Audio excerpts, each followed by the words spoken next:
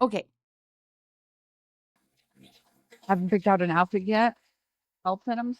All black. Safe play that always works. Were you fucking psychic? Because I was thinking that too. Real recognize real, bro. Real recognize real. Good morning, everyone. Hi. Hi. The fault shall be within you. It is a fun day Friday. Funny Friday. Hi, everyone. I hope you guys are having a good Friday so far. And if you're not, you will be. We have a lot planned for today for this Fun Day Friday. First, for our fun day. First, for our fun on this Friday, I have. Whoa, calm down, music. I have this amazing Jank clip that was grabbed by the Humanist Report. It's just I just really love a good Jank clip. All right, a good. Sorry, I just thought I almost said Cenk Schumer, the fucking chatter whose name is Cenk Schumer. But we have a lot of that. That's pretty fun. 2, I actually never got a chance to get to it, so I'm hoping that maybe we can get to it today. Ooh, I'm feeling like it, but maybe it would be fun for a Saturday stream. I don't know. We have there was a new Shamu video that was made on Takedown that looks like it'd be funny as fuck to watch, because fuck that guy. Especially considering he got banned for a week off YouTube. I also wanted to talk about the right-wingers malding already about Hasan going to Cuba. Very exciting. And then, how do you get banned off YouTube? I know. Like, what the fuck you gotta do to be banned off YouTube? What the fuck? All right. And then. F-35 down. You guys know that one image? And it's like a star. Like, member down. Do you guys know what I'm talking about? Usually it's used to talk about cops. Star meme. Officer down. That, but F-35 down. So we gotta talk about that. And Iranian strikes against Israel. Ooh, we have a lot to get to. Not even just right-wingers, liberals are begging Hegseth to bomb Hasan. Classic. Oh, classic. Fake news. The F-35 is invisible to the rest of the world. Yeah. Okay.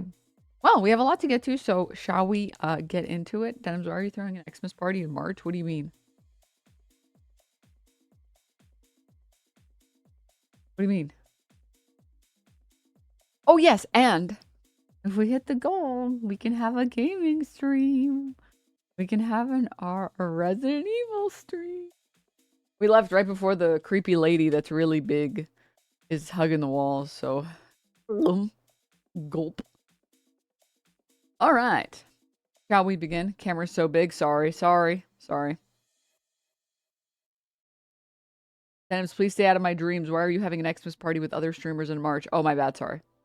I didn't mean to infect your dream. I apologize. I won't let it happen again. Thank you for the 42 months. I will ensure it won't happen again. I apologize. I said I'm sorry. Dude, if you make it far enough, you see a hot zombie? Oh, hell. The fucking Sonic give.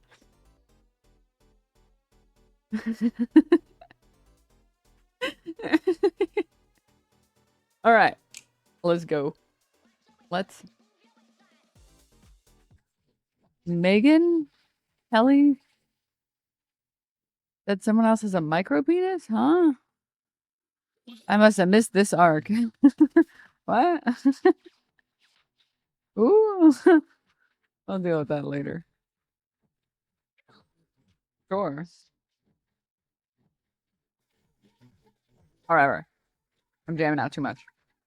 This amount of jamming is illegal. No more jamming. Jamming stops.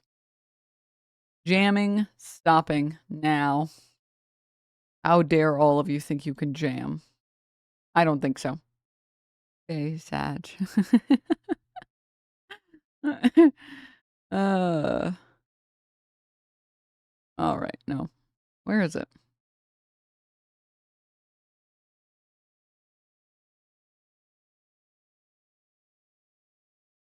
Not this, but let me pull this up really quickly while I'm going. The entire region, entire Gulf. People want this, war to end. We heard Netanyahu, Prime Minister Netanyahu, talking about ground troops. That's something that nobody wants to see.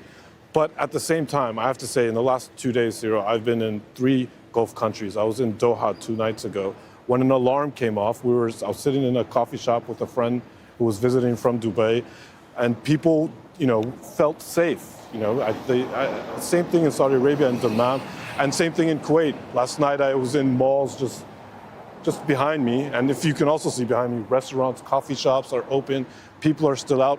I think officials across the Gulf have done a very good job with reassuring people that their air defense system is capable of intercepting these attacks. The foreign ministry in Qatar a few days ago said more than 90% of all these attacks have been intercepted.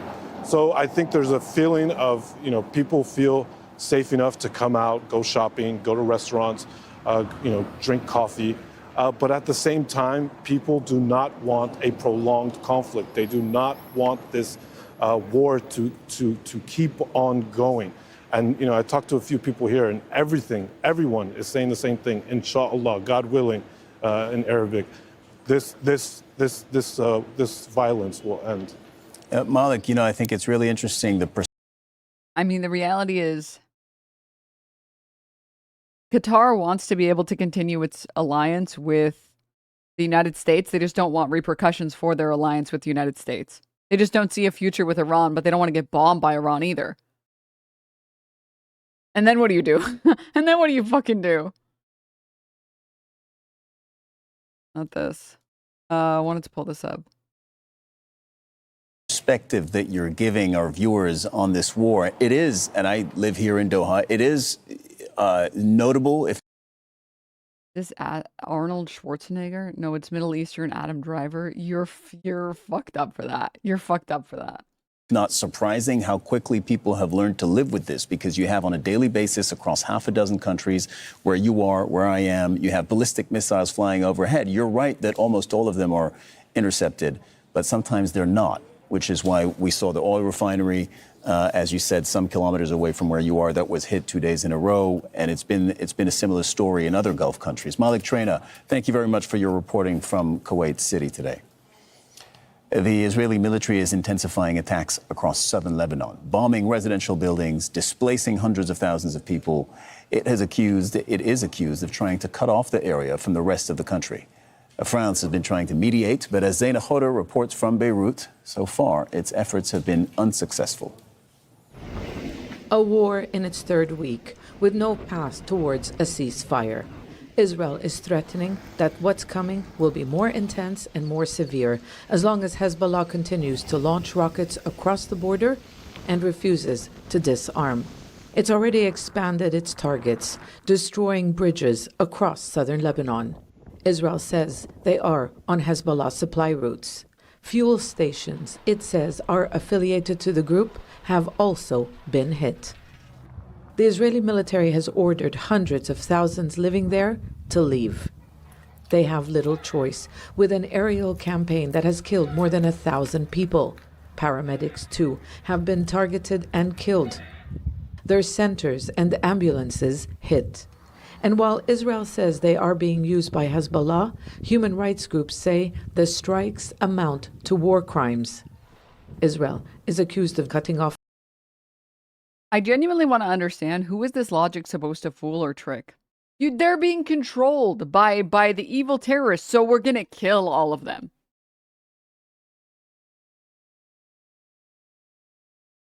Huh? What?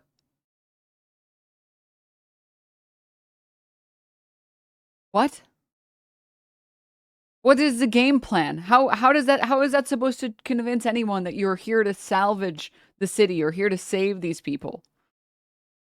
They've already displaced 1 million in southern Lebanon. This ain't about fucking Hezbollah. I mean,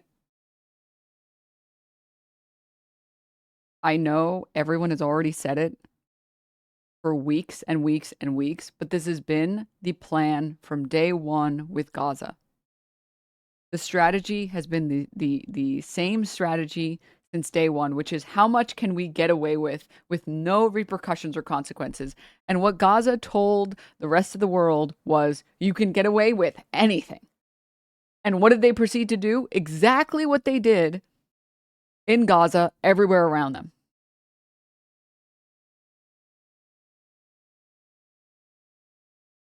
They saw, oh, well, we sent flyers and told them to evacuate before we destroyed their entire neighborhood. And, you know, still murdered a bunch of them anyways in the process. And then murdered them on the way while they were on the safe passage. And then murdered them when they received or got to the destination that the safe passage was meant to lead them to. Oh, and by the way, we also are targeting journalists. And, I mean, clearly no one is going to say or do anything, so who cares? Okay. Here's this, I don't know how many of you guys saw this. Today, Israel tried to kill me in a targeted airstrike in southern Lebanon as I was reporting on the targeting of bridges and the forced displacement of 1 million people. I have absolutely no doubt this was deliberate. Despite claims there were no warnings ahead of the strike, no notifications sent to the Lebanese army who allowed us to film. As we have seen in Gaza, they want to silence journalists who document and report on their war crimes. It is the Western powers who provide political and military support for Israel, arming it to the teeth to carry out genocide in Gaza and ethnic cleansing here in Lebanon. They are not simply complicit, but active participants should be held accountable for their actions. Reporting on the attacks on bridges, which is effectively severing South Lebanon from the rest of the country. 1 million people now internally displaced. This is the real story. It's not about us coming under attack as journalists. What we're seeing now and what we were reporting on is this plan for Israel to ethnically cleanse the south of Lebanon. This is without doubt an attack. This is on the scale or bigger than the scale of the Nakba. This is the forced displacement of 1 million people, which remains a war crime. And also we have to say that attacking journalists is a war crime, attacking civilian infrastructure is a war crime. But if they think that they're going to silence us, if they think that we're going to stay out of the field, they're very, very much mistaken.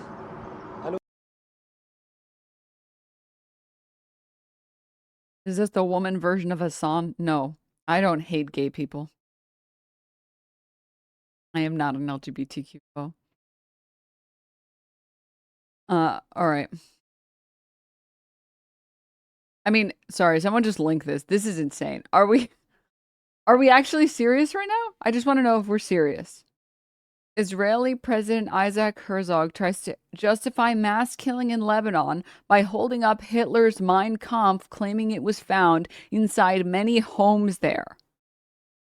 I want to show you something exclusive, Laura. So this is Adolf Hitler's book, translated to Arabic, Mein Kampf. It's the book that led to the Holocaust and the book that led to World War II. This is the book that led to his victory. There's no way. There's no way we're doing this. We're not. Brand new, fresh copy. We're doing this again. Do you guys remember? Let me pull it up for you guys, in case anyone remembered the Hitler iPad. And elections in Germany, which led to the worst atrocity of humankind, which the British fought against.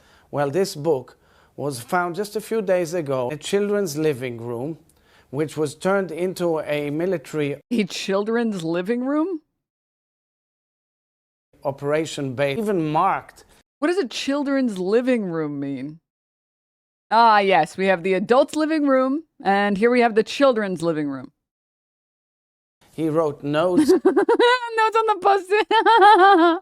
He marked and learned again and again Adolf Hitler's ideology of hating the Jews, of killing the Jews, of burning the... I want to show... You know, I almost forgot. And then I remembered.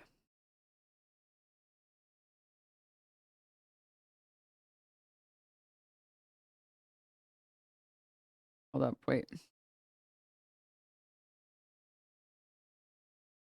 Boring. Nice try, bot. In case anyone, I remembered. Not remembered. Remembered. A friend of a friend entered Gaza and sent her a video from a house he entered in Gaza. He opens a teenage girl's iPad and is amazed to see who the hero is that adorns her screensaver. I'm not joking. IDF members publishing this saying her screensaver is blank for an amazing reason. Please watch this video. In case anyone, just really quickly, ones if you've seen this, twos if you haven't. In case there are people in here who haven't seen it, I want to know. I would love to know what the look on your face is when you see this. Oh my God, there's so many people who haven't seen it. Oh my God. Okay. Please note the rubble from the destruction of property and the destruction of these people's homes, potentially lives. Please enjoy. קיצור, ראובן, יש פה בית טיפוסי, כמו שאתה רואה. יש פה אייפד שמצאנו, כנראה של איזה נערה מתבגרת. Pristine iPad. Pristine. עכשיו, מה אתה חושב שהיא תשים בתור תמונת שומר מסך? איזה נועה קילה או משהו, כן? קבל.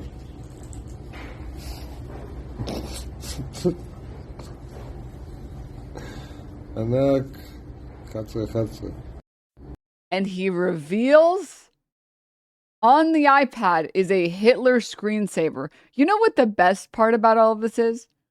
The almost fully charged iPad, which at the time, there was no fucking power. There was no power. People were struggling to keep anything charged at the time. The idea, he's even laughing because he knows he fucking planted this shit. Not a single fingerprint on this fucking iPad. You would be able to see it. It's literally brand new, off the fucking shelf. This, you could not make up this level of propaganda. This is, where is it? Blacks rule. Floor. Yes, here we go. It's literally this.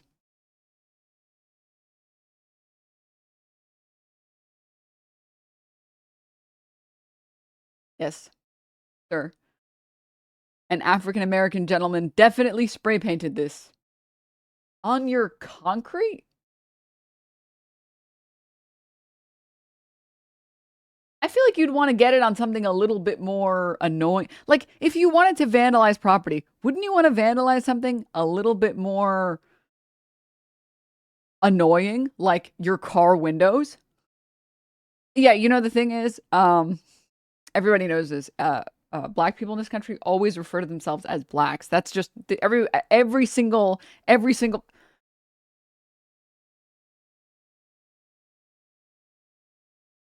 Are we literally serious? Are we serious? It happened down the street from me. We all thought this was the most hilarious bait. What the fuck does this even mean in this context? Well, he's showing, this racist old man is showing a photo of like his driveway, which has Blacks Rule on it, spray painted on it. And a burnt Confederate flag.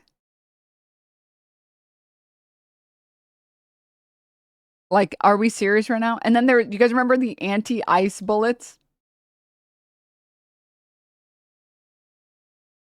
You guys remember the anti-ice bullets? Not fuck ice, anti-ice.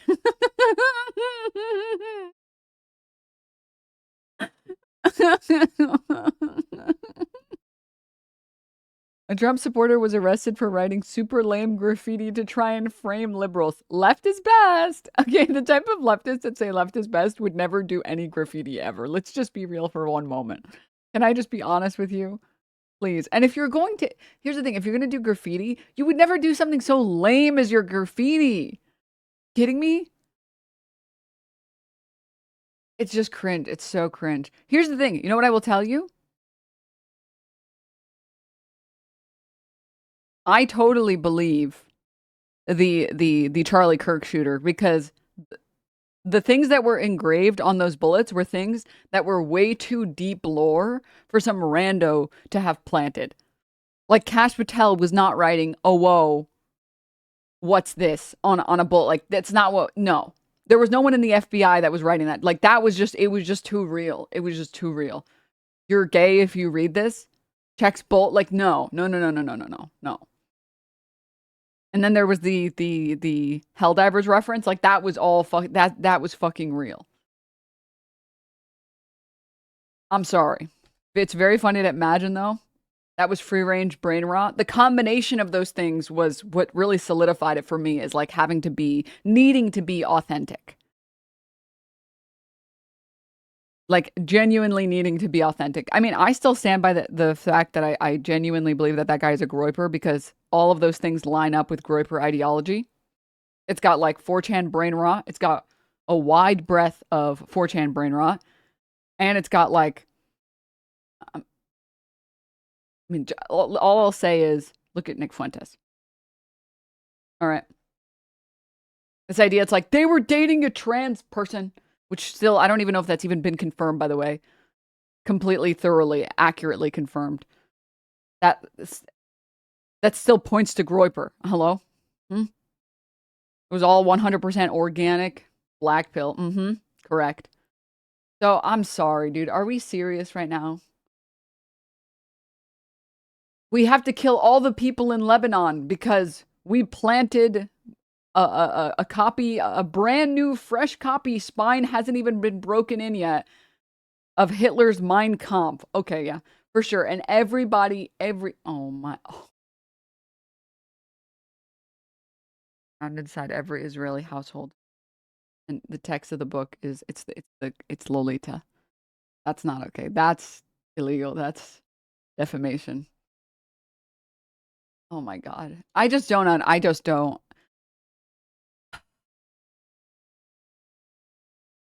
So I'm not sure how many of you guys saw the recent video of Netanyahu. He had a live press conference.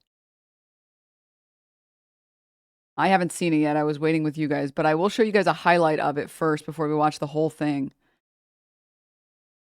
Spoiler alert. I am not joking when I say Netanyahu literally said, if you are powerful enough, evil will overcome good.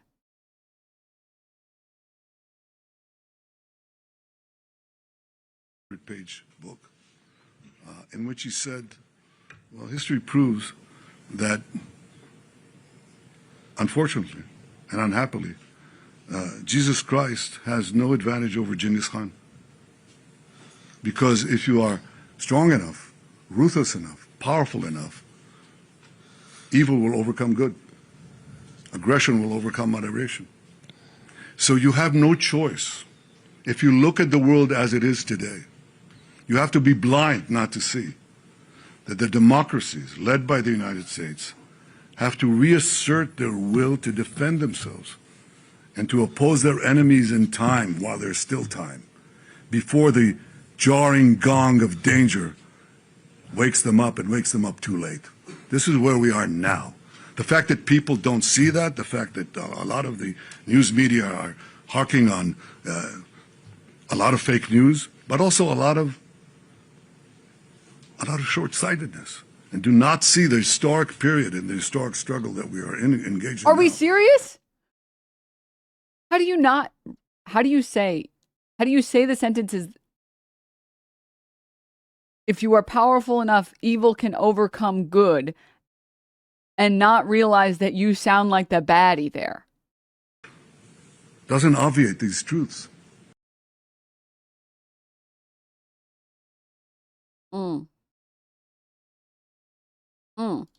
Okay. Okay. I saw Asmongold yesterday, ass with mold.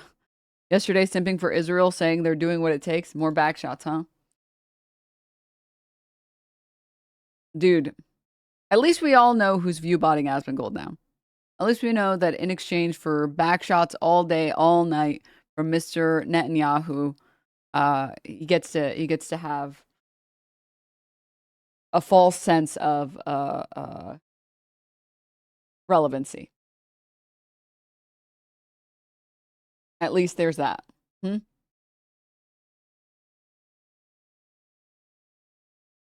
Christ.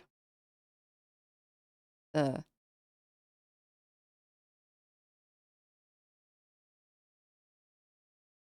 you good, Chatter? You need to take meds, Chatter? Or are you dating Vosh? Be honest, are you dating Vosh?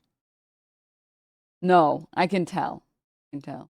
I don't get how many times I have to explain to people that I'm into Twinks for people to finally understand it. I just don't get it. It's like people just like don't believe me. They're like, no, you gotta be interested. You gotta be interested in Bara. It's like, no, I'm not, dude. I don't. How many times do I have to? I'm gonna pull up this image. Let this be the last time I point to this sign.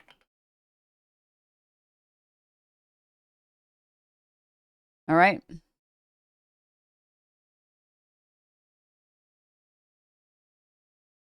Where is it? Why is this image so deep fried? Here we go. This better be the last time I have to make this distinction. My taste in women, my taste in men. All right? Let this be the last time I see anyone else in chat slipping up. All right? All right. Okay.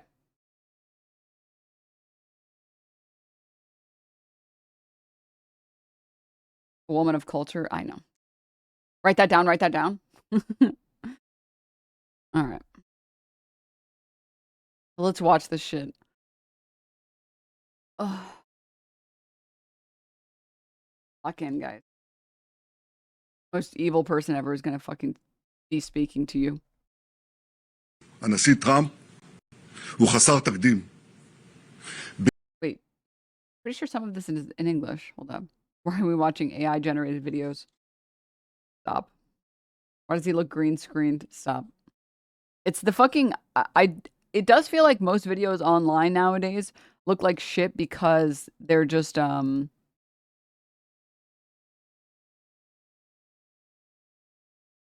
like AI smoothened. The Prime Minister will be speaking the Iranian people. All right, here we go. I'm alive, and you're all witnesses. Like I said earlier, chat. I have to get like a fucking getting cold. I gotta get a sweater. Like I said earlier, I genuinely believe that it was either the case that he was killed, which was very unlikely. I was putting it at a fucking 1% chance because evil people just live forever. But the second option was 2, he was in a fucking bunker somewhere, and the previous missile from Iran was close enough that they actually had genuine security concerns. So they decided to flood the zone with garbage, whether that was old videos, whether that was AI videos, as much garbage as possible to try and like ward off more attacks from Iran.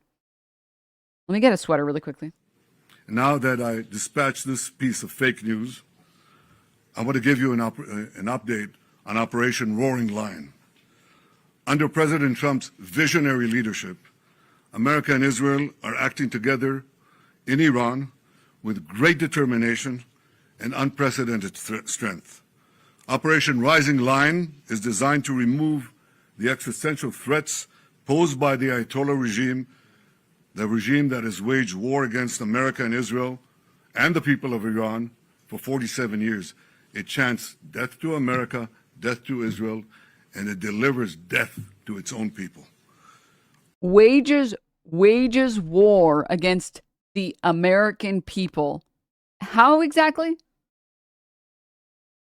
Can I just get a quick little check right now? You know what's insane? Can I say something that's insane? Or not insane at all, rather?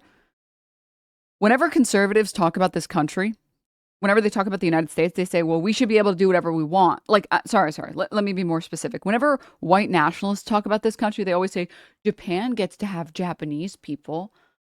Sweden gets to have Swedish people. Shouldn't America get to have American people? AKA by that I mean only white people because nobody else is an American.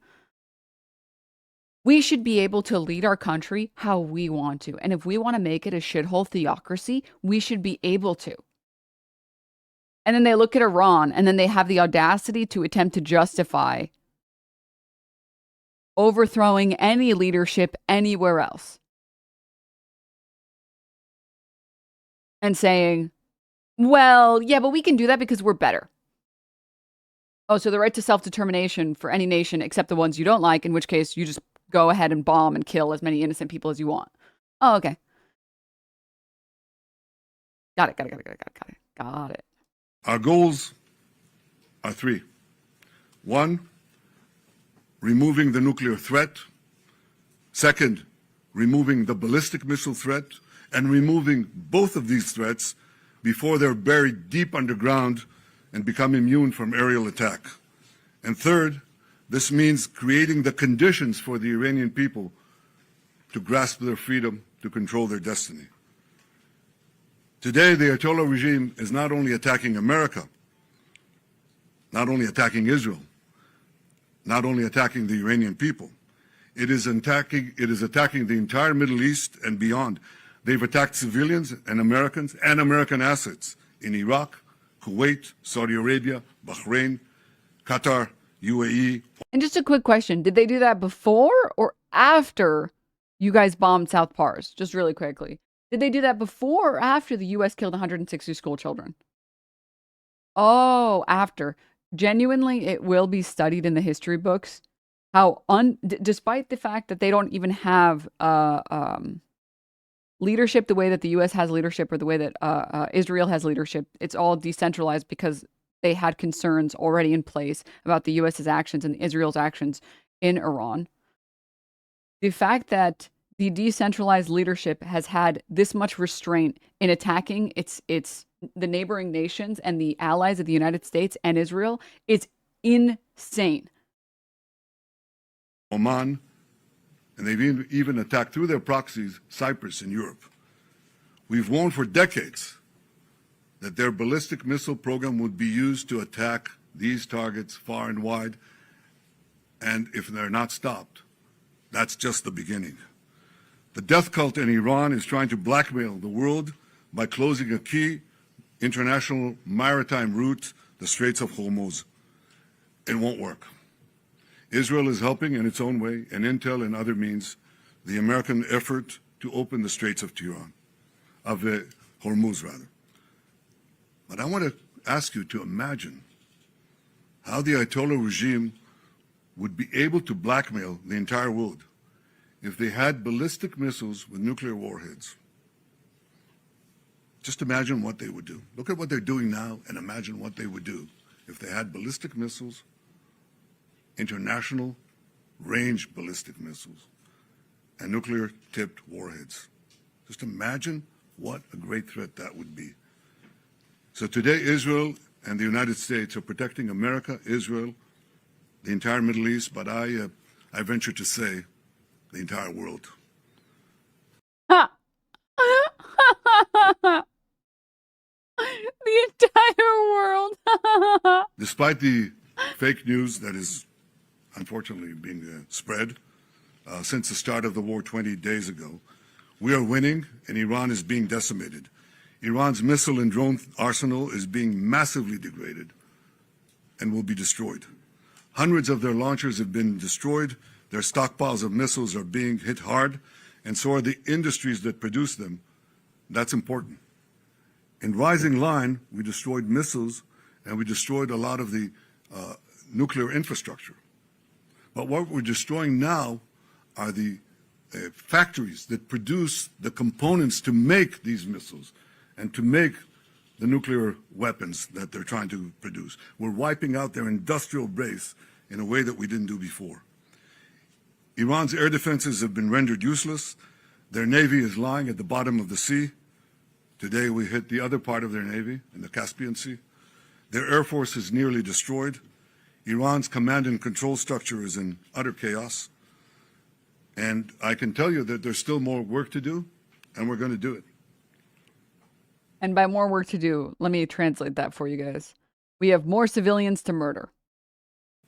And I want to close these opening remarks with one other fake news, and that is that Israel somehow dragged the U.S. into a conflict with Iran. Does anyone really think that someone can tell President Trump what to do? Come on. President Trump always makes his decisions.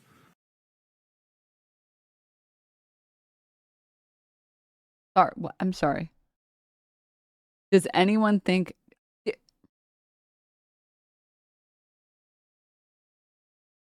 Did we not see what Mamdani pulled off twice? Twice. Are we serious right now? Like, are we just, you literally just glaze him.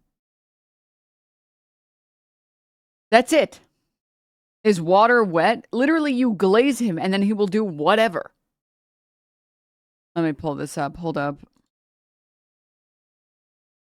I don't know how many of you guys saw this Zateo piece.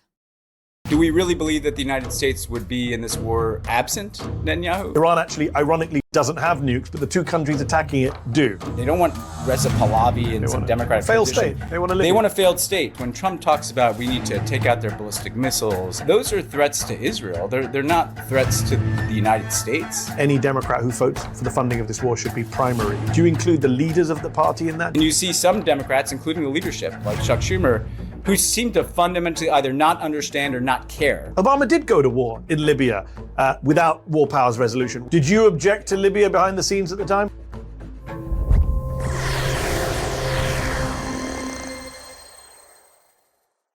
Ben Rhodes, co-host of Pod Save the World, former Deputy National Security Advisor under President Obama. Thank you for joining me. Good to see you, Mehdi. Ben, a lot going on in the world, but obviously Iran is the dominant story. You have been quite outspoken on this issue with Tommy Vito, your co-host at Pod Save the World, which is interesting because you come from the foreign policy community in the sense that you held a senior national security role in government, although even then you were famously critical of the blob, which seems to have only gotten bigger over the past decade and a half. Talk to me about your reaction to this war. Did you see it coming? Were you surprised at the nature of it, the extent of it, the size of it? I mean, unfortunately, I saw it coming for a long time, Mehdi, all the way back to when Trump pulled out of the JCPOA, the Iran nuclear deal in 2018. I feel like that kind of set us on a course of some inevitability to what we're seeing now. Then the following year, you saw Qasem Soleimani, the IRGC commander, assassinated by Trump. Then you saw the so-called 12-day war last year. We've been building in this direction. So I wasn't surprised that we kind of ended up here. I think what I was genuinely surprised by, though, Mehdi, is the absolute half-assed way that Donald Trump got us into this war. No pretext of an imminent threat, no explanation of what he was doing, no effort to conceal the reality that Bibi Netanyahu essentially bullied him into this war, and no articulation of what this is all about, what we're even trying to achieve. So unfortunately, not surprised we're here, but boy, this is even worse than I imagined it. And as you know, I've been worried about this for 15 years, and here we are. So it's interesting you mentioned, I mean, there's so much to unpack, but let's just pick on the Israel angle very quickly at the top. We just did a poll with Data for Progress, which shows half of Americans think that Trump went to war for Netanyahu, not for Americans. Marco Rubio basically said the quiet part out loud at the Capitol, saying we attacked because Israel was about to attack Iran. I was just watching a clip of Joel Rubin, who I'm sure you know was in the State Department under Obama, even worked on the Bernie campaign, I think, if I'm right, who former Jewish State Department official, who just went on CNN and responded to Megyn Kelly saying this is Israel's war, saying that is an anti-Semitic trope. He said we must stop suggesting that foreign governments or Jews are manipulating our president. What do you say to someone like Joel? Sorry, I see people in chat. People in chat don't know Chance's poop pants is a guaranteed troller. They don't know. It was in this stream. Okay, but is he wrong? The U.S. is almost entirely in range. If you just remove the entirety of China, they're basically right there.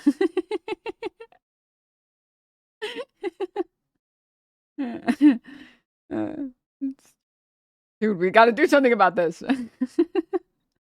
I just think it's asking us to Asia not isn't real. See Asia can't hurt you, bro. It's not real. What we're seeing with our own eyes, Mehdi. Yeah.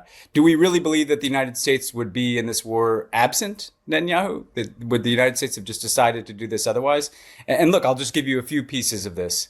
Number one, Netanyahu wanted Obama to do this. Yep. This isn't new. It's not like this even just started with Trump. He's wanted to go to war with Iran for decades. He said that himself in his own words after this. So I've been dreaming about it for 40 years, I think he said last week. So I was there at the time, and I can tell you that he wanted to do this in the Obama years, and that wasn't exactly a secret. That's the first thing. I think the second thing is the capabilities, because the thing that the United States, from a security perspective, is threatened by is principally the Iranian nuclear program, right? That could pose a risk to global nonproliferation. The United States has an interest in a government like Iran's not obtaining a nuclear weapon. This war is not about that. Iran wasn't anywhere near having enough. If we cared about Iran not having nuclear weapons, we would have stayed in the agreement. You guys have to understand the original agreement. I'll see if I can pull it up. The original agreement was unbelievably invasive to Iran. I think it's like the IEAE was allowed to perform regular checks on all facilities and was allowed unfettered access, completely unfettered access to the entirety of Iran's nuclear programs, all of Iran's nuclear stockpiles, everything. Also, didn't they say that they started building nukes after we started this war? Yeah. There were cameras in there and everything. Like, it was for the purpose of non-proliferation agreements. It was one of the most invasive treaties that any nation has signed, if not the most invasive treaty that a nation has signed to prevent nuclear proliferation. And the moment, it was actually one of the very few good things that came out of the Obama presidency in terms of foreign affairs. And the first thing Trump does is rip it up. There were always going to be negative consequences and negative side effects. Nuclear fuel for a weapon. They hadn't even begun a weapon. Are you eating baby food, Denim? No, I ordered because I had not the stomach flu. I had like food poisoning. So I ordered a bunch of applesauce. Now I have all this applesauce. But I kind of like applesauce, so I have to eat all the applesauce I bought. I bought more than I thought I would need. So, but it's Cinny applesauce. It's actually kind of program. So the targets, when Trump talks about we need to take out their ballistic missiles and we need to take out their military capability, well, those are threats to Israel. They're not threats to the United States. Iran doesn't have a ballistic missile capability that could reach anywhere near the United States, despite what Trump was kind of beginning to say before the war about an ICBM program. That doesn't exist. And then the last piece, Mehdi, that is just staring us in the face here is that there was no groundswell of support for this in the United States or even in the Republican Party or the MAGA movement. Who was for this? It's a very small number of people. It was Netanyahu. And you can't even count the MAGA cult people, by the way, because they will just support literally anything Trump says. They'll be like, no war ever. I don't want any wars. And then Trump does a war and they're like, I love war, actually. Sorry, I forgot to say that. I actually love war. When I said I didn't like it, I meant that I love it. Trump gets shit on their fucking yard and they'll be like, I love when there's defecation on my patio. That's actually good. It's a good thing. And his coalition government in Israel, like Lindsey Graham and some of the kind of real dead-ender hawks in the United States, a lot of the kind of pro-Israel voices, AIPAC and others in the United States, not really anybody else. Yeah. And so, look, I want to be clear, and I'm not just saying this to kind of avoid the charge of anti-Semitism, which has been leveled at me for different things over the years, which is ironic because my mother's Jewish, but put that aside. You don't get it when you stop 9 wars, you get 1 free? Oh, like a punch card, right. Donald Trump is responsible. I actually don't think it's fair to say yes, I agree. It's all Netanyahu. No, this is the guy who took us to war. He could have said no to Netanyahu. Make no mistake. Netanyahu's goal has been the same for the past 40 years. However, 100%, Trump agreed to go to war with Iran because he knew that it would be a worthwhile venture, if only to get people to stop talking about the Epstein files. So Trump benefits as well. America doesn't benefit. No global powers benefit. No countries are benefiting, but Trump benefits and Israel benefits. How many MAGAs does it take to change a light bulb? 0. Trump says he did it already while the MAGA crowd claps in darkness. This is the first good. How many blank does it take to change a light bulb that I've seen? First good light bulb joke that I've seen in, I don't even know how long, actually. I actually don't think we should absolve Trump Agreed. For the responsibility of the decision. But if you, as a matter of analysis, can acknowledge that Bibi pushed him to do this, that as Marco Rubio said out loud, one of the reasons they did it might have been that they couldn't tell Israel no. And so if Israel struck, and I'll tell you, Mehdi, when we did war games on Iran, it was always an understanding that if Israel bombed Iran and Iran started attacking Israel, the United States would probably get drawn in. Like everybody knows that who's followed this issue. And I think Rubio said the quiet part out loud, that they could either do it with Israel or they could get drawn in, as they did in the 12-day war. And here we are. Or they could have stopped Israel, as Joe Biden did during his presidency. As Obama did, as Bush did. So, liking this video? Don't just watch. Hit the video, add to like and subscribe. You know what, Mehdi? You know what? You get it passed for being Mehdi Hasan. You know what? Sure. Why don't you violently yell at the libs in your chat more? I mean, when I see them, I yell at them, but I don't see any right now. like, share, and subscribe. And tap the bell so you never miss a video or live show.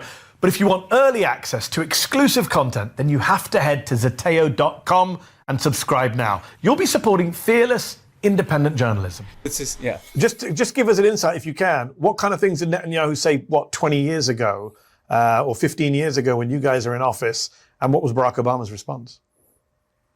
Well, the first thing is that he did not want there to be a diplomatic agreement. The JCPOA. The JCPOA. And you'll remember that, and he said this publicly in his speech to Congress, the only agreement that they could live with is one that eliminated all of Iran's ballistic missiles, all of Iran's nuclear capability, and all of Iran's support for proxies, which is essentially the same thing as saying there'll never be a diplomatic agreement, because anyone who knows anything about the Iranian regime knows that they would never agree to those terms. And at the same time, he was constantly indicating that inevitably we're going to have to confront the Iranians with military force. Like inevitably we're going to have to do something, right? And so he was pretty reticent because he knew Obama didn't want to start a war with Iran and just kind of outright saying, let's bomb Iran next week. But the subtext of everything he was doing was no diplomacy, no agreements with this regime, and we're going to have to deal with it militarily at some point. And it's better to deal with it militarily than your deal, right? And so that was always the case. Now, because Obama was quite firm in saying, I want to pursue diplomacy, we were able to kind of, forestall not just the U.S. taking military action, but Israel. And I think Biden, who, as you know, I've been immensely critical of his Gaza policy. It's pretty clear that after October 7th, Netanyahu was at least floating this as a possibility, and Biden didn't want to do that, And so Trump's the first president who couldn't say no to Netanyahu on this. So Biden did stop Netanyahu from attacking Iran and didn't attack himself. But even before October 7th, he had campaigned on rejoining the nuclear deal that he was vice president of. He was vice president by Obama when it was signed. He didn't do that. And people I've talked to. This is, by the way, the reason why nobody voted Democrat in 2024. The number of things that they said that they were going to do and then they just didn't do for literally no fucking reason. We're going to codify Roe v. Wade. Student loan forgiveness. Iran nuclear deal. Oh, okay. Around that administration say he clearly wasn't interested. It wasn't a priority. It wasn't something he wanted to spend political capital on, either rolling back Trump sanctions on Iran or rejoining the deal. His own vice president, Kamala Harris, during the campaign, when asked what is America's number one adversary, who's the number one threat, immediately Iran. Biden-Harris didn't do a great job of taking us back to the Obama years on Iran, did they? Absolutely not. And this was infuriating to me at the time. And look, let's talk about two of the three countries that Trump is trying to conquer this last couple months. He didn't come back into the Cuba normalization either, right? Like he could have gotten elected, which you led on, I remember. Which I led on, and he campaigned on rejoining the nuclear deal. He could have just come back into the nuclear agreement right away. He could have just reopened relations with Cuba right away. And I think he didn't want to take on the political grief of getting criticized and being called weak. Bob Menendez was still the Democrat who was the leading Democrat on the Senate Foreign Relations Committee, a notable hawk on Iran and Cuba, didn't want to take him on. And frankly, I think he thought that, well, these are Obama things, and he's got a bit of a chip on his shoulder about Obama. And so I'm not going to spend my political capital to kind of restore Obama's accomplishments. But the reality is that was incredibly short-sighted because throughout the Biden administration, Iran rebuilt its nuclear capabilities and expanded its nuclear program. And frankly, in Cuba, things just got worse and worse for the Cuban people. On the Cuba one, I actually don't think Trump could be doing what he is doing to the Cubans without Biden essentially going along with the Trump maximum pressure. Who is this guy? Ben Rhodes, Obama foreign policy director, main guy of nuclear deal. I watched a little bit of him on Hasan. It was pretty good. Campaign. Iran, I wouldn't lay that entirely at the feet of Biden, but it is definitely a missed opportunity. And I'd say the Kamala Harris comment was crazy to me. I mean, how can you look at Russia and China and say somehow Iran, this kind of medium-sized country on the other side of the world, is the biggest threat to the United States? Isn't that because one area that all Democrats have failed on, including Barack Obama, we'll come back to Obama, but Biden, Harris, the general Democratic foreign policy machine, liberal media, is even if they don't support bombing Iran, they supported the idea that Iran is this existential threat to Israel and to America in some ways. It's the number one state sponsor of terror. You always hear the same lines. There's never been a sense of challenging the premises that actually this is a country, it's an authoritarian dictatorship like many other in the Middle East. We do deals with all sorts of authoritarian countries. We don't have to be permanently at war with this one country. And I know the JCPOA was dealing with the nuclear issue, but there was also talk of them being able to discuss other issues that weren't on the nuclear negotiating table. Isn't the fundamental premise that they never addressed the premise head on, the leaders of the Democratic Party, that why are we in this existential state of like 40 years of, enemyship with Iran when we do deals with horrible regimes all over the world? Yeah, I mean, I think Obama came the closest to taking that on. And, when I look back on it, Mehdi, and you and I talked a lot during the JCPOA, in addition to dealing with the nuclear issue, there was a possibility that deal could have begun an evolution in relations between the United States and Iran. Frankly, could have begun an evolution inside of Iranian politics. And actually, I think Netanyahu was afraid of that. Netanyahu was more afraid of the success of the Iran nuclear deal than the failure of it. But to your point, we've seen that over the. Sorry, go on. Well, no, all I was going to say is I agree with the Democratic Party that the throat clearing that has to be done. Even to those who defended the JCPOA, for instance. I used to kind of look at the statements that Democratic senators would put out when they would come out in support of the Iran nuclear deal. And there'd be like 3 paragraphs about how horrible the Iranian government was. And by the time they said, we should support this deal, you didn't know what side they were on. And I do think unironically, it's the way that Americans talk about China. It's like, you have to first preface every single horrible thing that the Chinese government has ever done and every horrible thing that's ever happened in China before you can describe anything positive that's happened in China. It's got to be like 17 paragraphs about Tiananmen Square before you can talk about how their infrastructure is actually really good, and reinvesting back into your country is a great way to improve the life consequences and living conditions of the people that live in your country.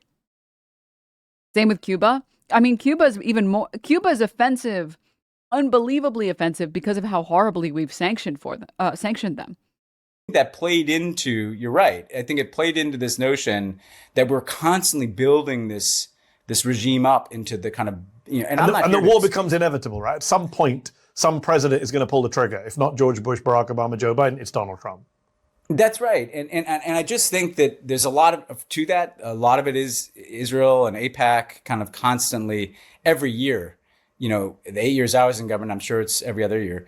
Every year AIPAC around its conference would have some new package of legislation to target the Iranians, in some fashion, right?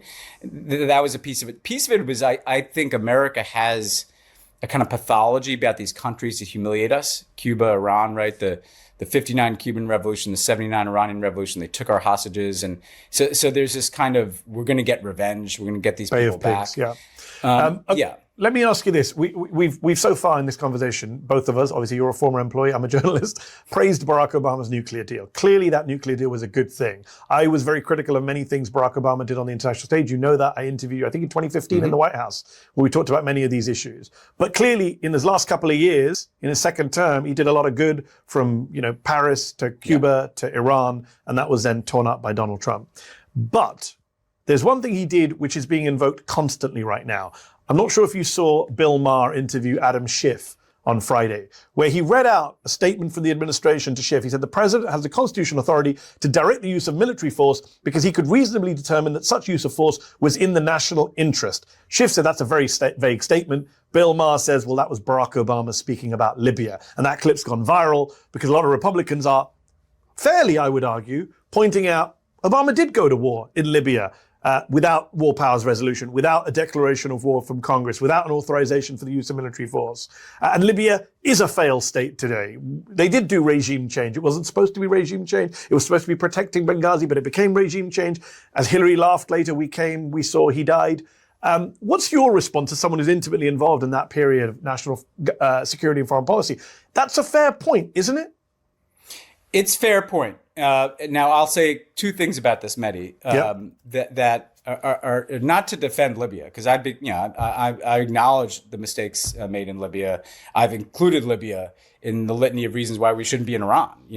I learned from that just like we had to learn from Iraq and Afghanistan. So I'm not here to defend everything Obama did. I think there are two important pieces of context here that get left out of the Bill Maher kind of gotcha on this. Yeah. One is that legally, if we're talking about legal bases, there was a UN Security Council resolution that authorized all necessary measures to protect civilians in Libya, like the specific language under international law that is used to sanction the use of military force. Although you guys went beyond that, right, when it became regime change? We did. And so again, I'm not here to defend every piece of it, but there was a legal basis under international law for the Libya operation. There's absolutely no legal basis whatsoever for this war. The translation is, we went through somewhat legal channels and attempted to justify Libya. Trump isn't even doing that. He's not even willing to do the bare minimum to pretend like our war in Iran is justifiable.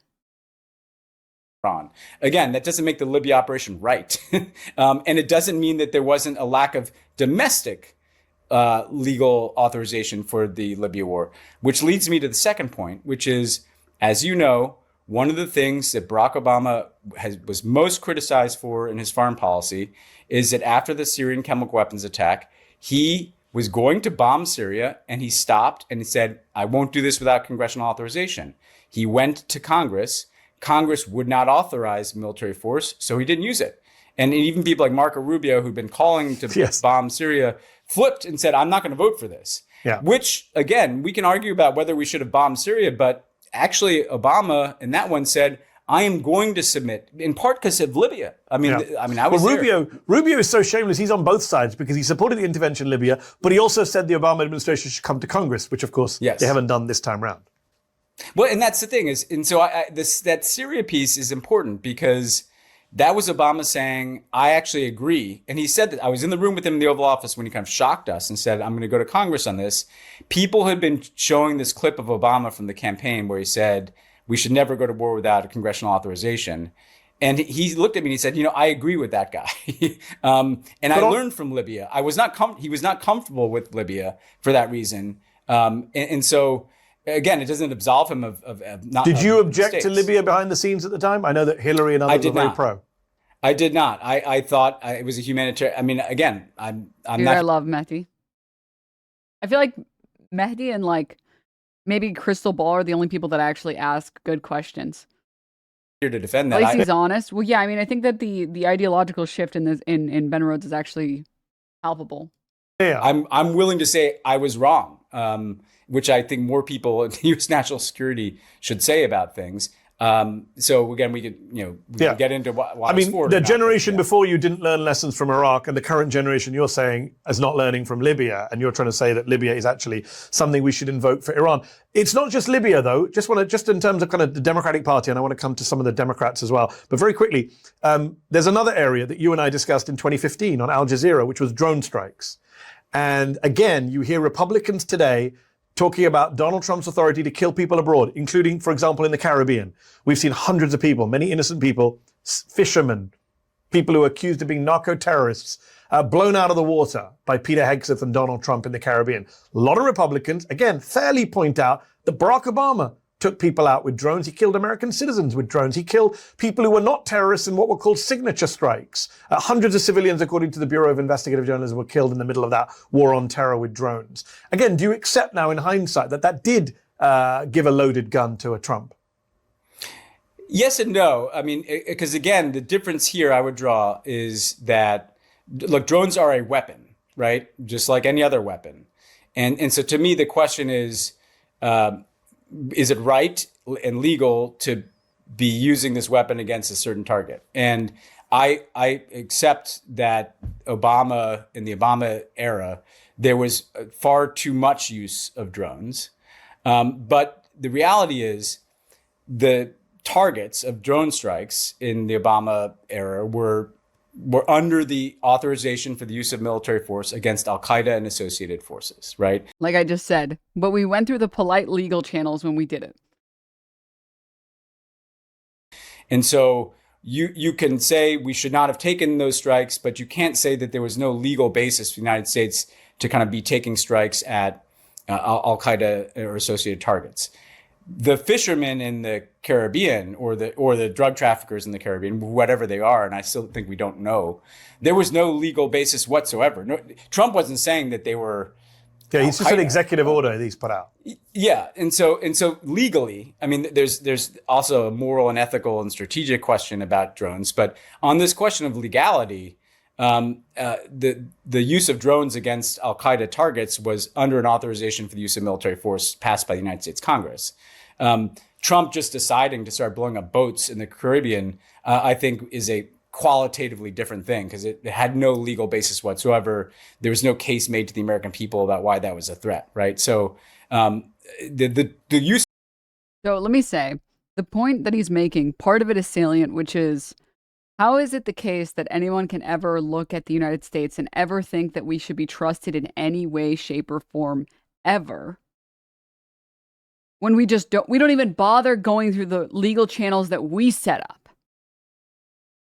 Like, we just go ahead and just bomb everything that we don't like. Like, oh, we just elected a crazy person. I guess every Venezuelan boat is fair game now. And that has disastrous effects for, like, the future of the United States. Like, the U.S. is fucked. Like, I'm sorry. After the Trump presidency, the U.S. has nothing. It has nothing. The fact that we were able to elect, that Trump was electable in this country, means that it's over. Like, the American century of humiliation is officially upon us. Whereas at least before, there was some semblance of, listen, the U.S. kind of does what it wants, but we know and they're honest with their allies about what they're going to do. So they're predictably shitty. With that in mind. Electable twice, with that in mind. Honestly, that's the best outcome for the rest of the world. I mean, the rest of the world shaking off U.S. hegemony is actually a good thing in the long run. It just sucks to be here while that's happening.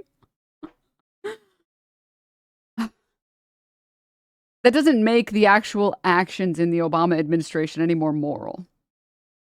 Of drones writ large, I think, is, as we're seeing now, it's the future of warfare.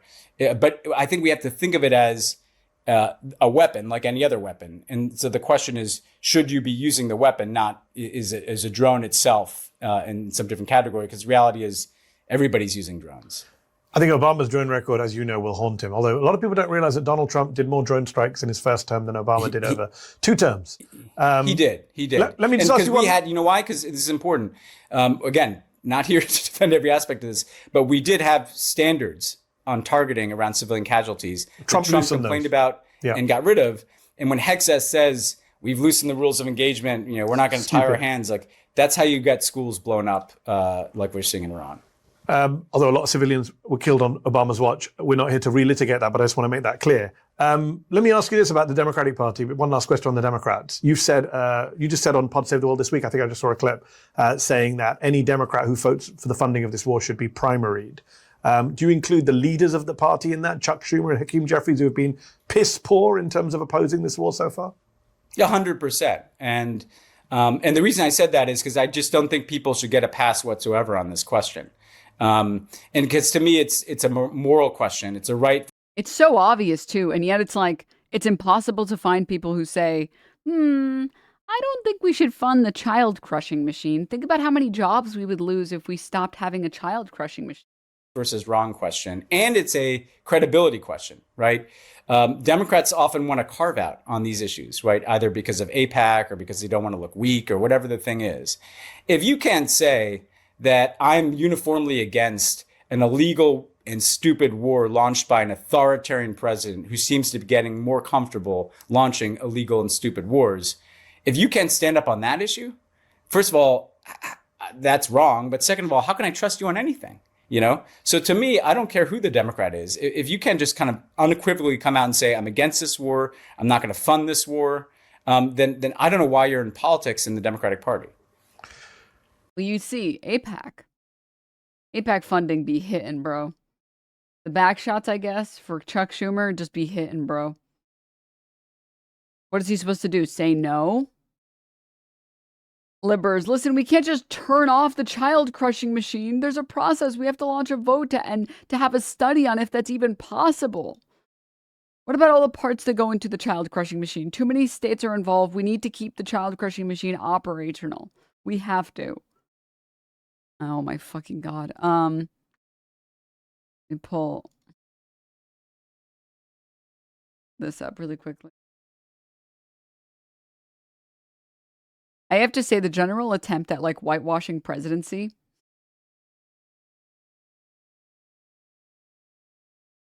Did you guys see this, by the way? It was a couple days ago. Or sorry, it was like 2 days ago. Bill Clinton said, I killed myself trying to give Palestine a deal to give them all of Gaza and 97% of the West Bank. They turned it down. They never wanted peace. By the way, literally lying. You guys sure you don't want to trust a member of the Epstein class? Sure. Oh, thanks, Poisonous Mushroom.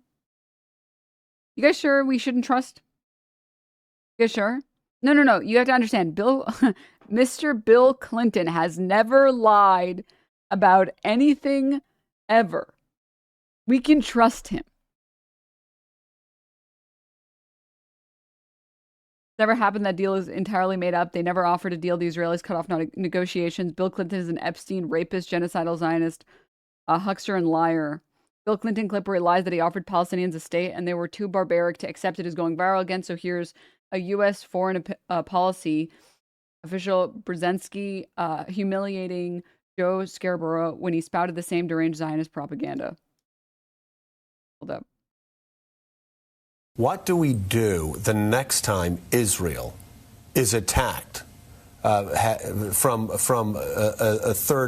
an outside force?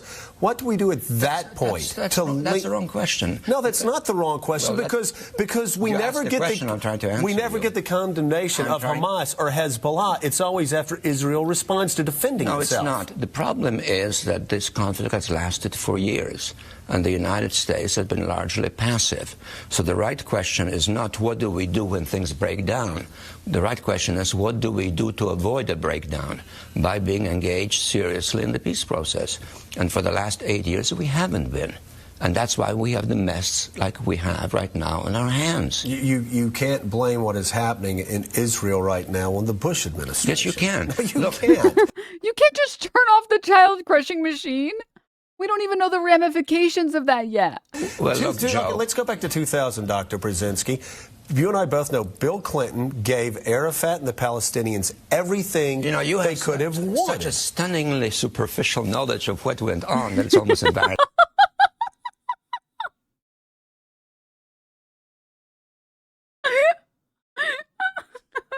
Mr. Bonicelli. To listen to you. Oh, is it? If you were to look more closely at what happened in the Clinton Camp David discussions, you would know that what you have just said is absolutely wrong. There were all sorts of provisions and catches to the so-called proposal, and it wasn't rejected. The negotiations went on in Taba, and then there were elections in Israel, and Sharon came in, and everything got aborted. In the last 8 years, we had a policy in which we have proclaimed an interest in peace. Condi Rice has traveled 16 times in 21 months to the region, proclaiming you must do this, you must do that, but the United States never exerted itself. So the issue that Obama faces, and that's a question that you raised, is are we going to be sitting there issuing condemnation? Which, by the way, this is the exact same the exact same playbook that Israel has used for the past 5 years, well, for the entirety of Israel, which is, well, we are offering them everything that they want, and Hamas is still refusing to approve of anything, any agreement with us. Look inside. It's Israel blasting the negotiations every time. Oh, okay. Look inside. The agreement is we kill all of the Palestinians and you get nothing. Oh, okay. Whether it's of Hamas or of Israel or anybody else, or are we going to be seriously engaged in the peace process? That is the question. We have another block, and I'm very excited about that because I'm nothing to say, no comment, no reply. No comment, no comment. Stunningly superficial. Chief, I look forward to you educating me and the rest of America. Hold on, the rest of America and the rest of the foreign policy community who have said time and again Arafat walked away from the best deal he could have got, and that the Palestinians never miss an opportunity to miss an opportunity. You're repeating slogans. You're repeating slogans. He did not walk away. What he oh my God! said was, I'm going to take the proposal to all of the Arab capitals and see how they react, because the proposals were controversial. And then negotiations went on, even after Christmas, where Clinton and Arafat met, and they were going on in Taba in January, after Clinton was already leaving office. And then the process got aborted. It's helpful to know a little bit about it. It's very exciting, Chief, that you know things that the rest of the international community doesn't know. You're going to judge your knowledge by the sort of collective standards of 300 million. He's getting so bodied. Holy shit, he has no reply. Dude, them trying to play it off, and they can't play it off at all. He's just charring his ass on live TV, and she has nothing to say, no comment. She's just laughing her ass off, trying to, like, pretend like it's all a joke. Like, oh, this is just, you know, two people butting heads a little. One person might be right, the other person might be wrong. Who knows what's happening? Oh my God, just fucking, oh my people, then don't be surprised that you're embarrassed. I'm not embarrassed. I read the New York Times and the Washington Post and Foreign Affairs. You know what I'm going to do? I'm going to Rhodes getting cucked by his wife's dad on live TV. What a time to be alive. throw those away, and anytime I have a question, I'm going to call you up. Let me spell it to you. T-A-B-A, Taba negotiations. Look him up. It will be helpful. I'll do that. Dude, he actually got so bodied. Whoa, isn't it nice that you know everything? It's kind of giving like, oh, the left happened to be right. Again. But it was just a coincidence this time, I swear. Fine, I'll change the left was right counter again. Okay, what are we at? 6,352? All right. Flip the 3 up there. Okay, got it. But that one was accidental. That one was coincidental. We don't know exactly why that happened, but that wasn't our fault. Yeah. Christ, dude. Oh my God. Grandmaster, thank you so much for the 5 gift subs. Thank you so much. I really appreciate it. Good Beans, thank you for the 6 months of Prime. Lieutenant Zhukov, thank you so much for the Tier 1 Platinum. Thank you for the 16 months. New Future Tech, thank you for the Prime. Snooze, thank you for the 35. Zulu, thank you for the 42. Thanks, guys. Thank you. Champagne Cyclist, thank you for the gift up to Polly. Have you considered that the left was right, but in the wrong way, the way that I didn't like? They did it in a way that I wasn't approving of, okay? Was there a link to that vid? Yes. Yes, I got you, dog. Oh my fucking God. I mean, this is giving the same exact vibe as,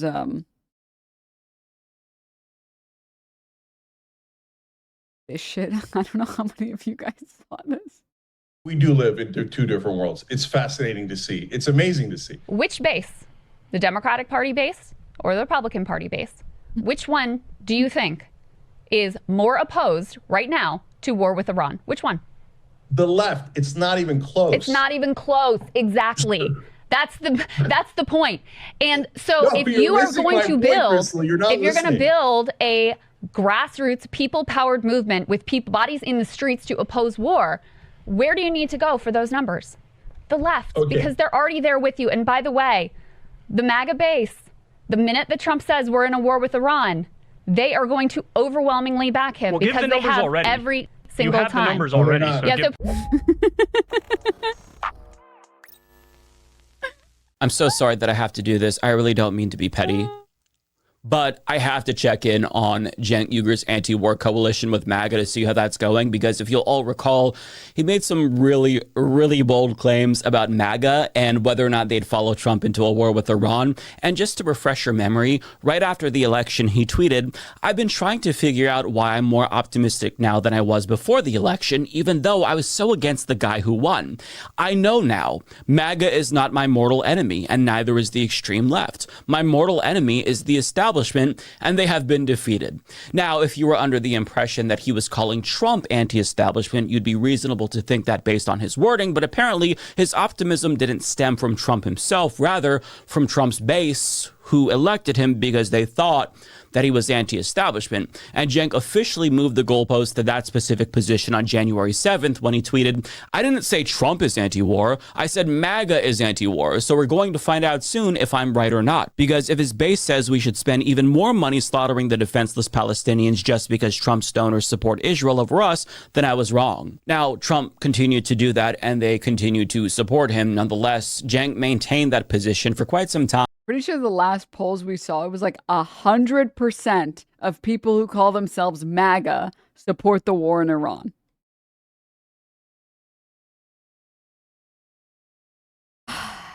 So what are we doing here? I just want to know, what are we doing here? On June 20th of 2025, the 8th day of Trump's first war with Iran, he spotted one whole tweet from a now deleted MAGA account to prove that the Max left was indeed wrong about MAGA, arguing, "This is a person that a lot of the left think doesn't exist." Well, they don't now since their account's gone. I see hundreds of comments like this every day.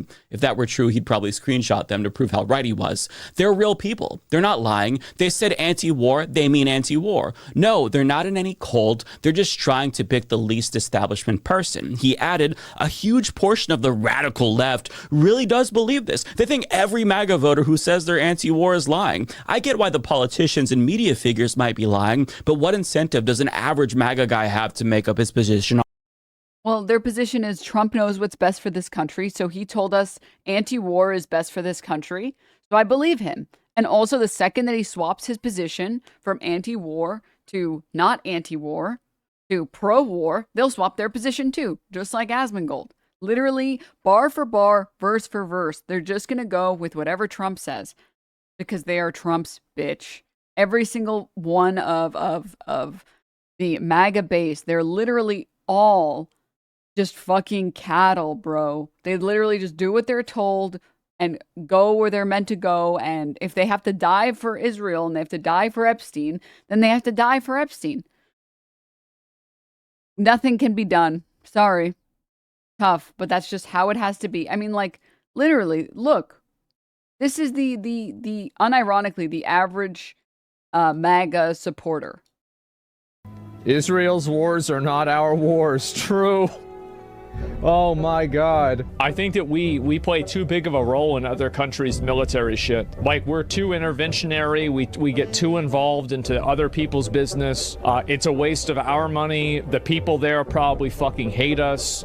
Like, where's really the upside here, right? I think that the level that we try to play nation building, especially in places like this, like, you know, like Libya, for example, back in the day, or Iraq. No, absolutely not. Yeah, it's too much, man. We're not going to have World War III, but I will prevent World War. In my opinion, keeping us out of World War III means not sending over bombs and starting wars in the Middle East. Like, that's just me. I also wouldn't support any sort of collateral civilian damage, bombing things, like the U.S. bombing things that are inside of urban areas. I don't support any sort of... A boba. Yeah, based. Yeah, based. You know, boots on the ground. I don't support I don't even support the U.S. like going directly to war with Iran's military. I think any further military intervention stands to alienate the Iranian people, and it stands to destabilize the country. And you can see how CNN... It's almost like destabilizing the country and making it a failed state is the goal. passively manufactures consent Hey, Denims, I'm 12 and I'm dumb. Who is this guy? Seems to have great principles. to bomb Iran by assuming that Iran is attacking civilian places only. Like, for example, one of the biggest military installations inside of Israel is in the middle of the city. And do you guys see how the media is pushing the war by saying that Iran is this existential threat and we need to fight for America? This is upsetting for me. Big Sorry, I apologize for cutting off the music. You know what? No. deal for, like, I mean, if this was the U.S. bombing Iran, I'd be saying, ah, fuck. I am so happy this has happened. I am just dramatically, tremendously happy this has happened. I was a big supporter of us bombing them before, and now we're bombing them again, and this is just amazing. This is an operation against the world's largest sponsor of terror. That's right. This is amazing.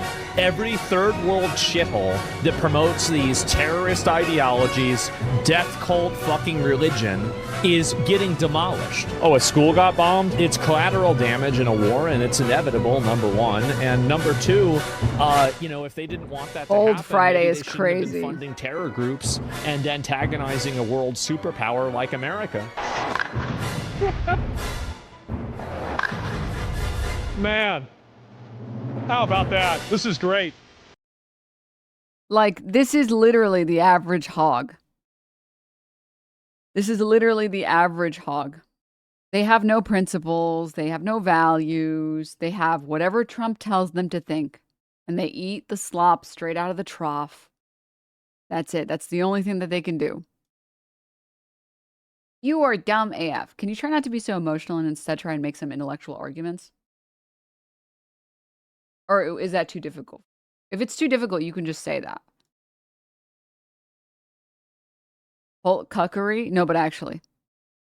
No, but like literally.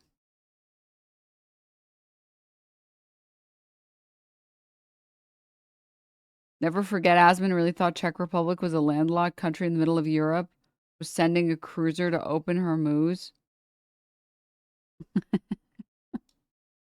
Asmon gets tricked by a meme claiming Czechia, a landlocked country with zero navy or military warships, is sending a cruiser to the Persian Gulf to help the U.S. while crying others aren't helping.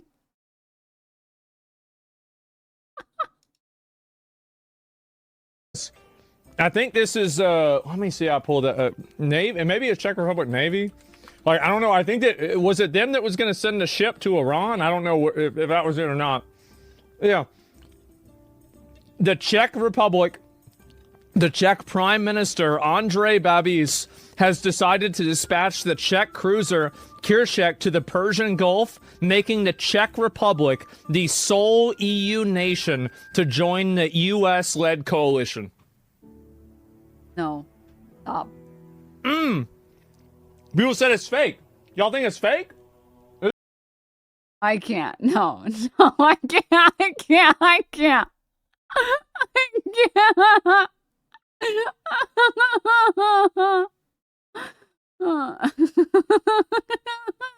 Is it? I don't know if it's fake. That's a troll is fake.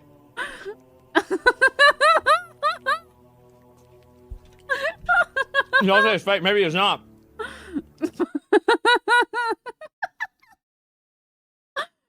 See the Gemini look up. Oh my, I can't believe someone would lie on the internet to me. What the hell? I don't know if it is or not. Based on, we'll have to see. They don't have a navy. There's a lot of landlocked countries that have navies. It's common. It's not fake. I don't know if it is or not, but it's possible for sure.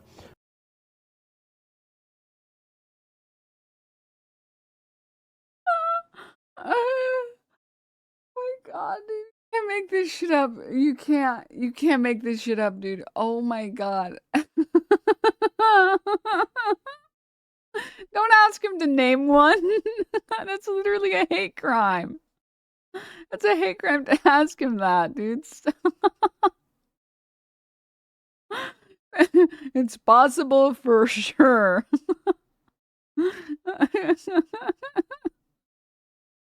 Oh my god. Jesus. Czech Navy is some boats in a bathtub. That's so pathetic, dude. I gotta say, that's so pathetic. My God. Yeah, some countries have seas and lake in them. Get with the program, Denims. That's incredible, dude. That's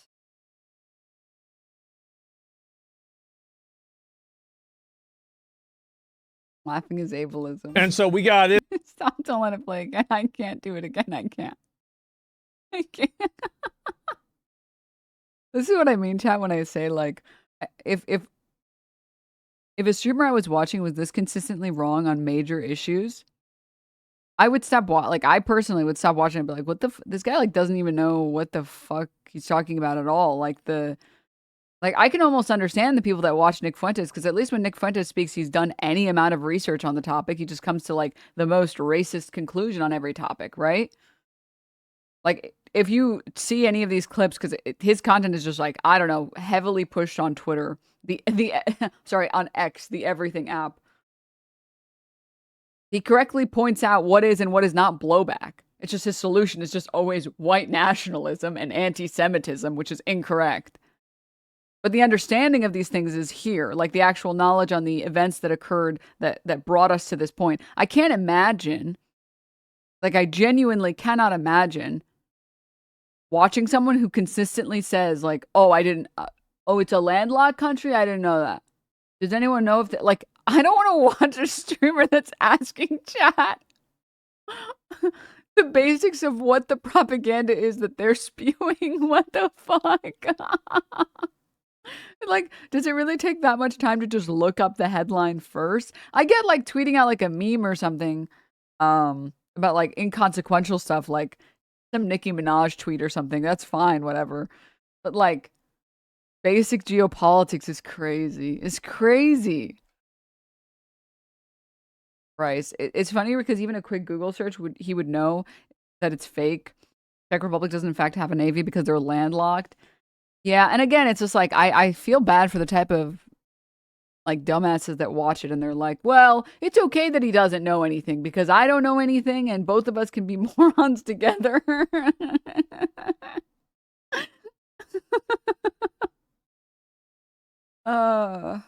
Christ, dude. Oh my God. You know what they do? They just put the cruiser on the back of a truck and they drive it.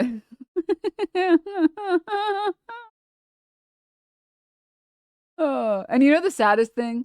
The cattle that watch Asmongold, they always do the exact same thing, which is, oh, he's trolling, except in the context where it's obvious that he wasn't trolling.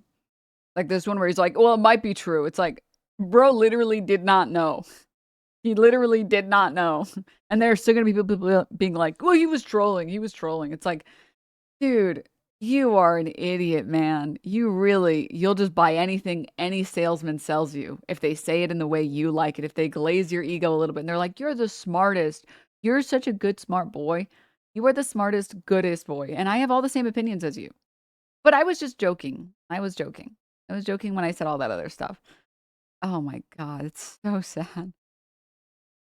Ah. All right, continuing.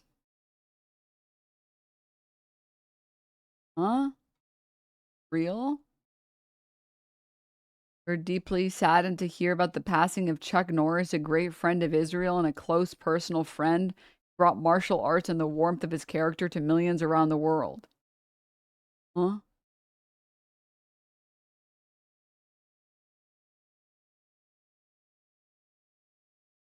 Huh?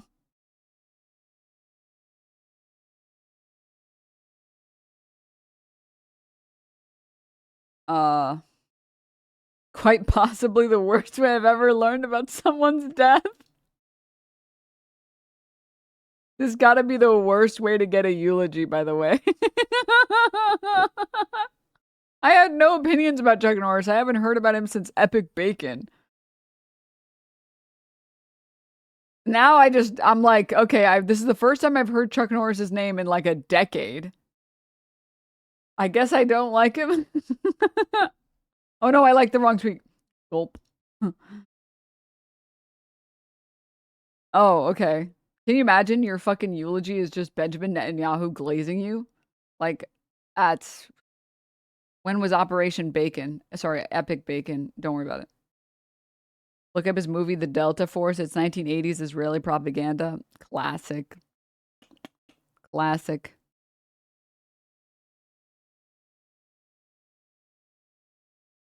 All right, let me close this stuff. Check her PayPal. Stop. Oh, man. I wanted to see... Oh, wait, we were still on this. I did want to watch some more of this video. But I wanted to take a quick little peek into this really quick. I don't know how many of you guys saw. Probably most of you in here know. Dude, right-wingers are so soy. I just called this guy emotional and told him to make an argument. He left. What an emotional response. 2016 account. You know it's a 40-year-old man whose wife left him, dude. It's so brutal. Sorry, I don't mean to cackle. Life is okay. You know what? Life is okay. You know, the world might be going to shit, but at least we have drunk Alex Jones. I know we watched this yesterday. And we had too much fun, but like... Here is Tim Pool interviewing Alex Jones. And I'm kind of down to watch the segment again because it was so good. Dung Creature. Indeed. The argument. So when we come back, I'm gonna come back. Wait a Come second. back whenever you... Can we go back? I didn't mean to start it there. That was amazing. Here is... I'll play the full video. We watched it yesterday. Do you guys want to watch it again? So good. Really good. It's genuinely, what did he say? Because there are some times when Alex Jones spoke in that I kind of understood. What did he say? And here we go. Dung Creature. I don't understand what he said. This is what he said. This is what he said. A boba. All of creation. I'm a Christian. I have a correction. Our creation. I don't know. It's literally an ogre. He's an ogre. I'm watching it again. Fine. We'll watch it again. Fine. Inauguration. Oh my god, dude. Oh my god. Sorry. Fine. But one more. Watch it again. It's really good. Tim Pool is traveling the country. He's going from Florida to Texas. Either he's been kicked out of his house by his partner or wife, or I don't know if he's traveling with his kids, or he's going around trying to, I don't know, sell a show to somebody. Right. I mean, that could be a part of it too. Looking to replace a sponsor? We don't know. But he's in, it must be in Austin, Texas. Mm-hmm. And it's going to be interesting to see if Rogan comes on his show. Wonder if he's brought the whole thing to him. Rogan should have him on. It'd be an epic conversation. That would be epic. Totally epic. So apparently Alex Jones either stumbled into the studio or was invited and broke through the wall like Kool-Aid Man. And as we are everywhere. Alex Jones doesn't get invited anywhere. He just kind of manifests. Writes on the IM, his business is in the hangover phase. Not quite. Here is Tim Pool interviewing Alex Jones. And here we go. Dung Creature. Indeed. The argument. So when we come back, I'm gonna come back. Wait a Come second. back whenever you... Can we go back? I didn't mean to start it there. That was amazing. What did he say? That was amazing. Now understand that Tim Pool is in a tough position here because, and I would say, I think you just end it all. Just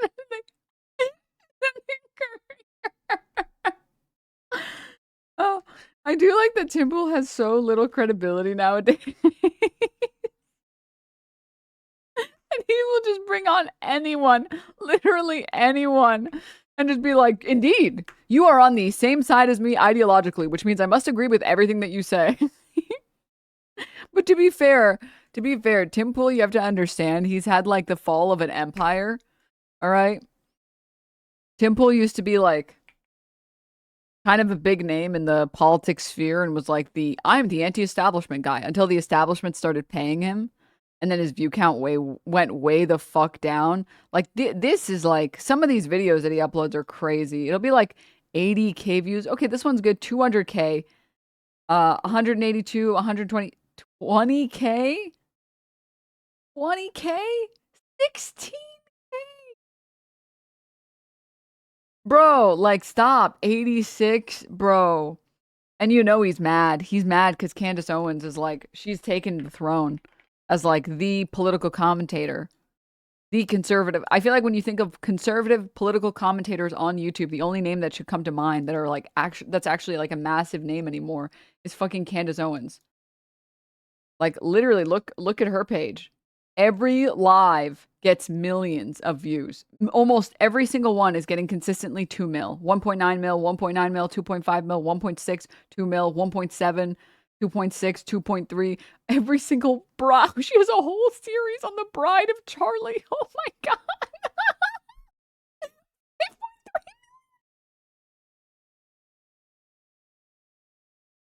She's raking it in. I read somewhere that YouTube views every 100K, every 100,000 every 100,000 views on YouTube is about, I think, $1,000.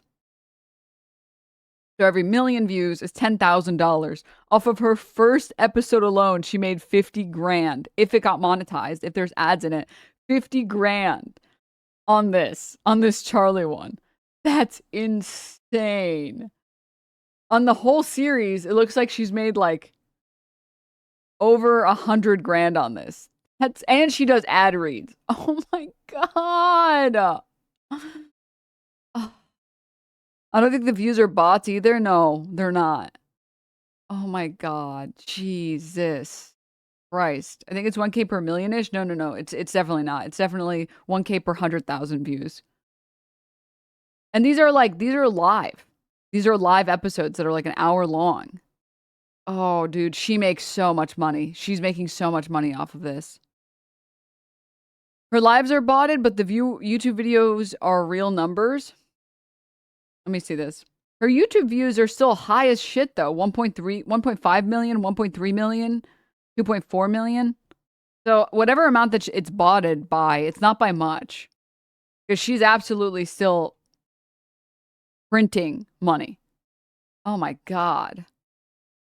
You think her popularity will be temporary? Well, no. With political commentators, specifically conservative political commentators, they have to reinvent themselves every couple years because people get bored of the previous fear-mongering that occurred or like the previous fear-mongering that they were sold. So they have to like pivot and pivot and pivot. Like it took, a decade of anti-immigration propaganda. And then once people started getting bored of it, they switched gears and then they came back to the good old classic once people weren't bored of it. Do you guys remember it's just basic marketing, by the way. Do you guys remember Gecko commercials? I'm sure everybody knows the Gecko marketing line. And by the way, Gecko literally changed the game for insurance companies. Pre-insurance companies, insurance ads were like, you don't want to die tomorrow, right? And your family gets nothing. Get insurance now. And that's what like generally ads were. You mean Geico? Whatever. Fuck you. I don't. Oh, look at the fucking Corpo Catalan chat. Oh, I know the actual company name. Okay, name me 5 more brands. Okay, fuck you. Sorry, I'm crashing out because I forgot that it was Geico. I have to put it on chat. I have to blame chat for this. But anyways, name a brand. Sorry. So prior to Geico, this is just like sort of an ad, a tangential business bro segment that I wanted to have. So I'm going to have it because advertising as a concept is cool. It sucks that it's ruined by advertisers that sell garbage products. But TLDR, pre-Geico, insurance ads were actually very depressing. And insurance commercials were actually very depressing. Because it was just, you need insurance so when you die, your family gets something. And then Geico decided that they were going to have a mascot and have ads that didn't make you want to kill yourself. And they were like, wait, what if our product sells positive emotions instead of negative ones? And then in the 90s, Geico releases their little gecko, 15% or more 15 minutes can save you 15% or more on insurance, whatever the fuck the fucking logo. I don't care. Doesn't matter. And after that, every other insurance company started dedicating millions of dollars to advertising. Pre-Geico, if you look at the financials of companies, their advertising budget was some of the smallest of all of their like liabilities or debt, rather. They spent very little money on advertising. After Geico, every single insurance company across the board decided they need their own mascot. They needed Flo the Progressive Girl. They needed Jake from State Farm. They needed a catchy slogan. They needed, what are some other ones? I'm like blanking on the rest of them. Whatever you guys know. Aflac, Duck, yeah. But there was something interesting because the marketing team at Geico had so much money to play with after a certain period of time because it was so successful to have a little mascot. They realized people were getting like, I forget the technical term, basically advertisement overload, and they were getting advertisement fatigue. And they were like, I don't really care that much about this stupid fucking gecko anymore. So what did they do? They started introducing effectively worse mascots and worse ads so people could take a break from the gecko and then they can come to miss the original gecko. There was the caveman that they brought in for a little period of time. The worst was do you guys remember the humpback? Or like, what is it? Hump Day? With the stupid fucking camel or whatever. That was the worst. That was like, I remember watching TV when I was younger and those ads would come on screen and I would like lose my mind. I was like, no more Hump Day, please. Anything but this, please. And it's because you have to fight against the ad fatigue. And then they brought back in the gecko. Because it was like, oh, this camel is making people so fucking mad. They will do literally anything to get back the cute little gecko, the sweet, mild-mannered gecko. Remember when the caveman was going to have its own spin-off television show? I want my mesothelioma. Oh my God, I'm like butchering it completely. Sometimes I just have a mouth moment. Ads back? No, those were terrible. Sounds like an abusive relationship, correct? Mesopotamia ads. There we go. Thank you. Moving on.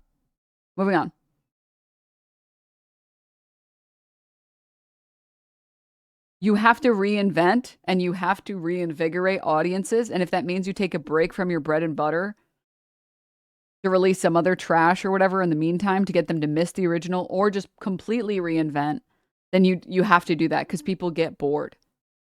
Same thing with the polar bears for Coca-Cola. They like retired the polar bears for a little bit because it was like, oh, okay, polar bears this, polar bears that. Everyone's saying, where are the polar bears? No one's asking, how are the polar bears? Okay, they actually just died because of global warming is the real reason. And then they can bring them back and so on and so on and so forth and whatever. Now they're all AI.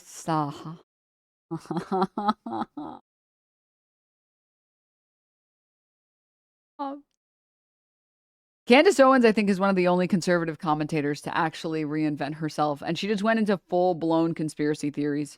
Also, she's been the only conservative to ferociously attack Israel. And the thing is, being pro-Israel is just not a popular American value. Like, it's just, nobody gives a shit. Nobody wants to go die for Israel. And she's literally the only conservative that's willing to say, people don't want to die for Israel without shitting on Trump. Without shitting on Trump, which was an impressive feat by her, which is why she's retained her audience and grown, if anything. But anyways, sorry, going back to this. Like, Tim is actually quite good at denying reality, right? And maintaining some disposition. But Here it's right in his face, and his audience can see reality. And Tim, what about Asmongold? He's not going to be able to reinvent.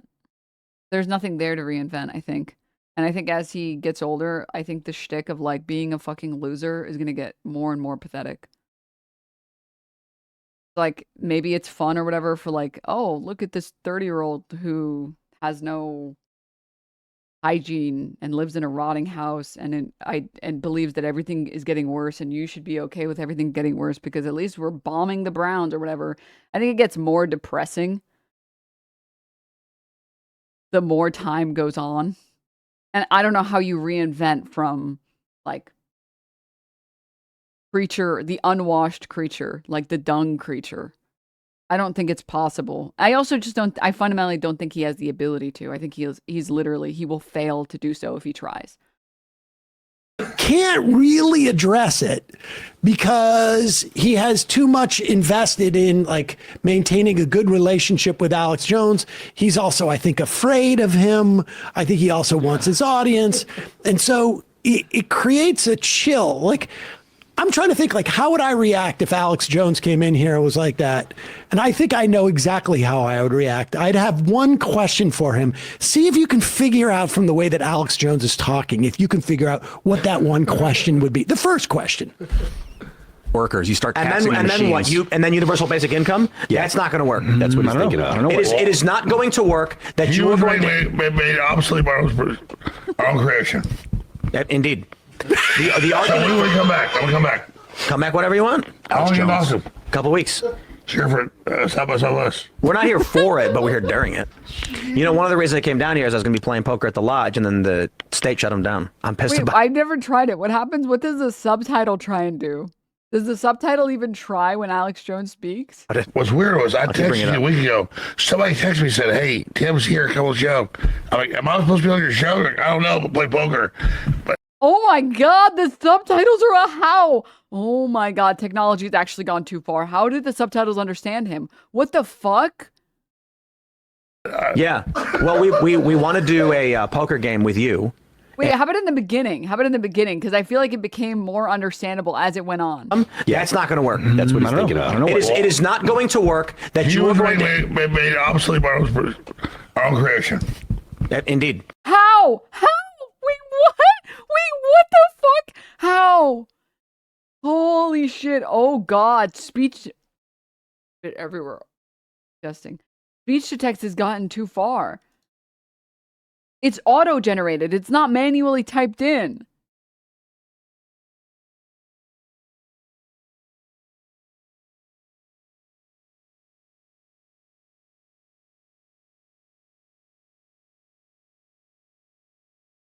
Oh my God.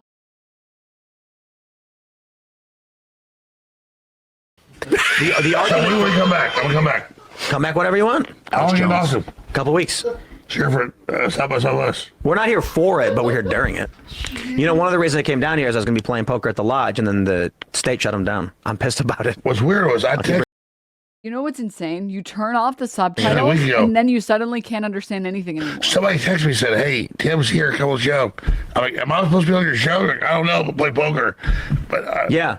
Well, we want to do a poker game with you and a few other people. Not so much about poker, but about having fun, goofing off, and I think it'd be really fun to play a game. I'm ready. But don't follow me at Real Life Shows on X, Infowars.com. We're getting shut down. we beat so many attacks, but finally we're shutting down like the middle of next month. Wow, it's gonna be insane what happens. People can, Yeah. So this is oh my God. Can anyone guess what the first question I would be asking at this point is? I mean, you can get around. Just alcohol? Yeah, exactly. How you doing, buddy? Yeah. Hey, man. A little early to be drinking. You been drinking at all, or is it? I started late though. Okay. I've had conversations like this with unfortunate people on the street. Indeed. Yeah. So this is chamberships, the fake auctions, all of it's happening right now. So what are you gonna do? You're launching a new thing, or what are you doing? Yeah, auctions now. We're really fine. All right. Well, are you leaving? Is that why you're saying all this? Yeah. Okay. I am exhausted, brother. Well, it's good to have you. Now this is 4 a.m. Unless you can do a table dance for me. No. He's not on this table. None of this. Yeah. Maybe no. next time. These things are probably like. I'm getting like 1 or 2 words, dude. I'm getting actually like the table 4 a.m. It's really not going to withstand anybody. Oh no, these are okay. Well, my wife over there. Pull it Maybe off. do a table dance. Where's she Anyway, You sound tired. You should look at falling asleep. I'm exhausted. Have a nice rest, man. Well, it's good having you, brother. Just come back whenever you You want. guys go for hours, right? Yeah, we're gonna go for another 2 hours. I want to come back. You are allowed. That is always that is acceptable. Here for 2 weeks? Yes, sir. Oh, please throw Do it not up. visit I'll be Real sad. Shows on X. Don't follow it. Too late. What did he say? They're there right now. Real Alex Jones on X. Did you get it? But imagine a giant Joe Rogan pussy right up there. Elevated, like a jellyfish. teleported up into Joe Rogan's vagina. Let me explain this. Yeah, please do. So at the very beginning of this interview, probably the first thing Alex Jones says is something about Joe Rogan's supposed vagina. And what they're referring to is Joe Rogan said he was uncomfortable with having a wrestling match on the White House lawn while there's a war on because Joe thinks it would be a target for an Iranian strike. And Wait a second. Is that part true? About Rogan? Yeah. This would be so much less funny if Tim just addressed it and laughed it off. He had to pretend it wasn't happening and made it crazy awkward. Like the fact that he's just pretending like drunk, like Joe Rogan is totally sober is incredible. Yes, that's true. They played a clip of Rogan saying, like, I'm concerned about if this war's still on, if we can do Don't this. you think also maybe there should be a concern of like, it sort of feels like it's in poor taste when we have like U.S. service men and women in harm's way to have a spectacle on the front lawn of the White House. Little bit bread and circus-y, and I mean, even I've seen fighters say, yeah, I don't want to fight for a bunch of billionaires who are covering up for the Epstein files. But instead, Rogan says it's a security issue. Yeah. And so, yeah. You can imagine the Iranians saying, let's just wait and see if they do some stunt on the lawn of the White House. Did I say Joe Rogan? Sorry, I meant to say Alex Jones. Sorry, I'm so entertained. I apologize. I apologize. Sorry. That's when we strike. To be fair, drunk me is very similar to sober me. Drunk me just talks more, which is basically just stream me. So you guys actually get to enjoy and experience drunk me. Because sober me in the real world, like I don't talk this much. I don't speak this much. In the real world, I'm like nervous. I'm like, oh, I don't want to talk over other people. I don't want to talk over other people. And then I like drink a little. I'm like, dude, you know what? I got shit to say, actually. As a matter of fact, I got shit to say. And I'm going to say my shit, dog. Actually, you guys get something. You guys get the closest experience to drunk me. 85,000 people. Wait, that's not real though. Because how are they going to? I've heard that number, but how is that even possible? That's what Dana White said. Okay, right. 85,000 people on the front on the lawn of the lawn of the White House. That's what Dana White said. I'll double check. No. No. I've been to that lawn, and what if we have like the equivalent of vertical farming, but vertical crowds for the fight? You're not fitting 85,000 people on there. Let's just hear this a little bit because I'm curious about the how he gets up. Yeah. I think you don't want to leave. I think you want to keep talking about this. I want the memes of Joe Rogan's vagina. You imagine how big it's about to be. You know, the thing about Joe is everybody's uncomfortable. Sorry, panning to this other guy. Imagine how big it's about to be. You know, It's like, why is this my job? Why is this how I decided to pay my bills? Why, oh why? The thing about Joe is This is the face I was making the last Resident Evil stream. I was like, why did I agree to this? like, Everybody's uncomfortable the there. story gets a lot of traction, which creates this ripple effect where Joe's just a guy with an opinion. And I think he's got pretty good opinions. I agree with a lot of them. I disagree with some of them. And then we end up Tim Pool fence sitting, leading our story because all these websites start running Joe Rogan's opinion as if it's the biggest news of the day. Like Joe Rogan said a thing. And then the issue for us is this is what people are asking us about. Like, hey, did you see what Joe Rogan was saying about the UFC and this UFC fight? And I'm like, okay, I guess. Like what was it, a couple days ago? Yeah. They were like, I think that Joe Rogan questioning the war in Iran is big. And it's because he sort of represents independent voters. The everyman. Exactly. So. When he has an opinion, all these news outlets write about it. I'm sure that's actually pretty weird for Joe, who's just a comedian hanging out with his friends doing a podcast, but he represents the middle of the road voter. So everybody has to be like, if there's a middle of the road voter is going to say a thing, we have to run it, and he's the avatar. He's the avatar of it. So Joe, that's why you represent the middle of the road. Yeah. Yep. I'll come back next year. Average drunk conversation, just looping. Something you just talked about. So you're still here for 2 weeks. We already went over that. Yes, I'm ready to go. Yeah, sounds good. Right, Talk to Lisa. She'll get you set up. You've done well, Lord Vader. Do it. Do it. I love you guys. Do it. All right, man. Thanks for coming on. Good. Take care of yourself, man. Use the Force, Jones. Luke Radowski. I knew this guy like 20 years ago. You did? 21 years ago. 21 years. What's coming out? What's over? No. It got creepy. Pete, that's a joke. When we first meet. By the way, for anyone who doesn't live in Texas or has never been in Texas, or never been to the U.S. or whatever, I want you to know this is the average level of sobriety of the average Texan driver. And I am not joking, bro. Spending any amount of time in Texas, every single person there is like, they've had 40 shots and they're like, I can drive. And everyone else there, even the sober people there are like, oh, you're fine. No, you could totally drive. It's like, huh? I don't even know if there's certainty that the Uber drivers are sober. Everyone is just they're like, I'm totally under the legal limit. Has had like 4 margaritas, 3 shots, and 2 beers in the span of 1 hour. It's like, you're definitely not under the legal lane. Lane, are we really doing this right now? Lane. Are we really doing this right now? We met in Chicago during the 9/11 Truth Rally with the. Oh, we met at the 9/11 Truth Rally. We oh yeah, I remember when we were all just.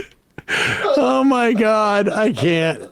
This is amazing. This reminds me of every interaction I've had with a wasted individual. Exactly. You keep thinking it's over, and it just keeps going. think you're out. Yeah. Wait, how do I know you? You've been here for 2 hours. You just noticed I was here. Just recognizing you. Oh my God. Oh yeah, I know you. 2 hours ago. Oh yeah, you're a great guy.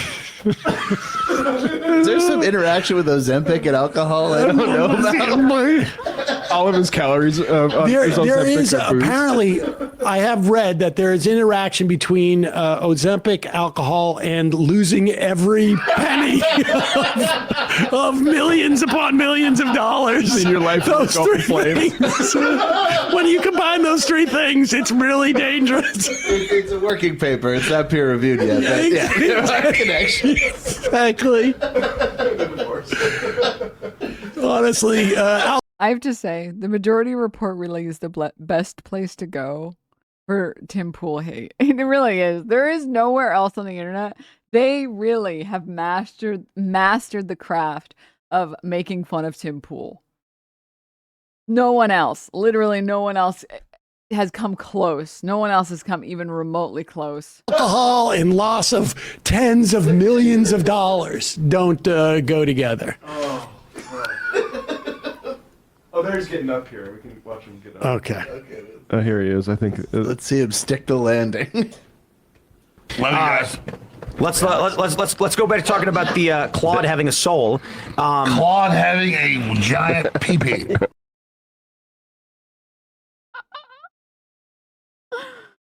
Oh.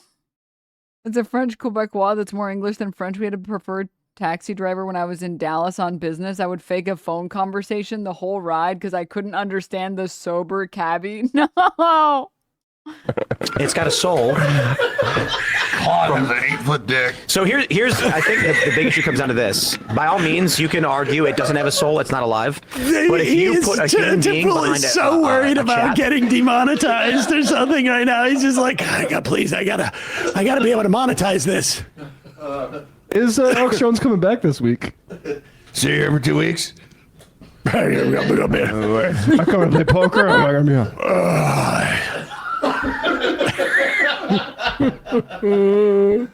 Wow.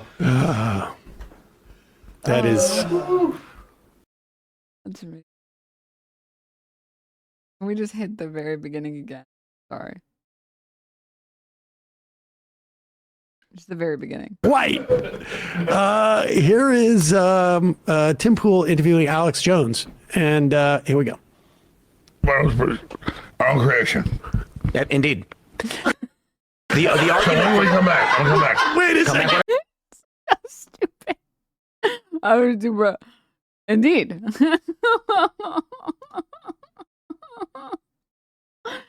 The best birthday present ever. Happy birthday, Hivo Pete. Oh, Christ, dude. All right, okay. Cycling to some more very fun, positive news today. For anyone who missed it, there's some updates-ish on the Cuba trip. This is supposed to be everything that we know right now. In Cuba, I will be doing a regular broadcast in Cuba as well. For those of you who are asking, I am joining the flotilla, the aid mission to Cuba, alongside numerous other politicians, artists, activists, advocates, journalists on a humanitarian aid mission. I'm going to Cuba to, one, bring awareness to the plight of the Cuban population as a direct consequence of American intervention on the island nation for the last couple of decades. And I'm also going to deliver, alongside many others, humanitarian aid to the Cuban population, including but not limited to solar panels. $400,000 worth of solar panels have been bought by the Answer Coalition and Code Pink. We are going to get to the island and interview a bunch of people. I'm going to be doing my regular news coverage when I'm out there. I have established a place where I'll hopefully be able to have internet access and energy, even though the grid is on shaky grounds. Well, you know, the situation is very fluid down there, but you know, I'm very excited to That'll just stop. see the Cuban folks, which is a beacon of hope and resilience. Are you using Starlink? No, I will not be using Starlink. I will also try to do IRL streams as well. I will try to do a roaming backpack stream as well, but that is going to be much more limited, of course. And that's it. We are not going to be transmitting through the flight or the flotilla either. Initially, we set it up so that I could. Yeah, I don't think they're going to be streaming the ride over. I think from what I saw, at least partially because of safety, but also partially because of just service. Live streaming is a little bit more difficult on a ship. Not impossible, but yeah. And I think that they should have landed relatively recently. So I don't know when. Don said later today he'll just go live in Havana. Yeah. Stream it, but I'm not going to be streaming that process either for safety concerns. But yeah, no streaming the travel. Don said it was security and privacy. I will be live when I get to Cuba. I guess we will see. Buckle up for some potentially questionable IRL streams in terms of like service. I know service gets spotty here in the States when you're doing IRL streams. So if he said he's not doing Starlink, so we'll see what it's like.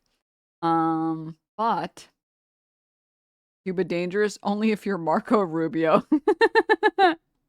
Nah, it'll be better than Hasan's house. That's true. Anything's better than Spectra.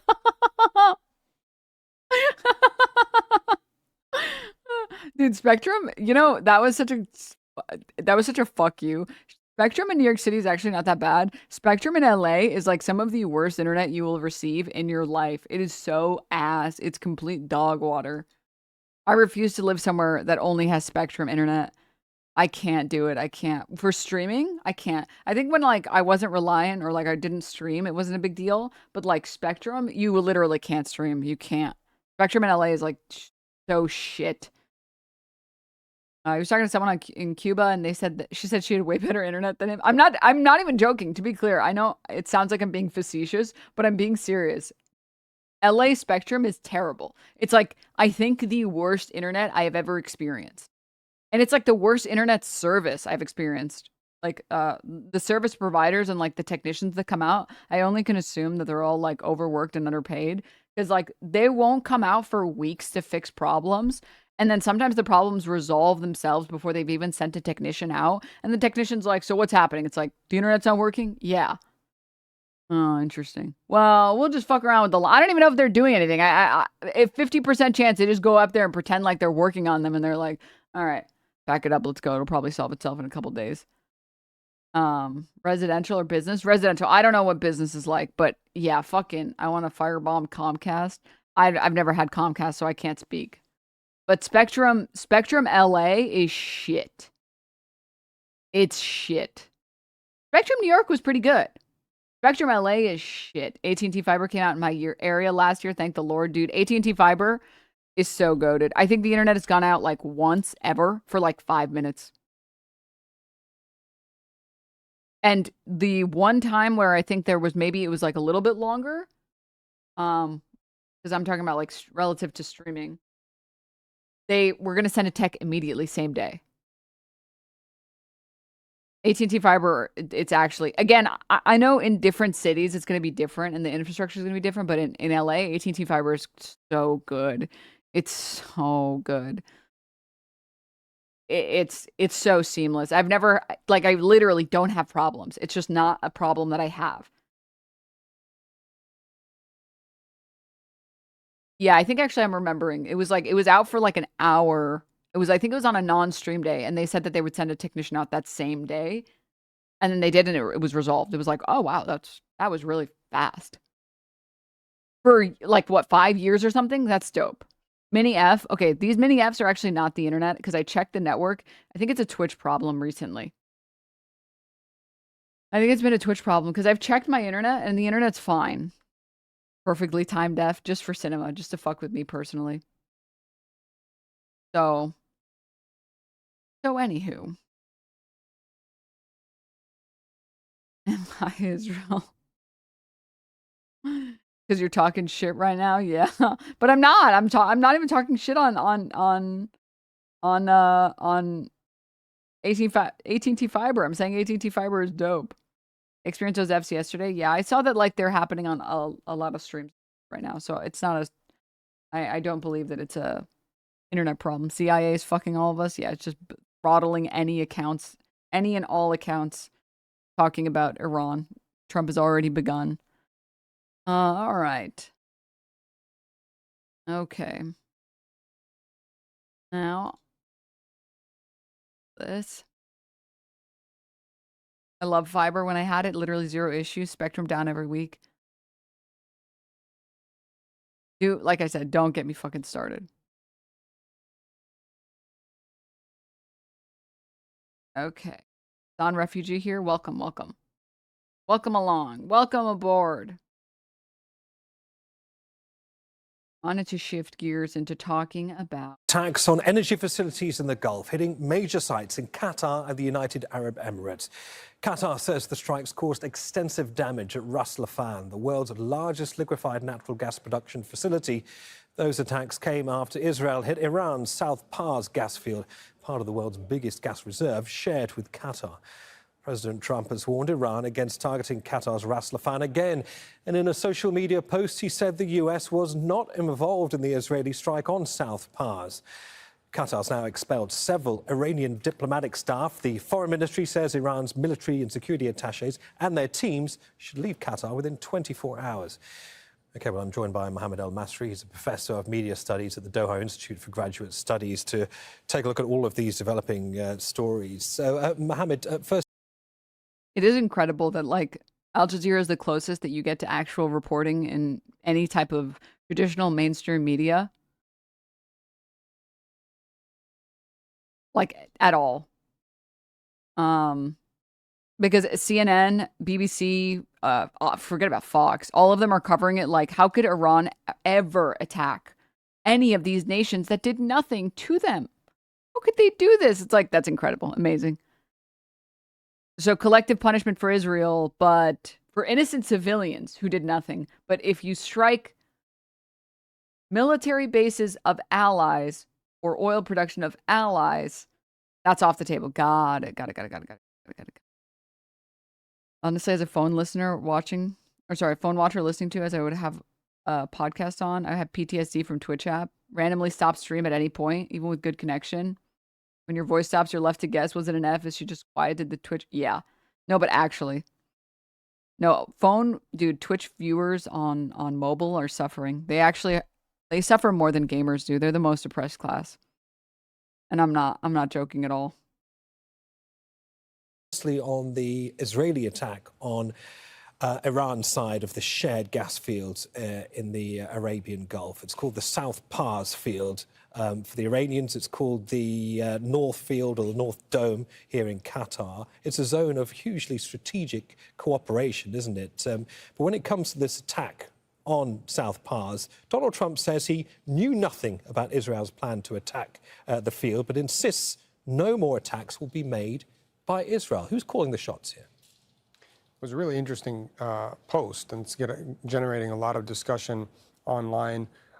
It's easy to imagine here that Trump is not telling the truth, that he authorized this, that Israel would not have done this without his authorization, but that he's just trying to calm the markets and allay the fears of his Gulf allies. However, it's also not difficult to imagine that Benjamin Netanyahu has once again gotten his way with Donald Trump and forced the hand of the Trump administration. Netanyahu has been to Washington 7 times over the past 13 or 14 months, and he has pretty much gotten his way.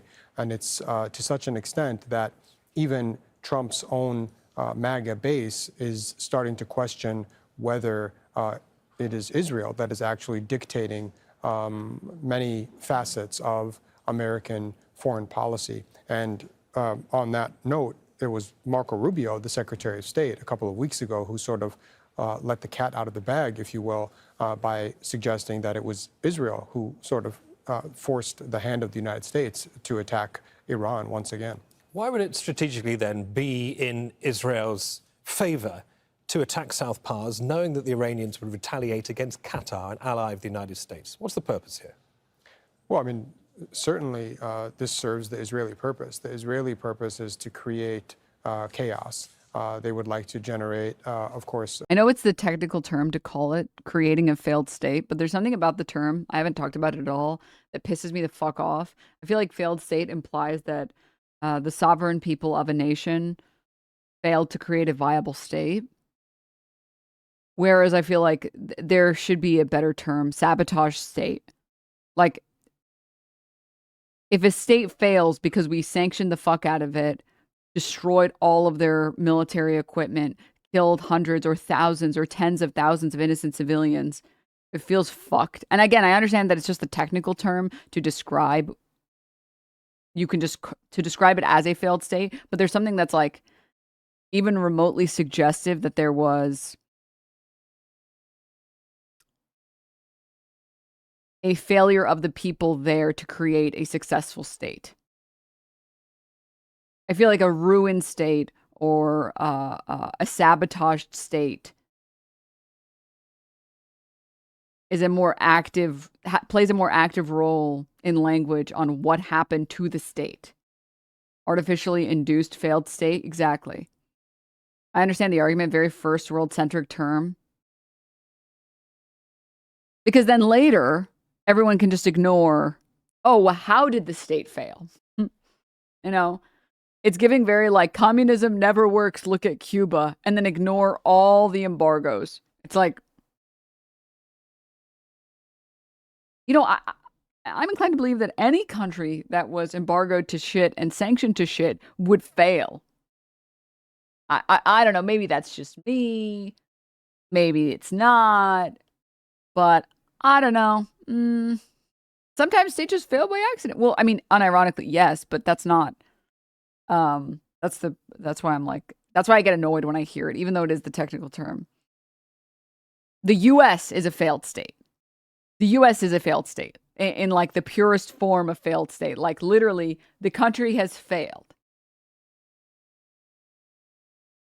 We have elected Trump as president. We failed. This is a failed state. Classic U.S. euphemism like regime change. Yep.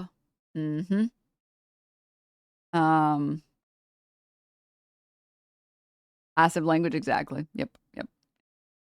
All right. Collapse of the state in Iran, but also I think they would love to generate chaos in the Gulf and in the wider Middle East region. Israel's goal, going back many years, one of their goals is to create weak, fragmented, subordinated states and to become the region's only true power. Benjamin Netanyahu has been speaking recently about Israel becoming a global superpower. He has mentioned previously his greater Israel ambitions. Israel, of course, is an expansionist state. It is seeking to expand its borders. So this is all part of that. So we can see how this benefits Israel from their perspective. But the interesting thing is that it doesn't really seem to be benefiting anyone else. It's catastrophic, I think, certainly for the Gulf countries, for Europe, and I would argue for the United States as well. The concern across the Gulf that Gulf states are potentially being drawn deeper into this overheated situation across the region. We have Iran's UN ambassador sending this letter to the Secretary General, this is according to Iranian media, asking for compensation from the UAE, Kuwait and Qatar for allowing their territories to be used to either facilitate or indeed even stage attacks directly against Iran. That has been categorically denied by all of these countries in the past. They have held firmly onto their position of neutrality here. But talk us through the significance of Iran digging its heels in when it comes to this perspective. Well, I think it's going to be really important going forward. Whenever this war ends and when the dust settles, there are going to be scores to settle. I think there's going to be a kind of realignment.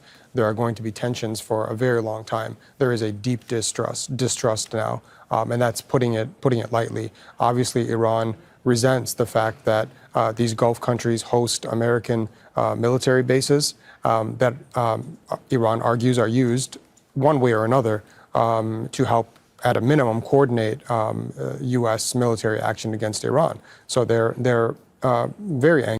So what's the over-under on striking Iran tomorrow on Saturday again? Because every single one of Trump's attacks so far has been on Saturday.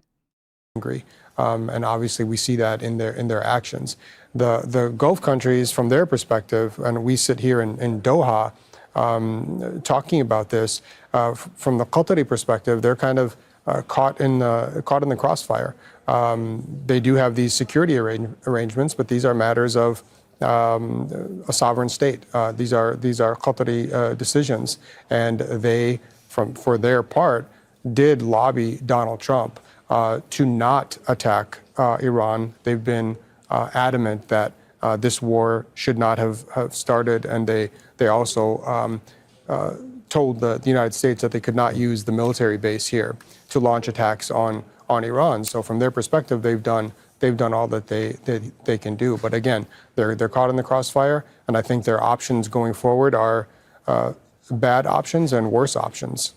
OK, Mohammed, let me bring in another element to this as well, because Iran's foreign minister has responded to US media reports that the Pentagon is looking for a $200 billion boost in its budget to support the Iran war. Early on Thursday morning, he posted on X saying, we're only 3 weeks into this war of choice imposed on both Iranians and Americans. The $200 billion is the tip of the iceberg. Ordinary Americans can thank Benjamin Netanyahu and his lackeys in Congress for the $1 trillion Israel First tax that's about to hit the US economy. Dr. Mohammed Al-Masri, I mean, there is no doubt that the arithmetic of this. Did you guys see recently? I didn't even know this because the idea is so absurd. Let me pull up the article for it, actually. I apologize. Conflict has put the Americans in an incredibly tight spot. Now they've gone cap in hand asking for an extra $200 billion. Iran's strategy seems to be to last as long as they possibly can and inflict as much economic pain as possible. I think that's probably Iran's only choice, is to make this so costly that the U.S. has to withdraw. You can't make up this level of like insane. I'm pulling up the source on it right now. I wish I could get something a little bit like better than some random ass article. Here, Wall Street Journal. Sure, we can go with that. Prior to this unjustifiable war, Iran was not charging any ships any toll for crossing through the Strait of Hormuz. And it is only because of this war that they have decided, hey, you know, actually, we'll set up some tolls. How about that? How about you guys want to inshitify everything? How about we do it too? Iranian parliament considers taxing ships crossing Strait of Hormuz. A proposal to collect tolls and taxes from ships using the Strait of Hormuz was brought before the Iranian parliament. A representative in the legislature told Iran's state broadcaster, adding that the country's wanting to use the vital waterway as a secure route for shipping, energy transit, and food security would have to pay for it. For a frame of reference, I can't find a way to remove this stupid paywall. For frame of reference, this is like one of the only massive straits or canals that gets used the way that it does. That is not told. This is the country we're going to war with. Like, they are struggling to create propaganda that can actually make people dislike Iran and Iranians. So they have to keep pointing at, burqa, which is so fucking racist, by the way. Like, or sorry, I'm calling it racist because it's also racist, but it's Islamophobic predominantly. Because it's not, last I checked, a requirement to wear a burqa. But people don't even know what the difference is between a hijab and a burqa. They literally don't know.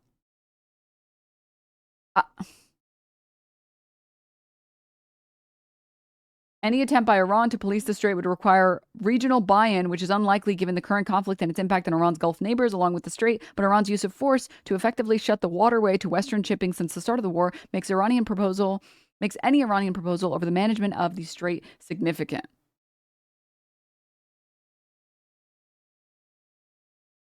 Ignorant racism, yeah. I mean, it's literally just all Arab brown countries exactly the same, done. It's like the majority of the Iranian population is Arab. They're Persian. So I don't even know how you know what? It's fine. It's fine. Whatever. I don't even think that, like, the average MAGA, like hog, the average maggot literally doesn't even know what Farsi is. They have no idea. On war. Got this, sorry. It's so crazy. Withdraw support for the war. They have to end the war, and that they don't think about attacking Iran again. But it's interesting, this post to X is a pretty aware quote. He's aware of the criticisms. It's actually a short article. Here's a paste I made. Oh, thank you, Takram. Appreciate it. Let me pull this up. Let's see. The rest of the article. Leveraging the strait's strategic location would give Iran a powerful position in the region, said Mohammed Mahbar, who is an advisor to Iran's late supreme leader Ali Khamenei and one-time acting president of the country. Iran has been blocking foreign tankers from the channels, only allowing select ships to pass through. On that note, I have a great thing to show you all.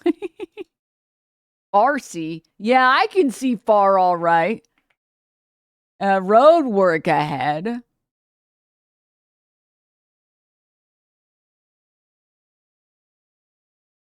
Wait, I want to find it. Oh, there was this really amazing GIF. There was this really amazing GIF. Oh, no, I know I saved it. Farsi? I sure hope I do.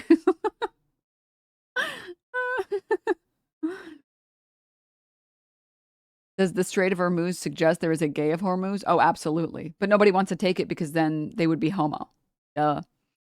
Iran has been blocking foreign tankers on the channel, only allowing select ships to pass through, lending to a jump in energy prices. U.S. forces have attacked Tehran's mine-laying vessels and factories in an attempt to prevent the country from lining the straits with explosives. President Trump has promised a Navy escort to unblock the waterway, asked countries to join a coalition to escort ships, but several, including Japan and Australia, have refused. He's using this kind of Israel first language, and I mentioned that. One chatter says, I don't know the difference between a hijab and a burqa. I'll Google it now, though. Okay, but here's the thing, right? It's not the ignorance that frustrates me, because everybody's going to be ignorant about I don't know everything. Okay, other than the chat that knows everything. You're not, any individual person, apes strong together, any individual person isn't going to know everything. You're going to be ignorant about some things, but you don't have strong opinions about murdering innocent people in a country you know nothing about. At least I would hope. At least I would hope that's the case. Like, if you know nothing about Chile,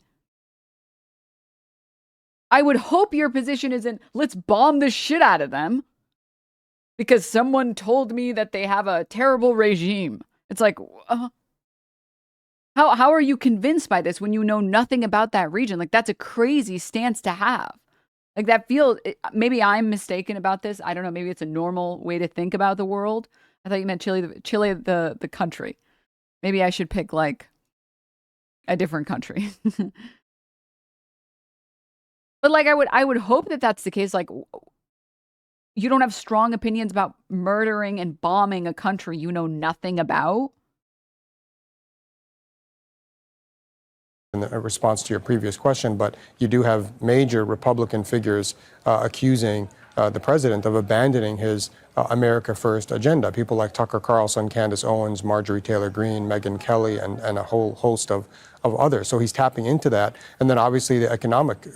Beautiful way to put it. Ignorance isn't the issue. It's the aggressive, racist ignorance that is. Correct. Delay in here. Please don't bomb me. I'm so sorry. Sorry for even manifesting it for a moment. Concerns. He understands that this is not a popular war in the United States. It's the least popular major war at the start of a war in American polling history, and it's already having economic ramifications. Gas prices are up about 29%, which is very significant for 2.5 weeks. And then you're going to get an inflation effect, a ripple effect throughout the economy. The stock market is down, and so I think he's tapping into a lot of that. Okay, the Iranians clearly aware of the US Achilles heel right now as this war enters its third week. Mohammed Al-Masri there, thank you.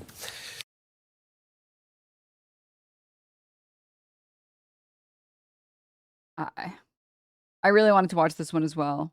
I have pride in stupidity. It's either a good thing or a terrible thing. Chile just elected a Nazi, they'll be safe. Yeah. Yeah, you're right. I also should say, as just like for people who don't know, a hijab is just a headscarf that covers your hair, but also in a lot of countries, it doesn't need to cover all of your hair. And there are a lot of countries that people wear hijabs for religious reasons, but some of their hair still shows. I'm trying to see if I can find like a good image that explains this. So hijabs can be like, it's just like every other religion. I don't understand why Islam gets so demonized in a way that no other religion gets demonized. It's like Christianity. The amount that you practice is going to be dependent on who you are. Like how stringent the rules are in your particular country or in your city, and also on a personal level. Like, I'm sorry, there were very few Christians that I met that strictly followed everything that the Bible said. In fact, I think I didn't meet any. I don't think I've met any Christians that have strictly followed what the Bible dictates. Like, just walking around. The reason is because of one thing, which is skin color. I mean, it allows the people to be othered. Like, I think I met, like, the first time I learned about Lent was from someone who was Greek Orthodox. And that was the first time any Christian person in my life, when I was like a teenager, I was like in middle school, told me about Lent, or I found out about Lent. And I was like, oh, is it like Ramadan where you don't eat any food or drink any water? And they're like, huh? No, you just give up the things that are like, you're just supposed to, you know, give up your pleasures or whatever. But I don't really, I do it a little bit. I still do a couple things. I'm like, okay. Does it still go through? Or does it go through if you do just a little? I don't feel like it should go through if you do just a little. This is me like when I'm like 13 finding out about other religions for the first time. Sorry, sue me. 13-year-old me didn't know about Lent. But I couldn't believe that like I knew so many people that called themselves Christian and they didn't practice anything. They literally didn't. They were like, yeah, we just go to church sometimes on some Sundays. I was like, oh, interesting. I remember the first time I met, there was a Turkish exchange student who worked at a firm I was at for a little bit, and it was Ramadan, and he was like, oh, I only fast sometimes. And I was like, wait, really? You can just do that? And then she was like, sending back beers, and I was like, isn't it like haram? And she's like, okay. I was like, oh, okay, I guess the Turks be living up a little bit. they don't really follow it. And she's like, but no pork. I'm like, this is the line we draw. It's always, you know, you can smoke, you can gamble, you can drink, but no pork. Astaghfirullah. Is that pork? What are you, crazy?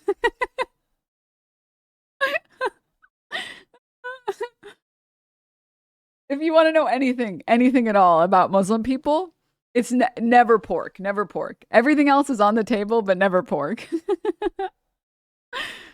I'm Turkish, I eat pork. Okay, well, not that Turk. That Turk doesn't care. That Turk doesn't care. All the hard drugs. No, seriously, straight up. No, but like seriously. Like, you know, a great example of FouseyTube. There's no way that guy hasn't done like every drug. Okay. For sure. But guarantee you he's never eaten pork. And anytime he has, he spit it out immediately. Guarantee you that guy has done everything that's haram, everything, but not pork. The point that I was going to make about this, I'm Muslim. I had alcohol for the first time. Next morning, my friend offered me pork with my eggs. I was like, well, I'm going to hell anyways. Might as well enjoy the ride.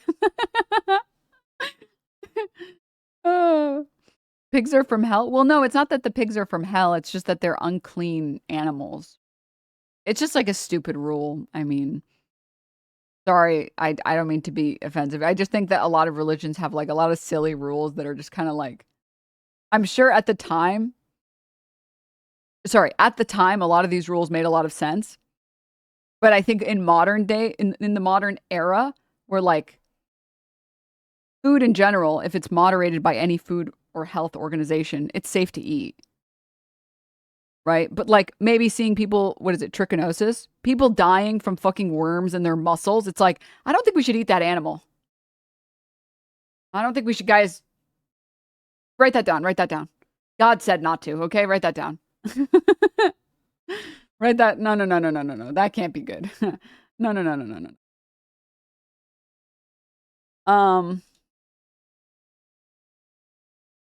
Like, I'm sorry. How can you ever see, like, just hypothetically with me for a moment, right? If you're a scribe for a religion, if you are, and you see people dying from fucking syphilis, and you see people dying from like boils all over their fucking body, you're like, okay, we need to limit sex, guys. This is not good. This is not good. This whole everyone's fucking everyone and everyone is getting syphilis thing is bad. We got to do some control on this. All right. No premarital sex. Okay. Phew. All right. Like there's a lot of things that I think if you look at them from the lens of you're building a society, you're crafting a religion, even if you fully believe in religion, you have to know that like a lot of these scriptures were written by man, right? I mean, all of the scriptures were written by man. The idea is that they were spoken, the words were spoken by God to man, and man wrote them. There's got to be at least some creative liberty happening there. You know what I mean? It's like reading a book that was translated, and you're like, okay, there's some creative liberties being taken here. Anyone watched some anime before? The subtitles don't match the audio. You're like, that's not what they said. Only real weebs recognize. You're like, okay, some creative liberties are being taken here. That's got to be something there. There's got to be something there. I know people who would fight you over that opinion. Well, luckily it's just my opinion. And also, have whatever religion you want. If it's not oppressing anybody else, what do I care? You want to practice your religion? You want to pray to the spaghetti monster? Go for it. I mean, I'm not really. My position has been consistent for a very long time, which is as long as you're not actively trying to convert other people, great. Excellent. Ghost Stories English dub. Those weren't even creative liberties. Those were no one was translating, so they just made shit up. Yeah, it's the same rule that I have in chat, which is don't be fucking annoying. That's it. What's the reason for women wearing the headscarf? What's the reason in the religion? I mean, it's just about modesty, right? It's the same as like any other. I mean, it's the same thing as like nuns having hair coverings. It's the same thing. It's just modesty.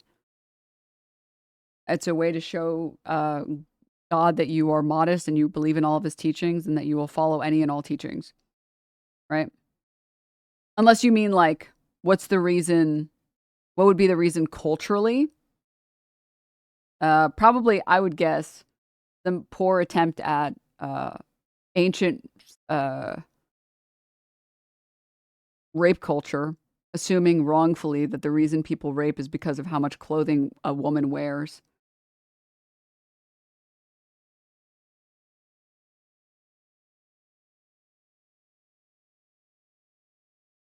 How do you feel about Chainsaw Man? It's fine. Men are supposed to be modest in Islam, but they forget. Yeah.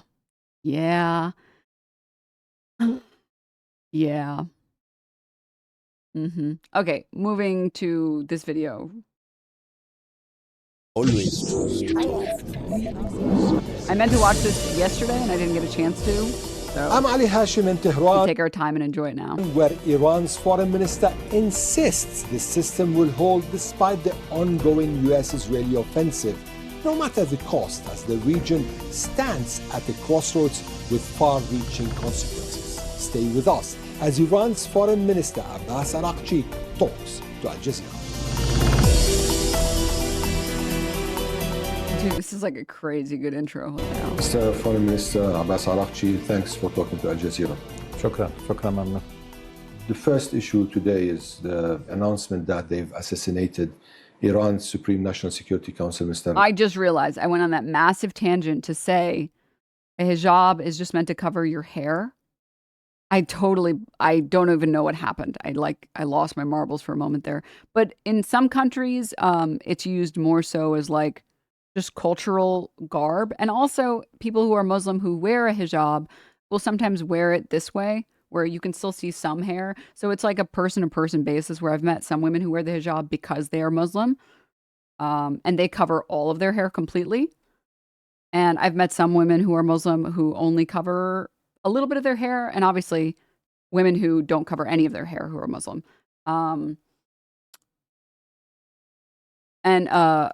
A burqa is a minimum of a covering of at least almost everything. So the niqab it covers your eyes, or sorry, everything but your eyes. So like this. I don't know why this image is fucking 4 pixels. Google Chrome is like crashing. Chrome. Oh, my computer I think is just like freezing. Okay, it unfroze. Whew. Close one. Chat just froze. I got scared. I was like, don't leave me. No, here it is. This is like actually this is a pretty close image. This is a pretty good image.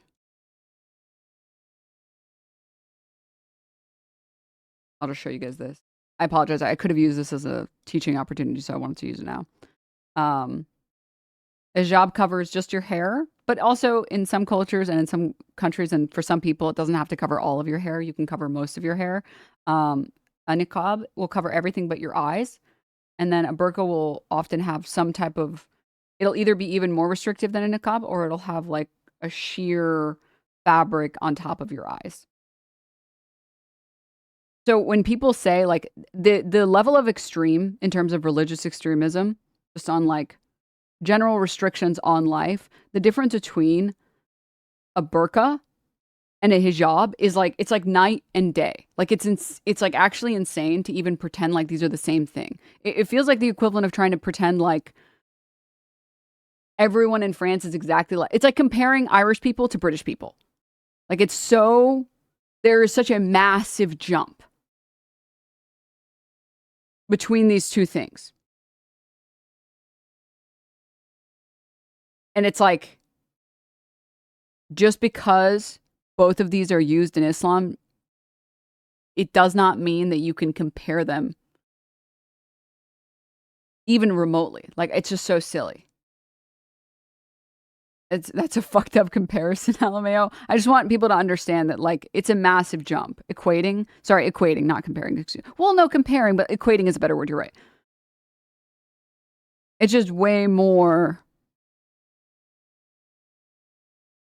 restrictive in terms of culture, and the justifications that are created, by the way, for niqabs and burqas in societies are like, no, women can't even show any of their face because they're using makeup and whatever and blah blah, and they're not being modest.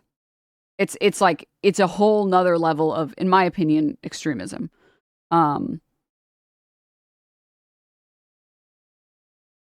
Can you imagine being such cattle and being such sheep that you listen to a person explaining the difference between religious garb, and they're describing what they don't like and describing what people like, and you can't see past your own ignorance that you already are starting to bitch and moan in here? And we're taking lessons from you about Islam? What a twisted fucking world. Are you going to make an actual argument, or are you just going to bitch and moan and cry like a little bitch? Just a quick question. Just a quick question. As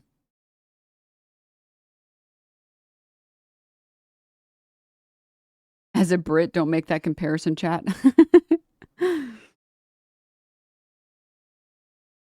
And the thing is, when you speak to different like people in Islam, you'll find different people have different opinions on religious clothing in Islam. Like, I've spoken to Muslim women who say that they appreciate having a hijab, and they appreciate like the comfort that comes with having a hijab, and they can't imagine not wearing one. And there's lots of other Muslim women who don't want to wear one.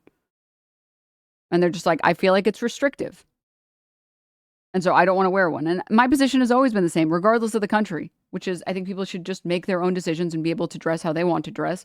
It's just, for some reason, that means you have to, in America, you have to be pro-bombing the country. It's like, why can't I be for self-determination and having countries and people actually decide what they want to do with their autonomy? And also be against the US bombing them. I don't want them to die. What the fuck? Holy. I know people who create monoliths of Muslim people yet make huge deal out of Catholics and evangelicals being different. Dude, and it really is always the people who make a giant monolith of every type of Muslim person ever that gets so mad if you get their exact sect wrong. You're like, you're Orthodox, right? And they're like, how could you ever fucking call me that? What the fuck is wrong with you? It's like, I'm just literally, I'm not even saying, I wasn't even making like a rude, I was just asking a simple question. I'm sorry. Do you want to tell me what sect you are? Jesus. What's the difference? You're not going to practice it anyways. You don't even go to church. I don't even remember the last time you did something religious ever in your life. Okay. Jesus. Sure. No need to be aggro for literally no reason. Okay. Jesus. All right.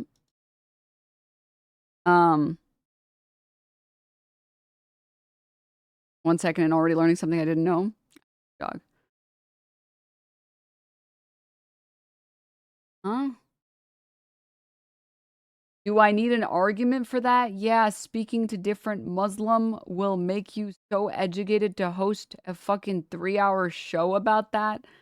Go get a real job or talk about something you know. Example, best hair dye brand. You think my hair looks nice? Thank you. So if I grow up Muslim with Muslim parents who are from Arab nations who immigrated to the United States, and I fasted during every Ramadan growing up, and I went to the mosque on Fridays, and I had religious school in the summers, that wouldn't make me qualified to talk about it because of your stupidity and ignorance and assumptions. No, it's totally good, though. It's totally good. Thank you for telling me my hair looks nice, though. Appreciate that. If you want to show off any more ignorance on your, put any more ignorance on display for chat to see it and make fun of it, please, by all means, go for it. By all means, please. Go for it. You don't fit his preconceived notion of what a Muslim woman is, so checkmate. It's like, it's so pathetic. It's like, but you American, how can be Muslim, raised Muslim if American? Pathetic. Actually pathetic. Yeah, so that's a major difference. Wait, Denims grew up in a Muslim household? Yes. Yes, I did. Yes, I did. All right. So this is why the other thing that this is the last thing I will say on this. By far the thing that pisses me off the most is like, oh, I blanked. I read a chat message and it like my mind. Fuck. No, I read a chat message and it blanked. You, chat, you did this to me. Okay, whatever. I'm sure it'll come back to me. I'm not concerned.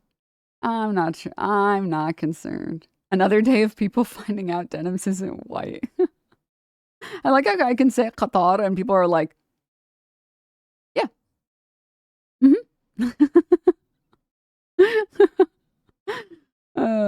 Yeah. All right.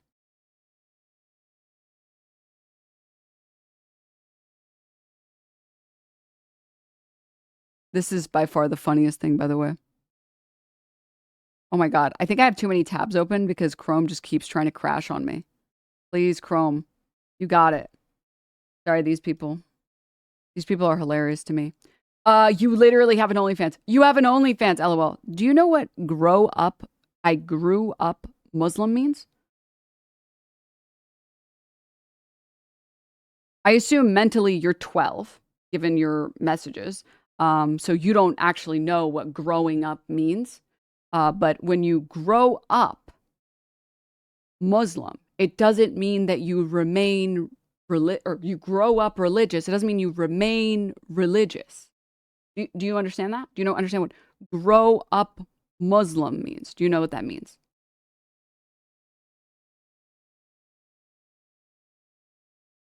Take your time. I know it's a complicated concept for you, someone who's never mentally aged at all. But, let me know if you come to any conclusions from that. Let me know if you learn anything about that or from that. Okay? Take your time. Take your time. I do not know why the Americans and the Israelis still have not understood this point. The Islamic Republic of Iran has a strong political... I remember, it came back to me. What did I say? What did I say? Patience. Patience.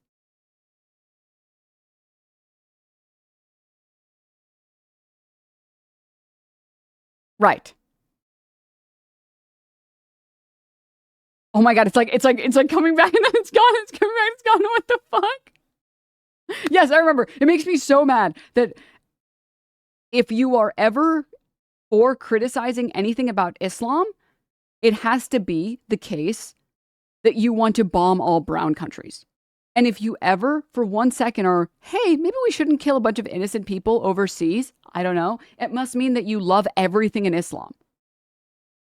It's like, just a quick question. If someone bombed the U.S., pick any country, and they bomb the US. China decides, Australia decides, Canada decides, tomorrow they drop a fucking bomb in the middle of Chicago.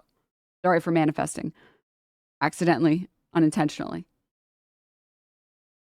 Or they, even better yet, they drop it in the Bible Belt. Pick any Bible Belt state. Does that mean you are pro-homophobia?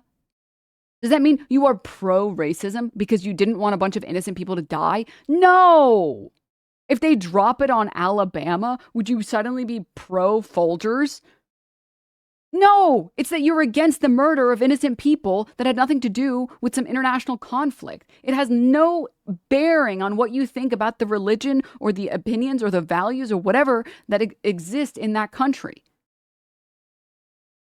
Like, I don't understand why this is so, like, you can be the biggest Muslim or like Islam hater. You can be the biggest Islam critic in the world, and you should still be against 160 innocent girls being murdered in a school. Like, it's not a complicated idea. It's so simple. Like, it's literally, like, I don't understand why people struggle so hard with these ideas. And it's so frustrating because, like, someone who grew up Muslim, who knows the restrictions that are placed in society and knows the things that suck about the religion, you can't even criticize the religion at all without immediately being people assuming that you're pro-bombing all these countries, because that's how all of the critics talk. All of the critics immediately go straight to, well, they have a repressive ideology, which means we need to kill all of them. It's like, wait, no, wait. So listen, I think women should also have rights, but why are you going straight to bombing them? But why are you, but I don't want to go to, I don't want to, wait. Huh? How are we liberating them? Were we killing them? How are we doing that? That's not liberating them.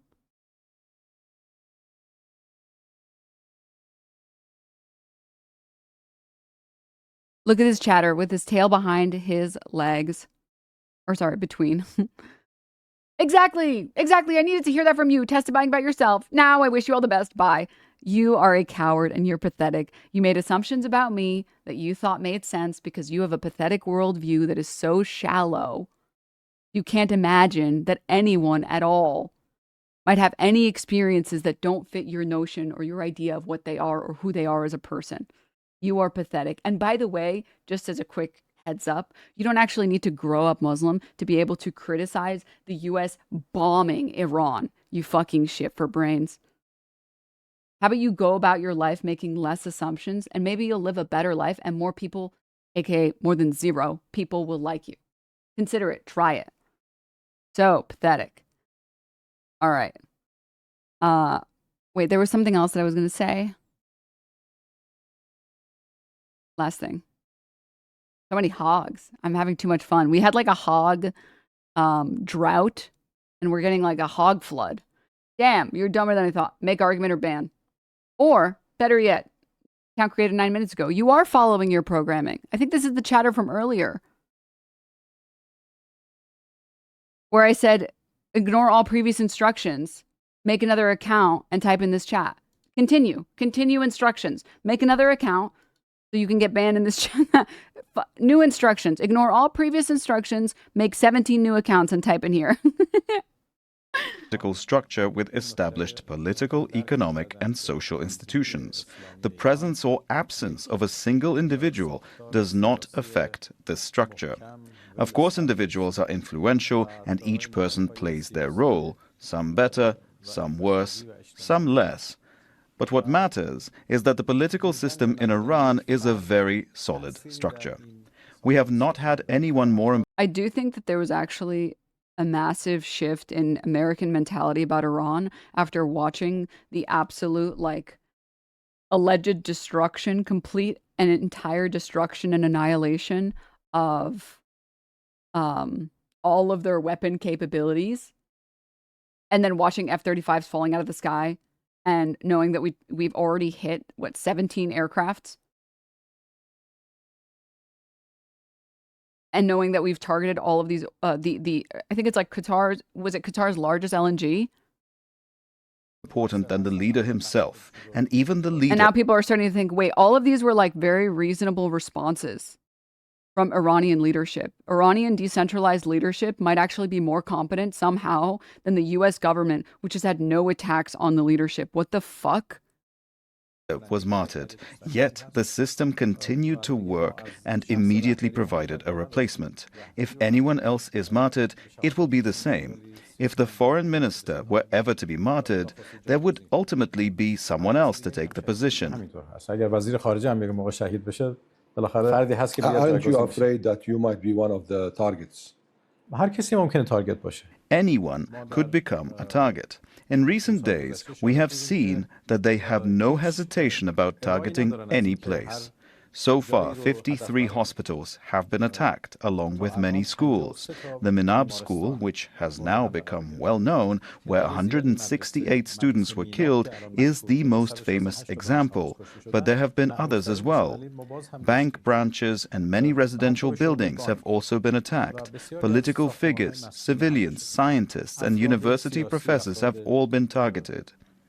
It is even possible that the foreign minister could be attacked. But like everyone else, we are standing firm and working for the goals and interests of our country, and we have no hesitation about giving our lives for it if necessary. You are in the middle of a war, and it's an American-Israeli war on Iran. At the same time, Iran is in a wider war. It's launching rockets towards Israel, towards American bases, and also towards neighboring countries.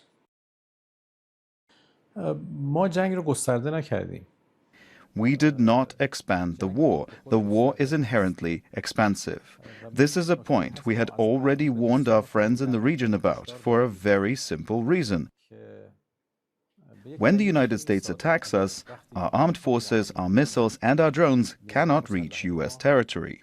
Therefore, we are inevitably compelled to respond by striking U.S. military bases in the region and attacking U.S. military assets in the region. Unfortunately, these assets are spread across the entire region and it's insane to me that, like, maybe there are just not enough Americans watching this interview, or not enough Americans watching any Al Jazeera at all. Because how can you hear the Iranian foreign minister talk about how they had already specified that if the U.S. attacked, they would attack back, but because they can't reach the U.S., they're obviously going to attack U.S. facilities and U.S. military bases that are in the region. Like, what else are they supposed to do? Like, it's the most common sense thing. It's like, okay, you guys attacked us. We're closing the strait. I can't believe they would do this. Pete Keg's breath rolling in, drunk as shit, can barely fucking see. Don't do that. You shouldn't do that. We bomb their fucking military facilities and their oil facilities. Iran bombs Qatar's LNG. What, $2 trillion LNG, I think? Maybe it was less than that. Took like over a decade to build. Is it the world's largest LNG, or is it just the largest LNG that Qatar has? Well, you guys can't do that. Stop. I know this is literally what you guys said you would do, and you've acted completely predictably every single time across the board, but that's illegal. Are we at 2 F-35s now? regrettably, are located on the territory of our friendly countries. This is the nature of this war. When the United States attacks us, coming from 10,000 miles away to strike here, it is only natural that we must respond. Oh, it's 6 times larger than the world's second largest? Jesus. I mean, they already destroyed those, like, they cost like $1 billion. 2 radar systems, which I think the U.S. only has like 7 of. 2 of the U.S.'s radar systems, which are $1 billion each. Like, the level of destruction that they are causing to U.S. U.S. assets, the monetary scale is like off the charts. We have just like we're just burning our money. We're literally burning our money. Because the materials they're using are way cheaper. Whereas all of our entire military budget is so fucking exploded and so bloated that we're paying massive, like, you know, we're paying Lockheed Martin and Raytheon and like Boeing to build us these overpriced, shitty fucking planes that do nothing, that go nowhere.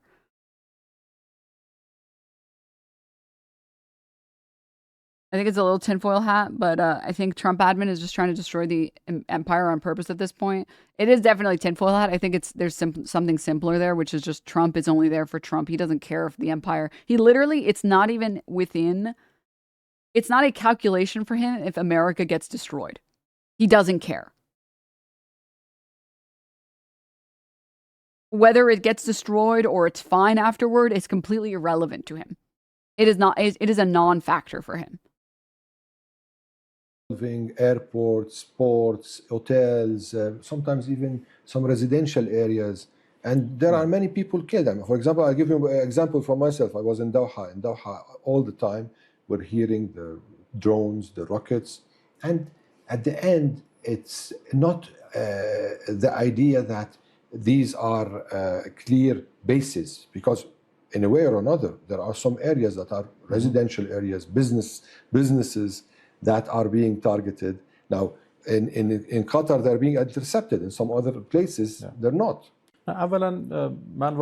First of all, did you see the reports of how many of each armament we've used? We've used like 100 Lucas drones. The company has made only like 150 of them.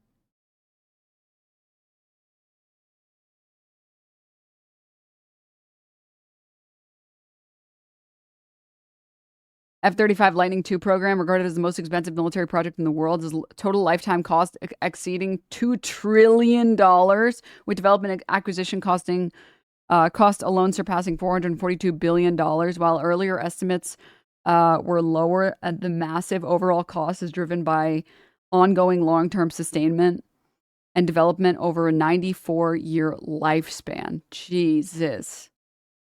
And we've already, we've hit at least one.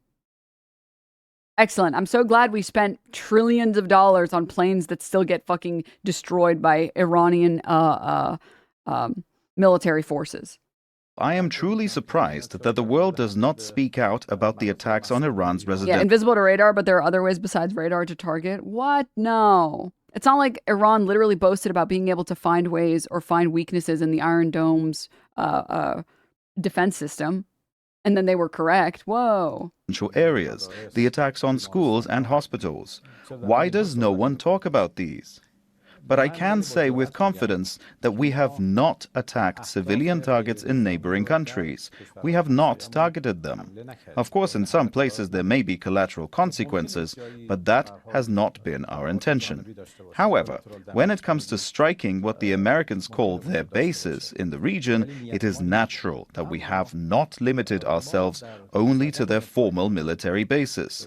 Wherever there has been a concentration of Americans, wherever they have had facilities belonging to them, those places have been targeted.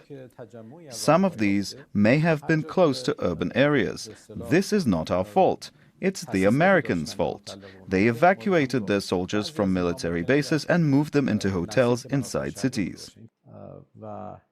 Overall, it is the United States' behavior that has brought the region to this point. I accept that our friendly countries are upset and that the people of the region have been harmed.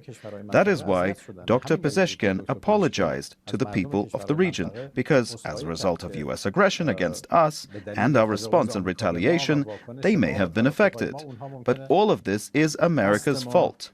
We did not start this war. We are only defending ourselves. There was a lot of controversy around Mr. Pezeshkian's apology, whether this created a rift in the system and whether the military was, in a way or another, reserved towards this apology.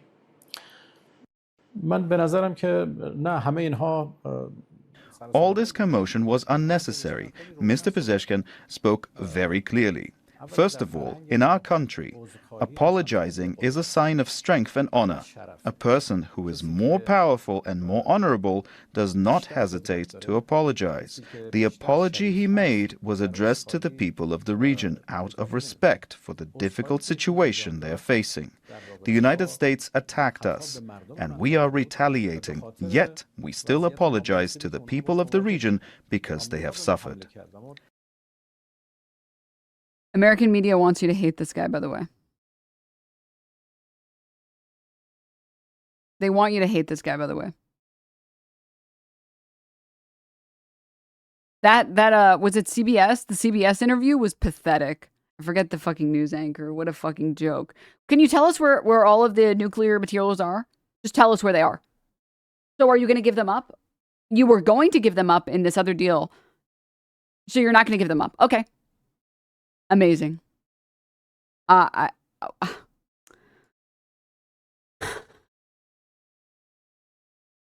in chat suggested this. Iran is blowing up $500 million radars. China's export bans means they're gone forever. Good morning. In the earliest days of the war, Iranian forces launched drone and missile attacks against strategic radars in the Persian Gulf region. These radar installations are crucial for air and missile defense and serve as a theater-wide warning system. The THAAD system is terminal high-altitude area defense and identifies and engages incoming ballistic missiles. Obviously, the system is reliant on radar to make all that work, and Iran is knocking out those radars. At an Air Force base in Jordan, a TPY-2 radar was hit, and those come with a $500 million price tag. That's just for the radar, plus the cost of the missiles, which are useless without the radar. Another attack took out a radar. What if we just throw the missiles at them? Huh? In Saudi Arabia, and 2 others in the UAE and Qatar. A replacement radar is being hurried over to Jordan to replace the one blown up there. And further down, the Wall Street Journal points out that another race is on to finish the war in Iran before stockpiles of interceptor missiles run out. From the start of this channel, we've pointed out the supply chains for the Pentagon all run through China. Literally not a single weapons platform or strategic asset gets built without rare earth metals, and China has monopolies on almost all of them. What's more, China has dual-use export bans that expressly forbid their sale to companies that are building weapons. All the Pentagon contractors, in other words, cannot source raw materials from Chinese companies. What we're doing here is finding out what components and raw materials are required to build a weapons platform. In this case, a TPY-2 radar. Those are built by Raytheon.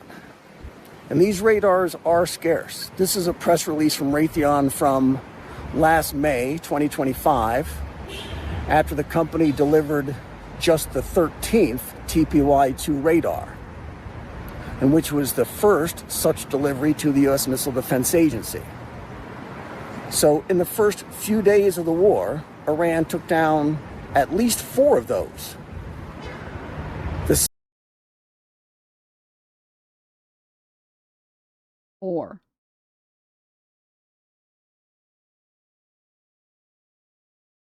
And the worst part is, Trump's advisors are telling him that they can't even... I'm trying to find the words here. They can't ensure ground operations and deployment of troops on the ground won't result in hundreds of thousands of casualties. What's the plan? You station on Karg Island? It's not like the island is literally surrounded on all sides by Iran. No, for sure. That's a great strategy. Defend an island. What if we just build like a really big wall? And then the brown people can't get in. Also, first you have to sail to Karg Island. No, it's fine. We can just fly in. It's not like they're gonna blow us up. What did they do? Blow up the F-35? Haha. We'll just send the boats. Listen, we'll travel by Sandworm. Okay? And then we'll make Iran pay for the wall.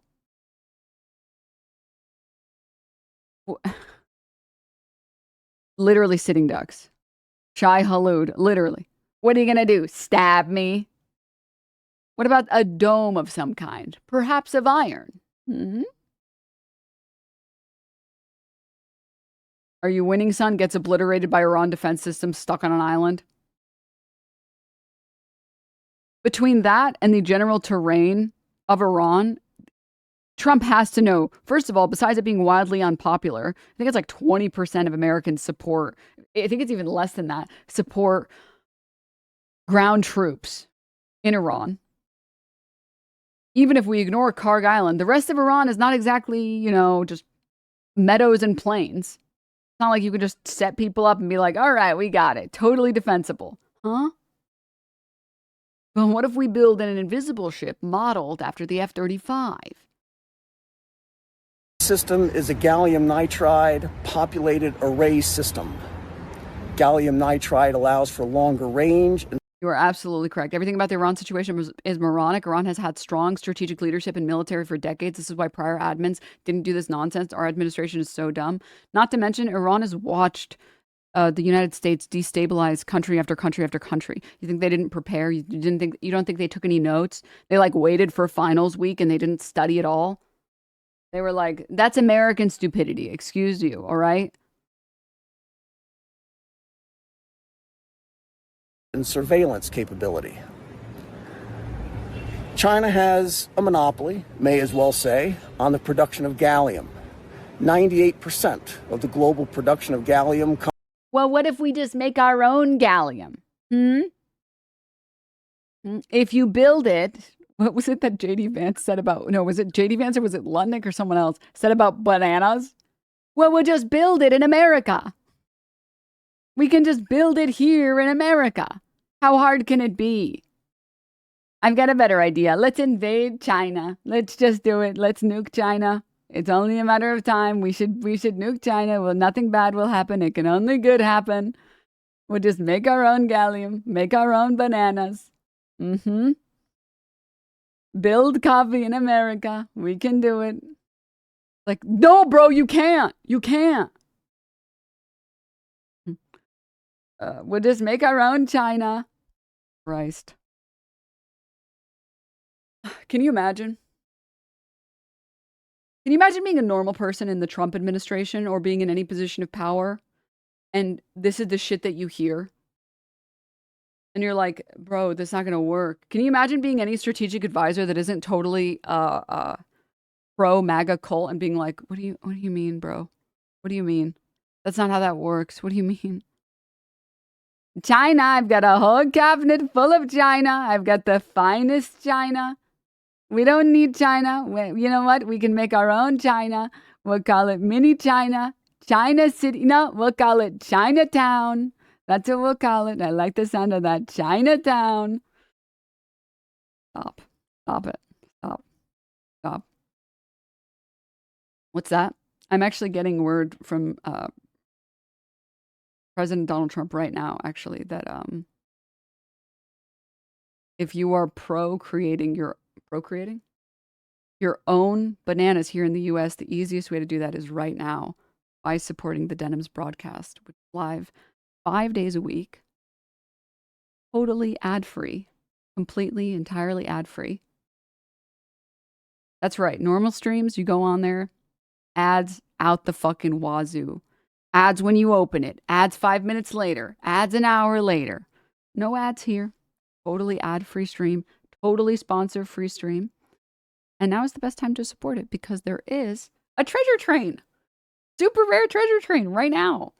Which means 5 gift subs or more are 35% off. And I am doing a special little venture today where we're going to play some Resident Evil. If we can hit the sub goal.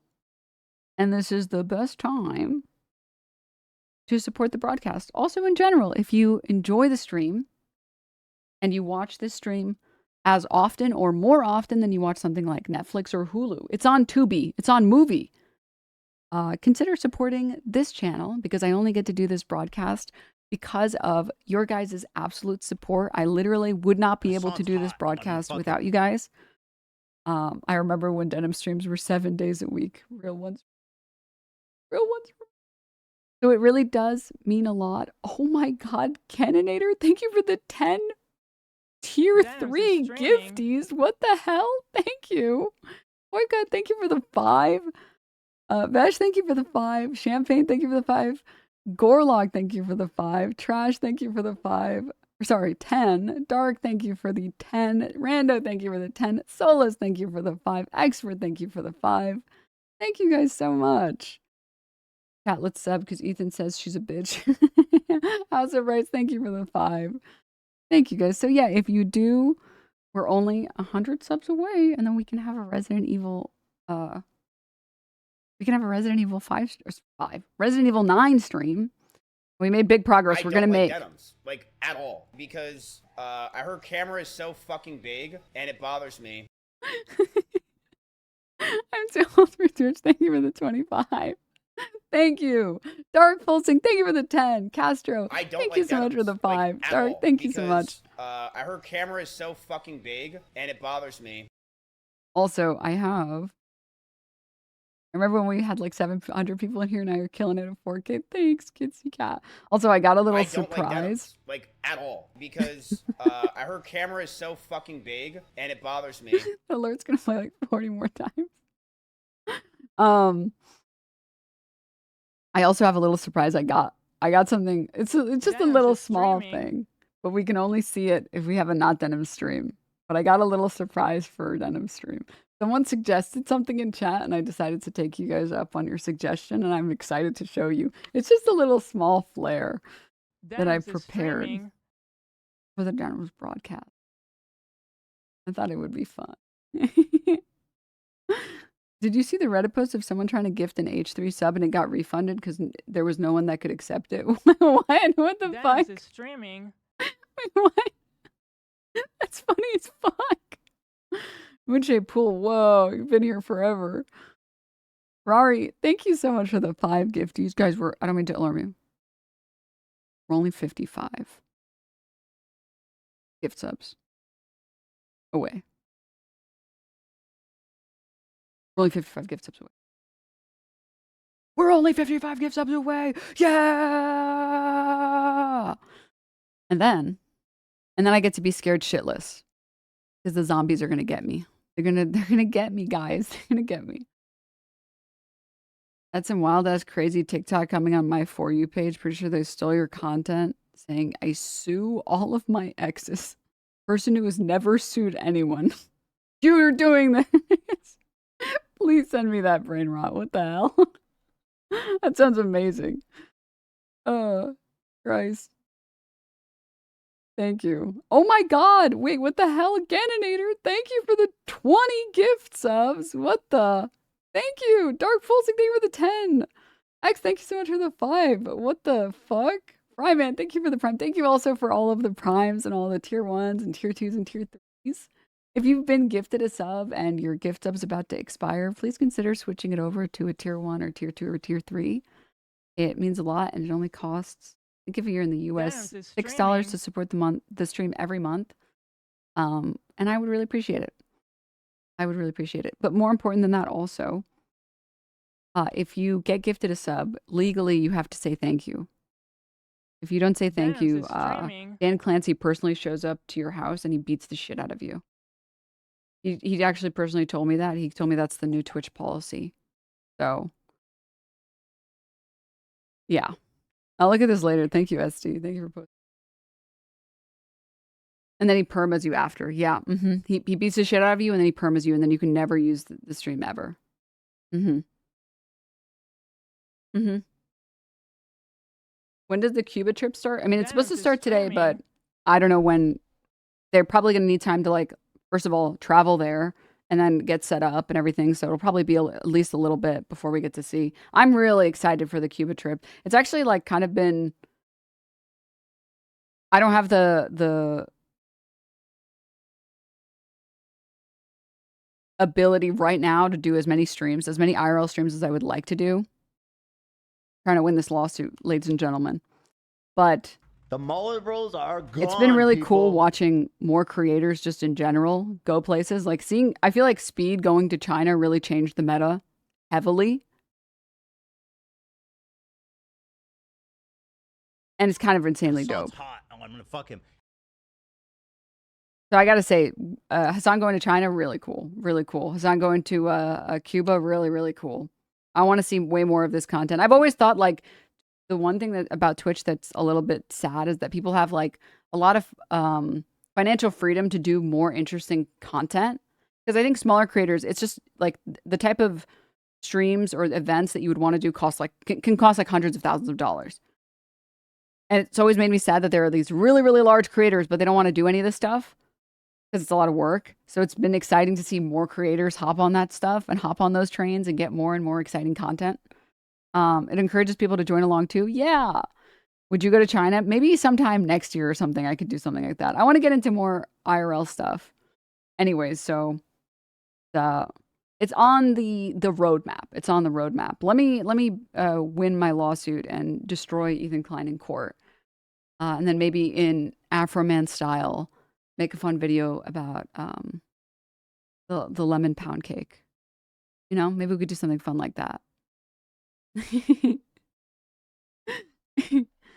But thank you guys. Oh my god. Also, sorry, Afro, thank you for the 20. Dobfast, thank you for the 5. Lynette, thank you for the gift. Beaker, thank you for the 5. What the hell? Thank you so much for the gifties, guys. And there we have it, ladies and gentlemen.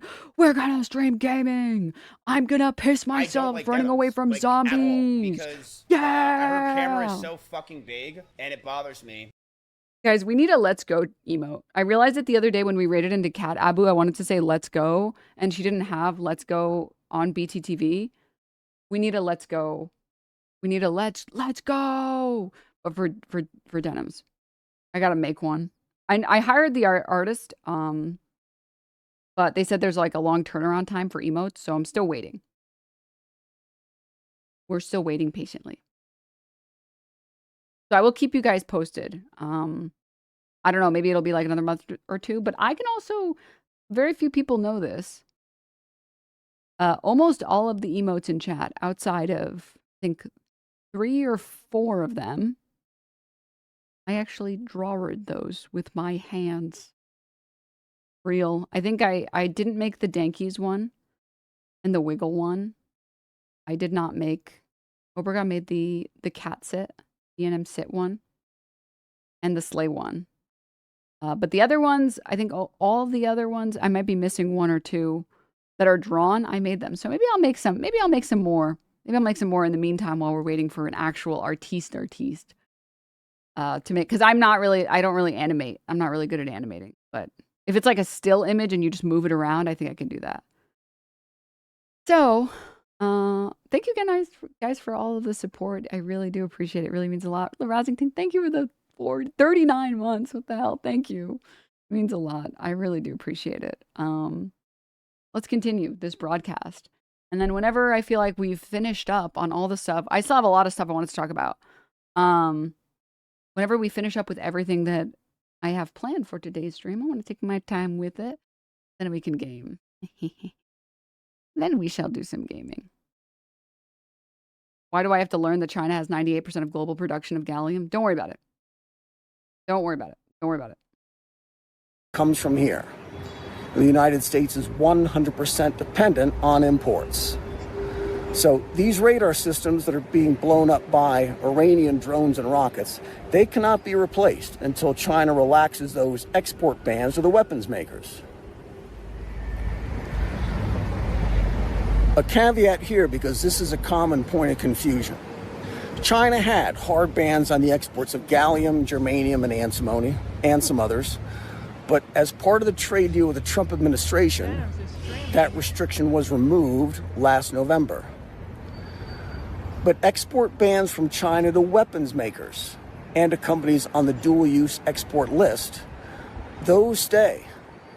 That's to say that some Western civilian manufacturers can import these metals, including gallium, but weapons makers cannot. Raytheon is one of the companies on that list.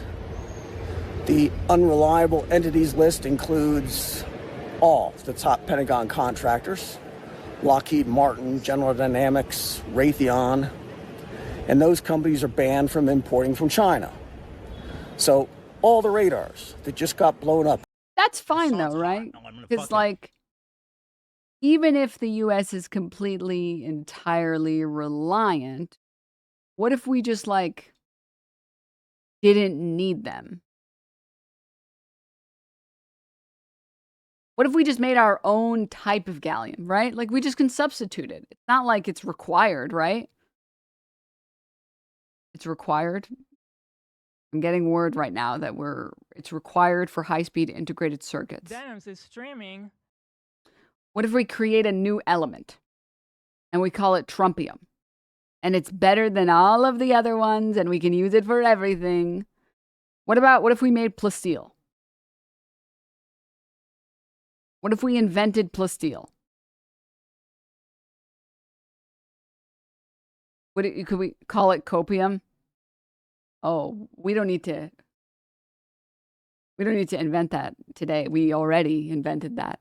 You killed me with Trumpium. Sorry, my bad. I'm just saying something is keeping Trump alive throughout all of the rotting hand and the rotting, scratchy, rashy neck. Surely he's got to be using something. I would literally die if something was named copium. Placeboium. Stop the plasteel. We have to stop the plasteel. We should be the only ones. Our colony will be the only one. Across the Middle East, they're gone forever. This is Nanjing. Be good. I will. I will be better. The words of our First Lady. Don't be good. Be better. Go with me as I lead my family. Bullshit, him. Shut up. Watch the outro. Some guy yapping. Gospel of Jesus. I pray for courage. I would bet my life on it. It's either some stimulant similar to coke or Denims is meth. streaming. Well, we can all see that it's playing out really well for our boy Clavicular. Oh, dude, I have so many controversial opinions, but I'm gonna be honest. I saw that like Clavicular take with Andrew Callahan. And I'm gonna be honest. Are gone, people. I don't mean to be annoying as shit, but seeing people misrepresent the clip has been pissing me off. It's been actually pissing me off. Andrew Callahan got so mogged, and I've seen so many people pretending like that wasn't the case. You guys see this? No, okay. Very important. Before you state your opinions on this, notice the words that he said. Notice the words that he said. Every single morning. So when you wake up every single morning and you take a look in the mirror, you're 100% satisfied with every single thing. Is that what you're telling me? Yeah, more or less. Okay, dude. All right. Well, I guess that's just, if you want to be completely disingenuous, that's fine with me. I guess there's just no point to continue. All right. Thank you for your time. Thank you. Clavicular did not ask him, are you satisfied? He said, are you 100% satisfied with every part of yourself? Those are different. I don't understand. Also, he definitely called his ass ugly just now. He was like, if you're just going to be disingenuous about it, then you go ahead. Like, you can be satisfied with how you look and still want to improve different things about yourself.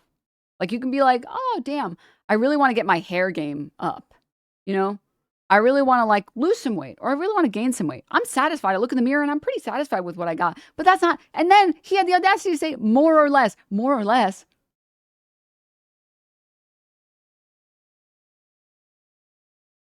That's not 100% satisfied.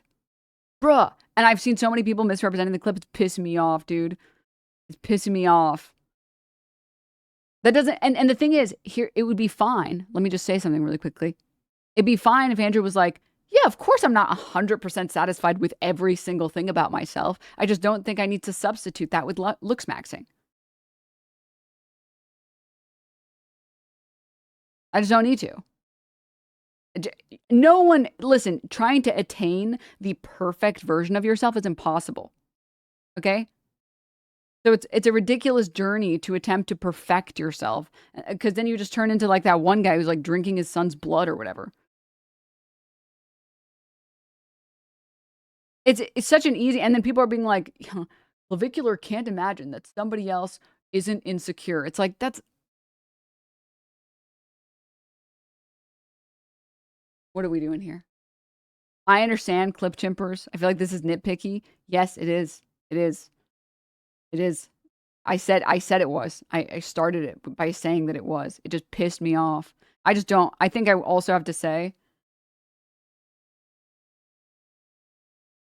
not giving Clav a W. Well, there's nothing to give him a W for, but Andrew Callahan did not earn a W here. He did not. You don't have to give either person a W. You can just admit that, like, Andrew Callahan was, in fact, being disingenuous. All right? Haven't left my flat 5 years for 5 years because I'm trying to looks max up to perfection before going out to say hi to the Pancake Factory clerk. Shut up.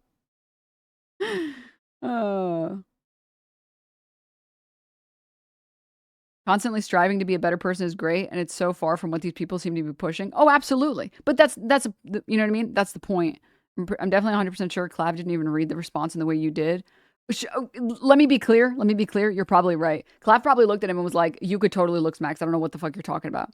And that's the only thing that everyone is like focusing on. It's like, it's annoying me. It's just like itching this tiny part in my brain that's pissing me off. Like, I'm sorry. The idea that no one, it's like, it's literally human nature to want more. It's like hard coded in you to be anti-boredom. Okay? It's about doing that in a way that's healthy. And it's about doing that in a way that doesn't obstruct your ability to live life. This idea of like, no, I don't have to improve. I did it. I've attained peak masculinity. I have attained peak femininity. It's like, dude, what the hell are you talking about? Some people are just content with their looks. That's not, wow.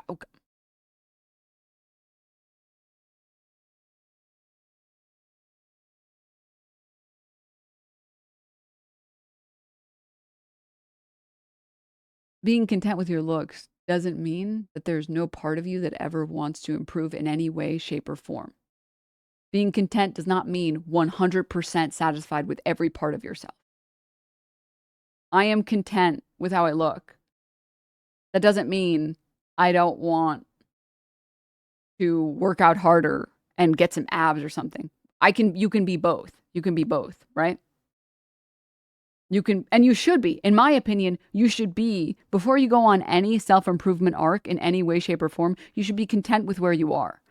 Because I think you have to have radical acceptance before you can improve, because then it's just harder to improve in a healthy way if you don't have radical acceptance. If you have radical hatred towards yourself, it's like hating that you're too thin or too fat or whatever will not lead you on a healthy journey. So I think you should be content and happy with yourself, whatever body you have now. And you can always want to improve it. You can always want to make these things better. Maybe you want to be stronger. Maybe you want to be, I don't know, fucking faster. Maybe you want to be Sonic. Hell yeah. Sometimes you got to fight your shadow from Persona 4. Exactly. Oh my God, Majority Report. Welcome, Raiders. Hi. Hi, Raiders. Welcome, welcome, welcome. Dude, that just gave me a great idea. Can you imagine Clavicular on the Majority Report broadcast? I know that makes no sense at all because he doesn't really do political content. It's not really in his ballpark, but that would be amazing. Can you imagine Sam Cedar? I'm sorry, the look smack. What is look smacking? So you hit yourself in the face with a hammer. What day is it? I would love that so much. Please, Matt, make this happen.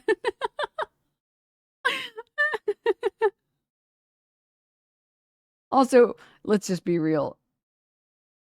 Clav would get so frame mogged. He would literally get brutally frame mogged.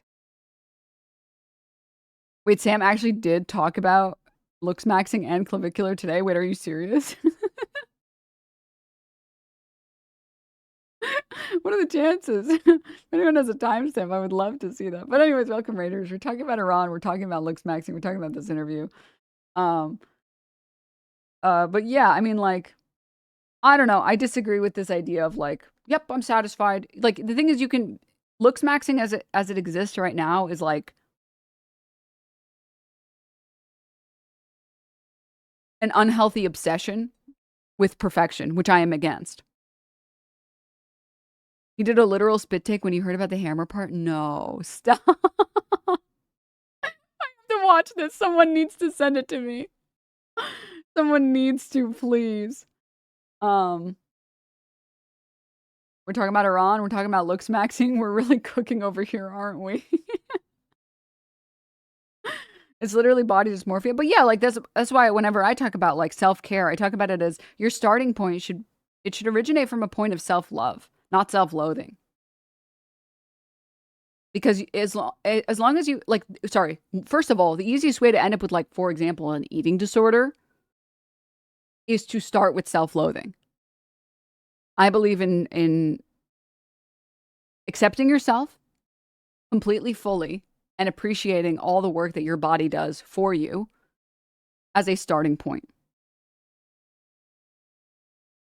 I don't think you should start to hate yourself or love yourself because you hit a certain weight goal, because you hit a certain PR, because whatever. But it doesn't mean that you can't always improve little things here and there, right?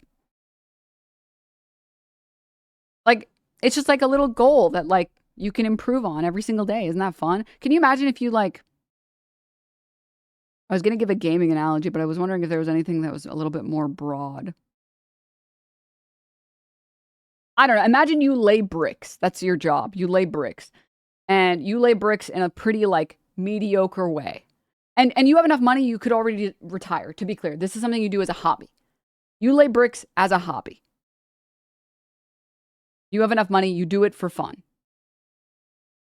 I lay bricks every morning. Okay. You want me to pick a different analogy? Damn you. Unionized or not, I will pick a different hobby. Let's say you do woodworking. Okay? You do woodworking. And you do it for fun. And you don't really care about improving, and you don't really care about like, you just care about doing it for fun. That's how's that worse? That's way better. Oh my God. Metalworking. There's nothing you can say there. Metalworking. Metalworking. You guys happy now? You fucked. Almost said glass blowing for a moment. You do metalworking. And you're like, you just, you know, stop. Don't type polishing rods. We're getting along with it. We're getting on with the analogy, whether you want to or not. You sick fucks. Heating up my rod. Shut up. And you do it just for fun. You don't have any goals in mind. There's nothing long term. You're just doing it for the personal love of the game.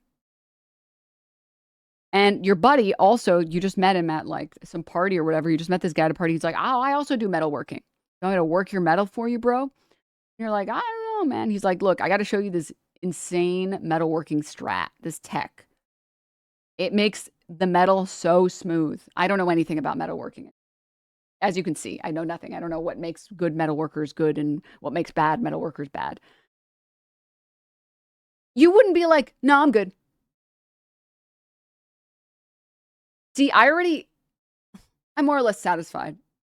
You would have, I think, at least a little bit of curiosity. And you'd be like, sure, what do you do to it? And they're like, oh, I bend it and I twist it and then I get this polished metal. And you're like, oh, huh.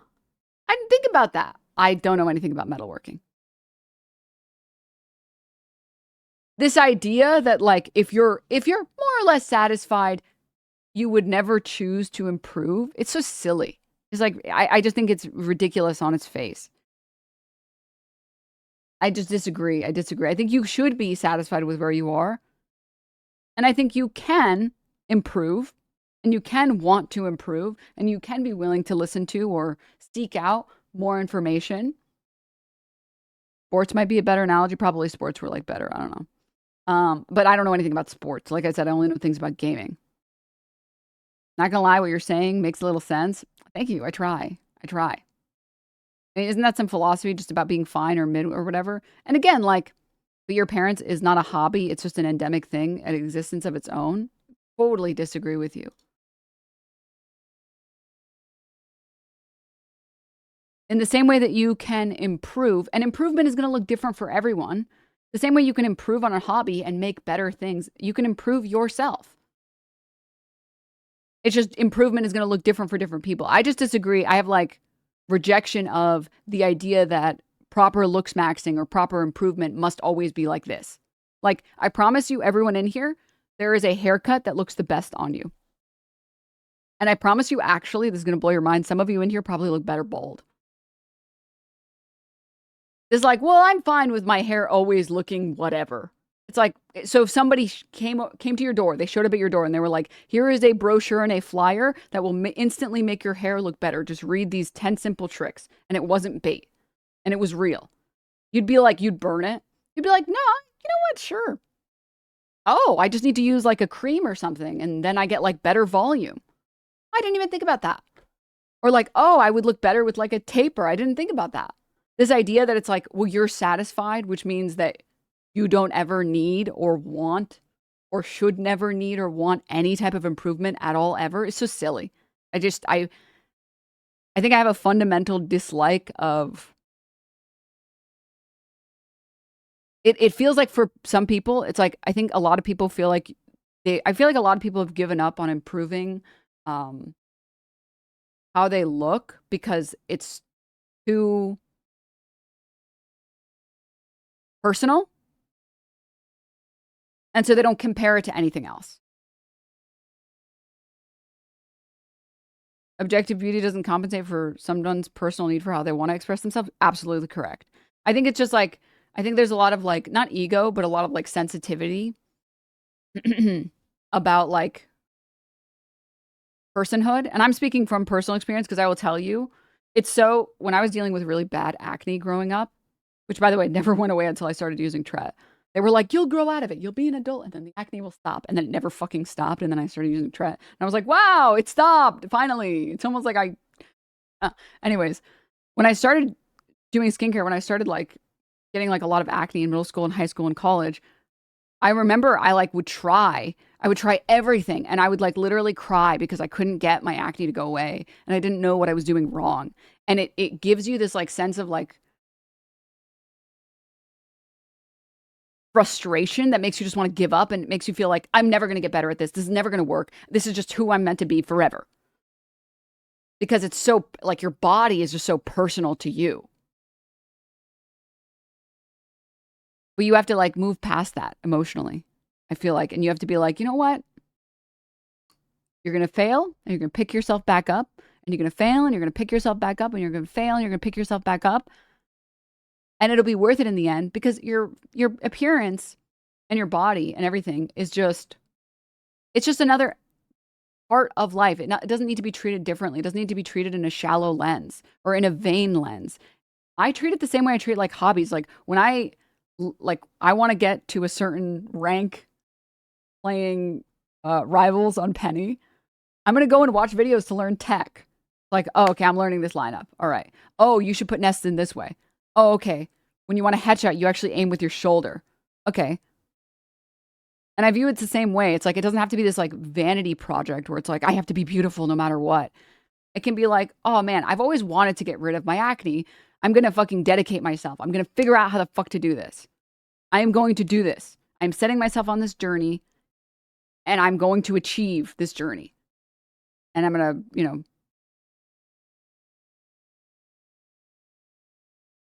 fall over sometimes and we're going to pick ourselves back up, Interesting argument. Unfortunately, I have the exact palette of mental illness to prevent this. Oh, I can assure you. I do too. The problem is that I don't believe in quitting because I think quitting is a loser ideology for losers. And if you lose yourself, pick yourself back up. You give up for a little bit and you come back and pick it up again. If I want to give up, why am I alive? What's the point of living if you're not even going to try in life? And that's why I don't quit smoking. Shut up. I want to live life. I want to live life to the max. I want to set out and have goals and achieve those goals and try my best.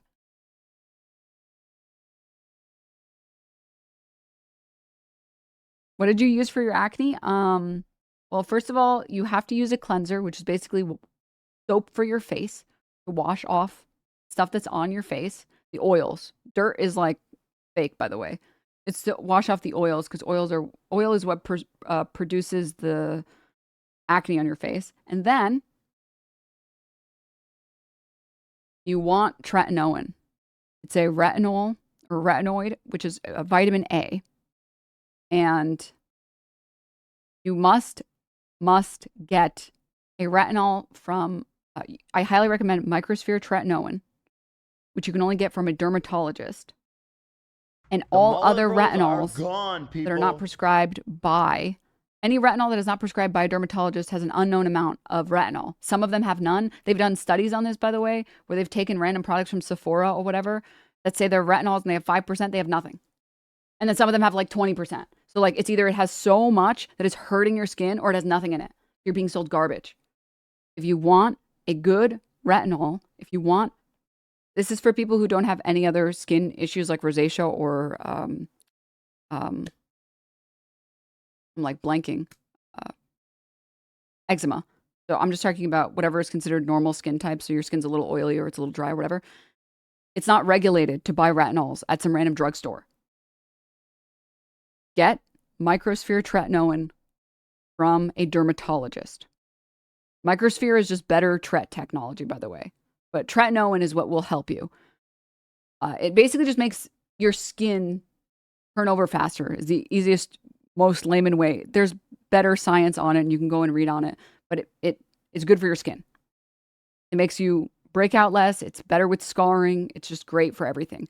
And then use a moisturizer. That's it. You wash your face, Microsphere Tretinoin, and then you put a moisturizer. A moisturizer is just a cream for your face. Yes, I mean, when I say from a dermatologist, I mean a prescription. You must get a prescription. And if you ever go out in the sun, sunscreen. If only for fucking cancer. If only for cancer. And these products don't need to be expensive, by the way. You can go to the fucking drugstore. When it comes to face washes, just pick one that gets along with your skin. Okay? I've seen people using all types of face washes. Just use a face wash that gets along with your skin. Okay? As far as tretinoin goes, I don't put it on me right now. I'll pull it up on the screen. How long can you keep using it?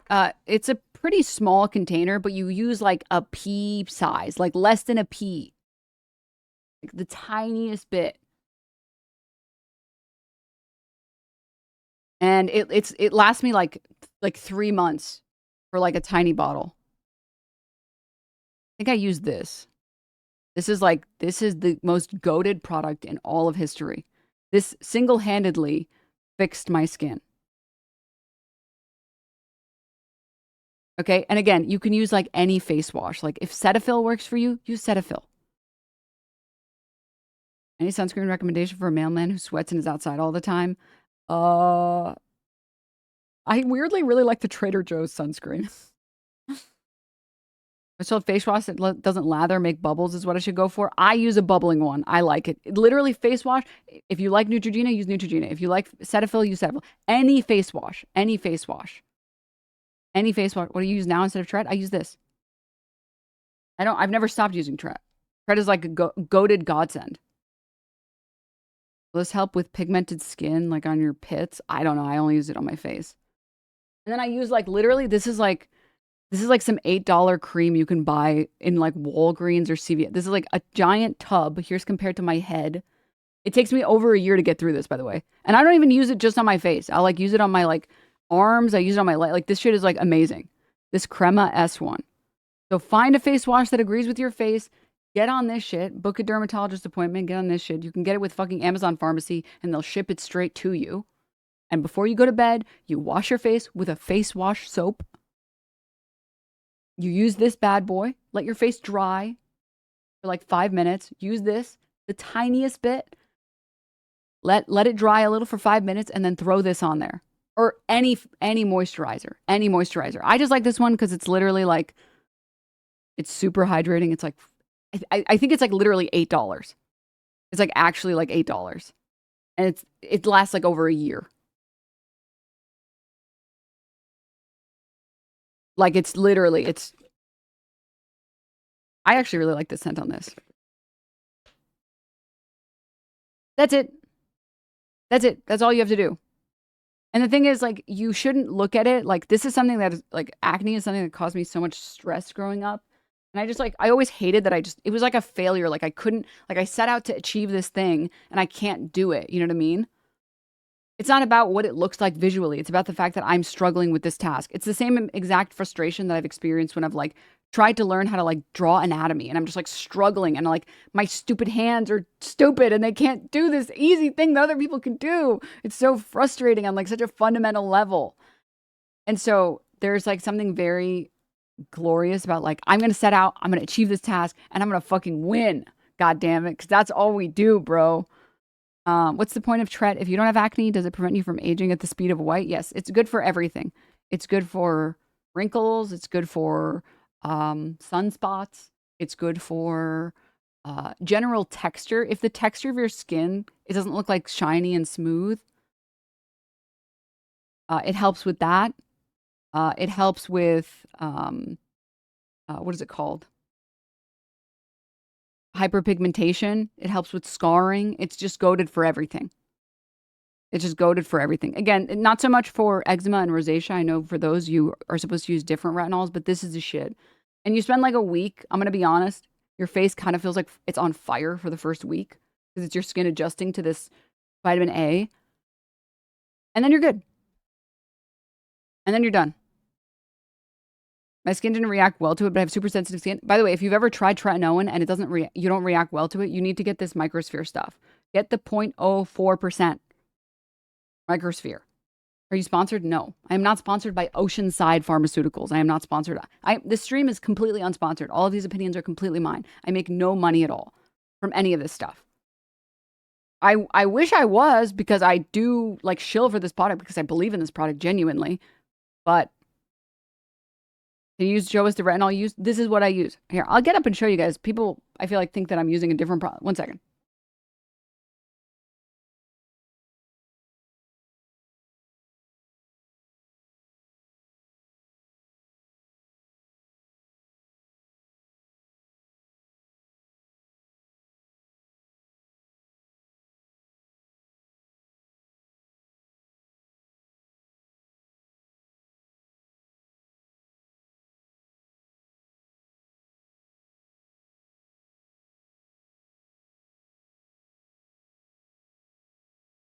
Mine actually comes in a tube. They recently swapped it out to a tube for some reason. This is like, these are the products I use. You don't have to get these products. You don't have to get these products. You can get any face wash. This face wash is like a little bit more expensive than you need to. I think I pay like $25. You can get like $10 face wash. I know people who have perfect skin who use Cetaphil. So this is it. These are the products I use. For anyone who is curious. Kind of rotated so they're all on screen.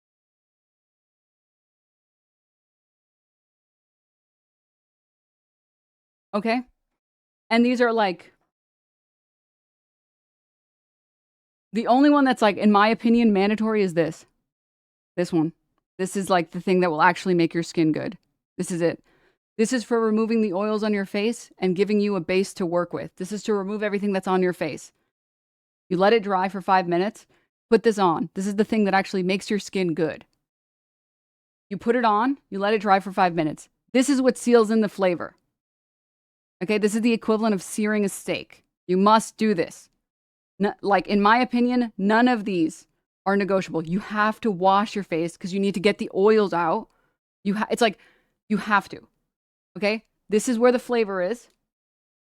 The Tret. And this is what savors the flavor. What is the name of the purple product? This is just a random ass cleanser. It's not even that good. It's like it's fine. This cleanser is fine. I find that this cleanser is pretty mediocre, and like I have to substitute it with I have to also put in an oil cleanser. So I've gotten this different product. This is a random cleanser. You don't have to buy this cleanser.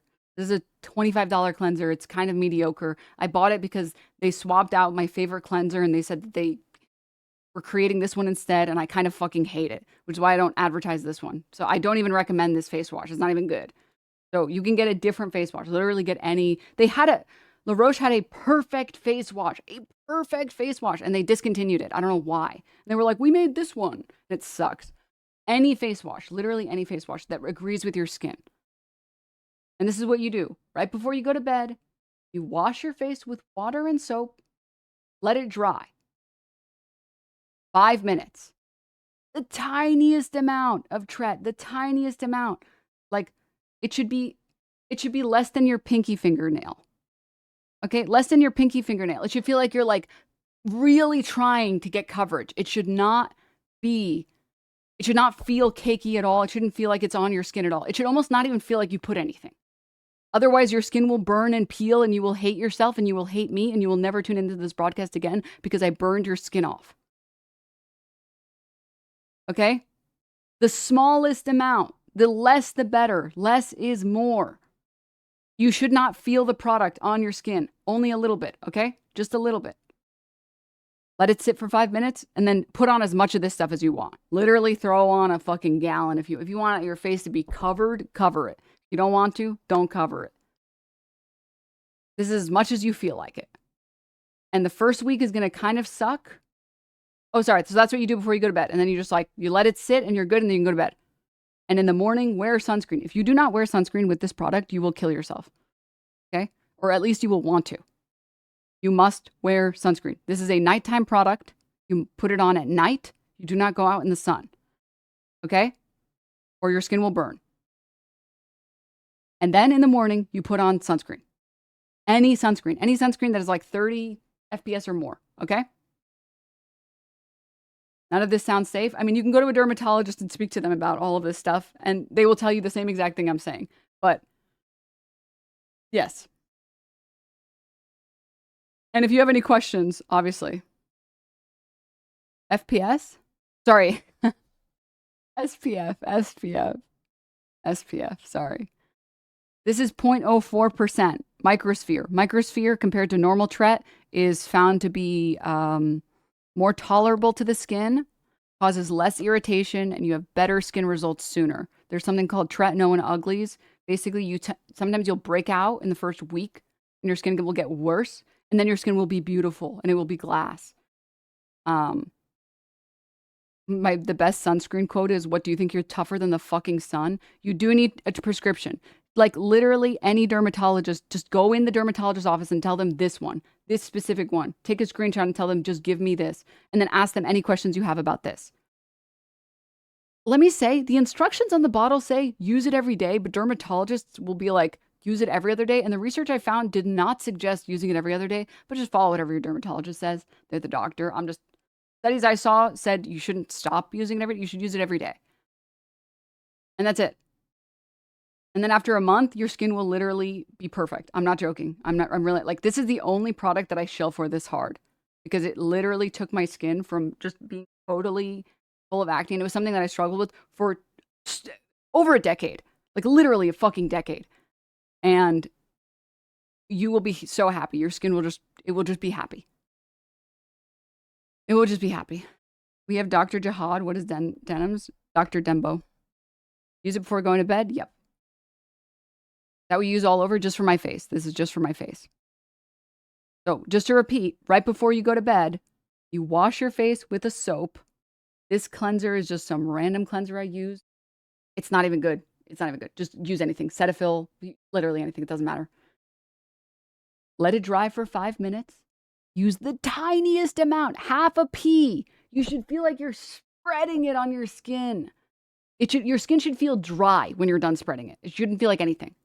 Okay? The tiniest amount. Let it dry for 5 minutes and then throw on as much of this shit as you want. It's just a moisturizer. I love this moisturizer. It's like $9 at Walgreens. It's the size of my fucking head. It lasts a year. It's great. You can use it on your arms, your legs, whatever.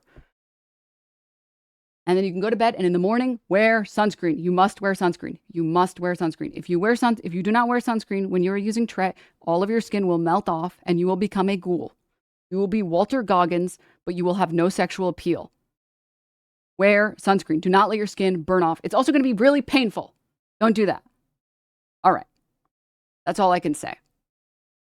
That is my best advice. And I will tell you, everyone that I've ever recommended this to has said that they loved it. Sponsored? No. I make no fucking money off this shit. I make literally no money off this shit. Unfortunately, I am not sponsored by Oceanside Pharmaceuticals.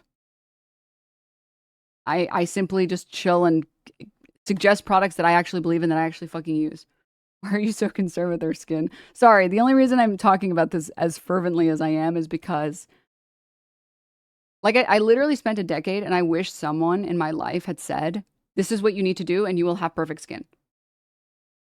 And no one ever did that for me. And I sat down one day and I literally sat there and read like 40 papers on this shit and studies on this shit. And this was the best that I found. You can substitute with more stuff, but this is a great baseline. This is a great baseline for building confidence. I sometimes will apply vitamin C in the morning. Not necessary. Not necessary. Not necessary. Let's be real. No one in chat is doing any of that. Self-report. Lots of people in chat have told me that they've started doing this stuff and it's actually saved their life. And I will just tell you guys, the texture speaks for itself. Texture speaks for itself. I'm just saying. It speaks for itself.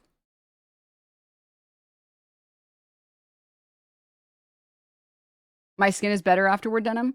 Yeah, it's dope. It's dope.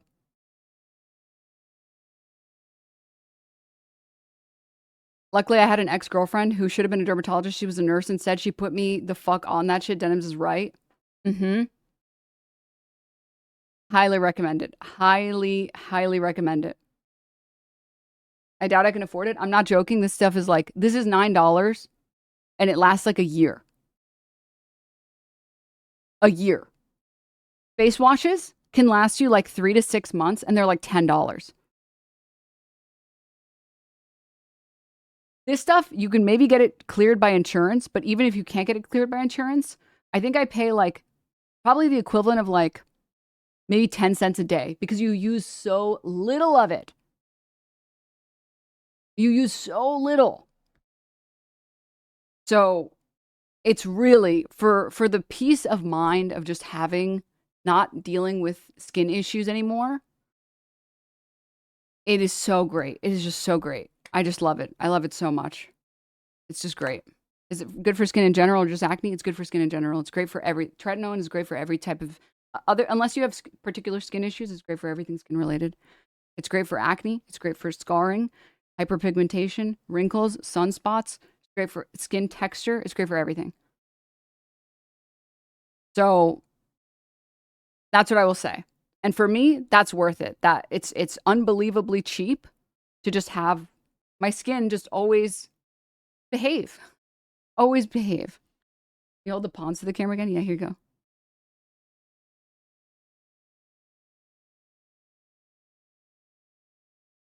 But anyways, no idea where you're at, but GoodRx says it's like $100. That's without insurance.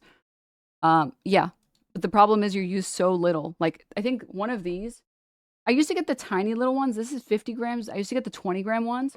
And the 20-gram ones, I would pay $28 for that, and that would last me 2 to 3 months, which is very cheap.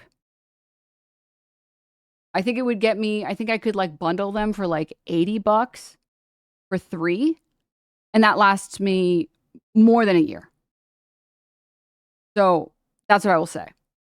I will say it is, and it is, by the way, way cheaper than any product you'll ever fucking buy at a Sephora, way cheaper than any product you'll buy at any fucking store selling you garbage. I'm so fundamentally against like buying shit at like stores where I can't tell what percent is in them. Like it makes me pissed. Use feet masks? Nah. I get Tret with my $15 with my insurance. It's dope. It's fucking dope. How does one find a doctor? Google. I literally Google dermatology. And then I try and find, if I can, like an e-doctor. And then I'm just like, can I get this product? And then I give it, and then they give it to me, and I ask them any questions I have. Acne literally hurts so much, you'd be crazy to try not to fix it. That's the other thing too. I don't know about like other people's acne. The acne I would get would fucking hurt. Oh my God.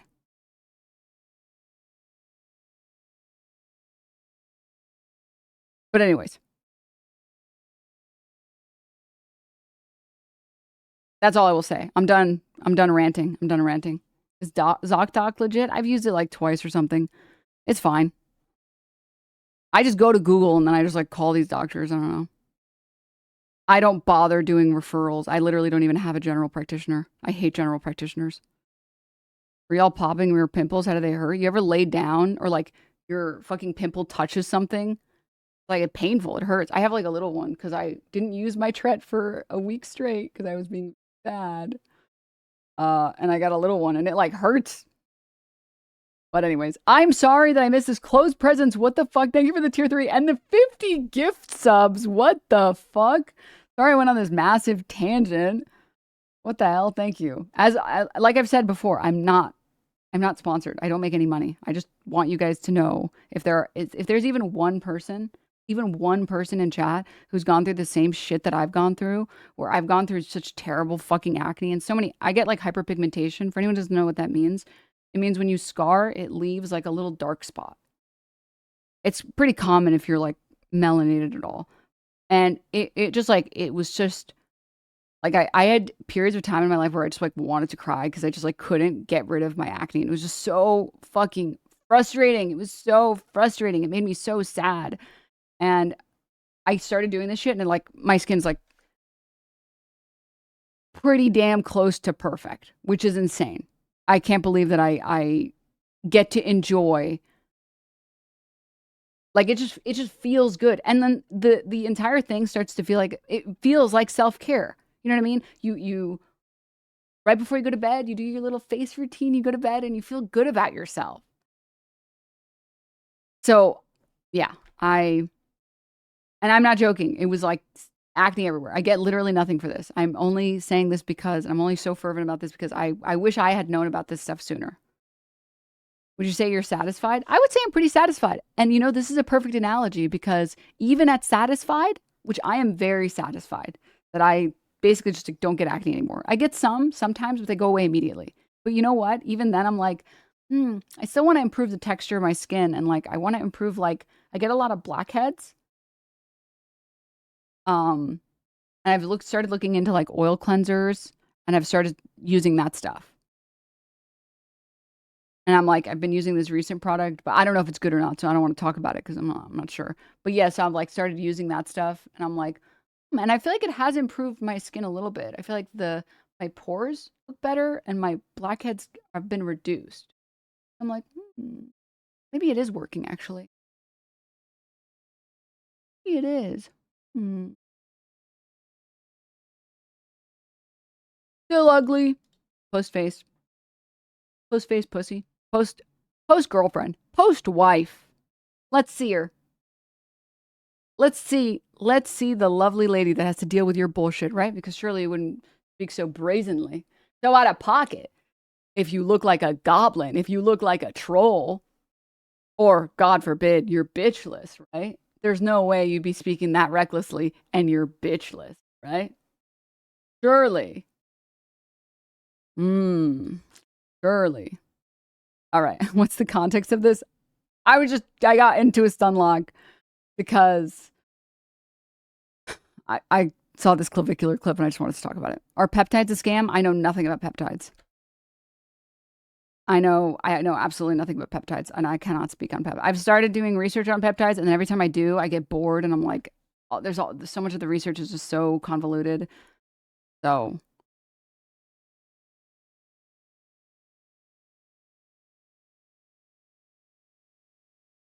GLP-1s are peptides. Sorry, I don't know if I assume since we were talking about skincare, they were talking about skin peptides because there's skincare that advertises that it has peptides in it.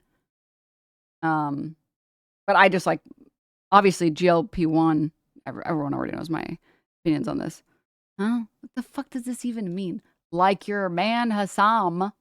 Like your man Hasan? I don't like what I said post girlfriend. What are you saying like your man Hasan? Huh?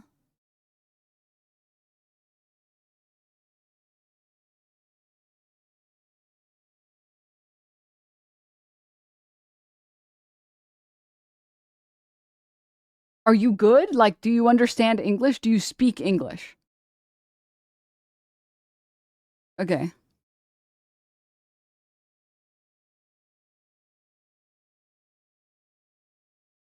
All right. I don't know what's wrong with them. I think they're... Bro, those won't work on your jeans.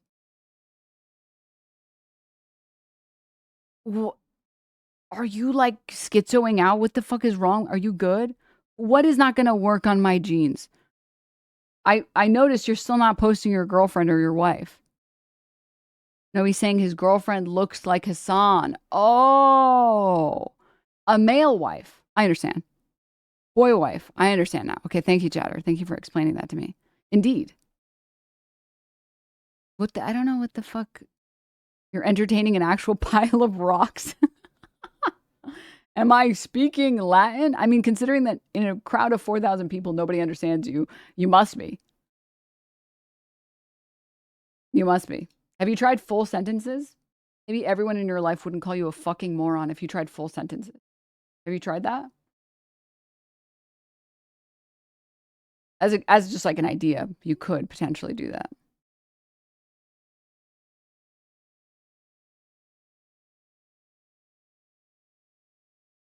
LOL, just say you don't understand. So you admit then nobody in your life understands you? You're just incoherent. Everyone in your life thinks you're a moron? That's okay, buddy. For sure. It's everybody else. Not you. Not you, for sure. For sure. It's okay, buddy. It's okay. It's going to be okay. It's going to be okay. Just here's the thing. You're going to just face the rabbits. Rabbits. Lenny.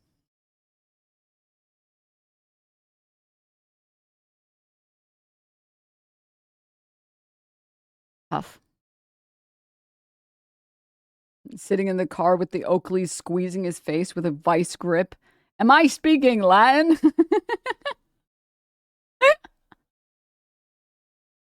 It's a hate crime, bro. You can't say that. The hell? Oh, all right. I'm done with my skincare. I'm done with my skincare stun lock. Okay. The jeans bit, a Denims pun, or I'm being too charitable? I don't even know. I don't know. You need a noun, pronoun, predicate. You're missing one of all three in your sentences. Yeah. I love squeezing blackheads. Dude, I know, right? Isn't it so addictive? But you're not supposed to do that. Ugh. Anyways. Confused her for Sydney Sweeney. That's a hate crime against me. Who's making Alex Jones noises and typing? Okay. Shall we... I love picking my skin, so I buy cute stickers instead. I know, isn't it so addictive? Lesbian. Oh, it's so... Real skin pickers understand and know how it feels. They know how it feels. It's like there's something about the sensation that is too addictive. I never tried stickers though. That's a good idea. What do you do for blackheads? Like I said, I'm still workshopping blackheads. I'm still workshopping. I'll let you guys know when I figure out blackheads, all right? In the meantime, can we go back to the foreign minister being based as shit? All right. There was no internal Let's continue. disagreement within our system. As for why President Pezeshkian's constructive approach did not succeed, the reason lies with the United States and President Trump himself. Immediately after Dr. Pezeshkian's statement, the US president posted a tweet describing the apology as a sign of defeat and declaring that Iran had been defeated using very insulting language. In reality, Mr. Trump killed this approach from the start. He prevented the emergence of a new atmosphere and a new perspective between us and the regional countries. Ultimately, everything about the current situation is the Americans' fault. They must answer, not only to their own people, but also to our people, to the people of the region, and to history in the future. This war is not our war, not the war of the American people, nor the war of the region. It is America's war, a war that the United States itself chose. Did he say anything that was incorrect? It's a war of choice. Just now, him talking about Iran and talking about this war, that it was a war of choice and that the U.S. is the one that's causing the hurt for everyone. What part of that is incorrect? Yeah, but you're losing friends. Alongside with this war, you're losing friends. Because now, for example, in countries like Oman, Qatar, UAE, Bahrain, Saudi Arabia, which you had a deal with in China, Kuwait, Iraq, Turkey, Azerbaijan, many countries in the region. Our people are our best friends. First and foremost, we must protect them. We must not bargain with the lives of our people because of friends who are making mistakes. Our friends have given the United States military bases over the past 47 years. Over the past 47 years, our friends have built very good relations with the United States, which has been our enemy. They have provided a wide range of services to the United States, and they continue to do so. Some of our friends have established relations with Israel, which is the greatest enemy of the Islamic world. Even now, some of our friends are allowing their territory to be used against us. I do not know whether they officially allow it or not, but their territories are being used. CENTCOM. Oh, dude, fuck, dude. I mean, Qatar is feeling the hurt right now where they realize all of that time that they spent sucking up to Trump was literally for nothing, because Trump is literally always going to be in favor of, or not in favor of, but Trump is literally always going to support Israel above all else. And if that means Qatar feels the hurt, Qatar feels the hurt. Free plane for Trump, LMAO? Openly says that, for example, HIMARS short-range missiles are being launched from inside regional countries. When 3 American F-15 aircraft in Kuwait are said to have been mistakenly shot down, no one asks what they were doing in Kuwait. Obviously, they were passing through Kuwait's airspace on their way towards Iran. For us, protecting the lives of our people is more important than anything else. We hope our friends understand this and realize that over the past 47 years, we have been neighbors and friends, but certain actions have ultimately led to the situation we see today. There is an analysis that Iran was confronting the American war, the American-Israeli war, with turning this into a regional war, and also creating a situation of an international crisis, especially with the closure, or at least the situation that is in the Hormuz Strait, which is almost a closure. Did we start it? We did not start it. This war was imposed on us, and we had warned about it in advance. We did not turn this into a regional war simply because attacks are coming from countries in the region. Their military bases in the region are being used against us. It is the United States that has turned it into a regional war, not us. I would like to understand your vision towards the Strait of Hormuz, the closure. You've been saying that everyone is still allowed to pass except for the enemies of Iran. Also, we've heard reports that Iran is putting a condition that there should be transactions in yuan for ships to pass. Which, by the way, is insane that the Strait of Hormuz didn't already have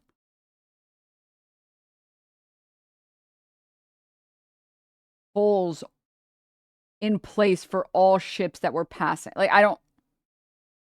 they've just been letting every single fucking country just pass through without a problem.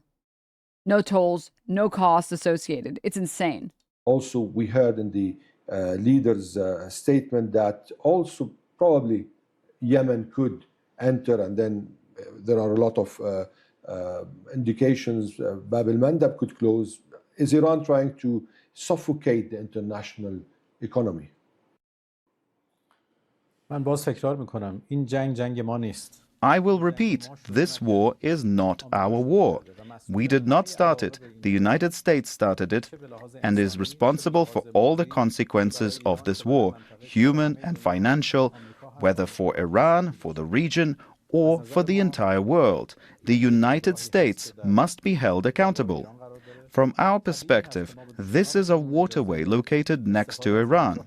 Naturally, we will not allow our enemies to use this waterway. At the same time, a war is taking place around it, and naturally, many ships and countries may not want to use this route due to insecurity. Some countries contact us to discuss safe passage through the Strait of Hormuz, and we try to provide them with the conditions for such passage. In my view, we need to design new arrangements for the Strait of Hormuz and the way ships pass through it in the future, after the war, so that peaceful navigation through this waterway can be permanently maintained under clear regulations with consideration for Iran's interests and the interests of the region. I believe that after the war, the first step should be drafting a new protocol for the Strait of Hormuz. Naturally, this should be done between the countries that lie on both sides of the strait, as they are the principal parties in this matter, and it should guarantee that safe passage through the strait takes place under specific conditions. Upon whose conditions? You say special conditions. Conditions that ensure peacefulness. We do not want to witness another war in the region, and we do not want to see this strait closed again. There must be regulations and conditions established that guarantee lasting peace in this region. Even their fucking Ministry of Culture is sanctioned. It's nuts that they didn't already put in a toll. I agree. Sanabi refugee here. Welcome, refugees. Welcome. Please take a seat. Enjoy the show. I mean,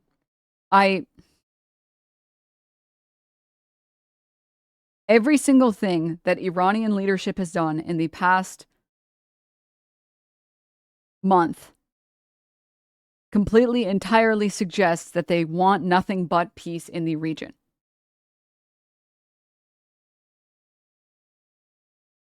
Everything that they have done has been exactly what they've said that they've wanted to do. If attacked, they have followed through with every single thing as a measure of deterrence, because if they say every single ally in the region will be at threat if Trump proceeds with these illegitimate military actions and they don't do it, then they won't be taken seriously. So they literally, they have no choice but to follow through and attack military bases, attack ships, close the Strait of Hormuz. So for the U.S. to just throw a fit and act like a bunch of children because the government is doing exactly what they said that they would do, their calculation seems to be to reestablish deterrence. We need to hurt the market so bad. You remember this the next time you want to attack. Precisely. I'm going to pee really quick. I'm about to piss myself, bro. I got to go piss. I got to go. One sec. What about the Americans now? Yesterday we heard President Trump saying that there are possibilities to reach somewhere. Now, there is nothing solid in what he said, but it's clear that the Americans are in a situation where they're waiting Iran to make the first step. In my view, the Americans were drawn into this war by Israel, or more precisely by Netanyahu himself, and I think they themselves do not even know what their ultimate objective is. Every day they talk about something different. Once about regime change, once about dividing Iran, once about the collapse of the government, and once about unconditional surrender. All this was based on a miscalculation, and now they have realized that because of it, they have found themselves in a difficult situation. Those who were demanding unconditional surrender from us are now forced to seek help, even from their own adversaries, to reopen the Strait of Hormuz, inviting other countries and saying, please help. In my opinion, the United States started this war and must also acknowledge that it made a mistake and put an end to its aggression. We are not seeking a ceasefire because we do not want this scenario to be repeated again after some time. Rather, we want the war to end completely and permanently. In the whole region or just in Iran? Because there's another front in Lebanon also. In the whole region. We desire lasting peace throughout the entire region, encompassing all the countries within it. So if there is a ceasefire that is offered and a lot of guarantees that this is not going to be repeated, but the war, for example, in Lebanon will continue, will this war stop? I don't think so. First of all, we do not believe in a ceasefire. We believe in ending the war. And ending the war means exactly that, ending the war on all fronts. I think this is also in the interest of peace in the region, that once and for all the issue of war in the region is resolved, and that we witness peace throughout the region, in Lebanon, in Yemen, in Iraq, in Iran, and in other countries of the region. The region should become a stable region characterized by peace, development, and progress.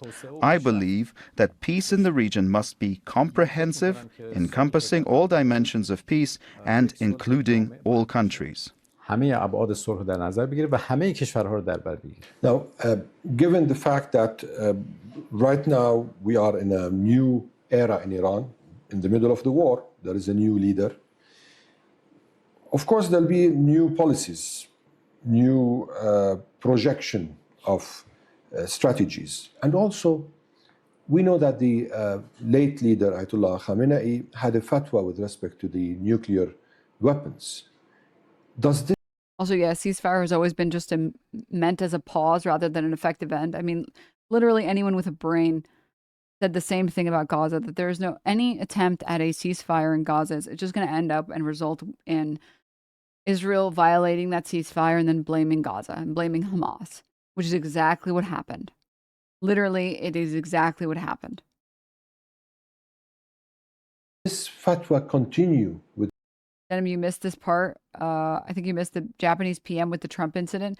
Dude, I swear to God, we have like a knack for tuning into these live events immediately when crazy shit happens.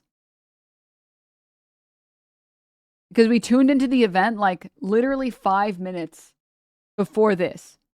5 minutes before this. And he was a very good friend. But one question, why didn't you tell US allies in Europe and Asia, like Japan, about the war before attacking Iran? So we are very confused about Japanese citizens. Well, one thing, you don't want to signal too much. You know, when we go in, we went in very hard, and we didn't tell anybody about it because we wanted surprise. Who knows better about surprise than Japan? Okay, why didn't you tell me about Pearl Harbor?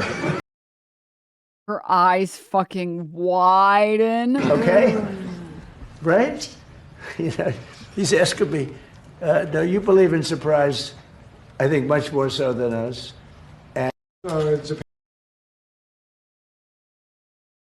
Huh?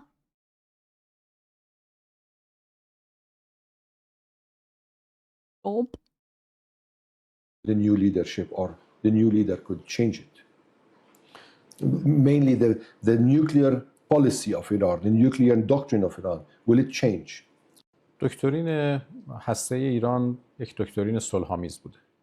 Iran's nuclear doctrine has been a peaceful one, and we have always sought, and still seek, to exercise our rights to benefit from peaceful nuclear energy. A fatwa, as you know, depends on the person who issues it. I am not yet in a position to judge what the new leader's jurisprudential or political stance on this matter will be.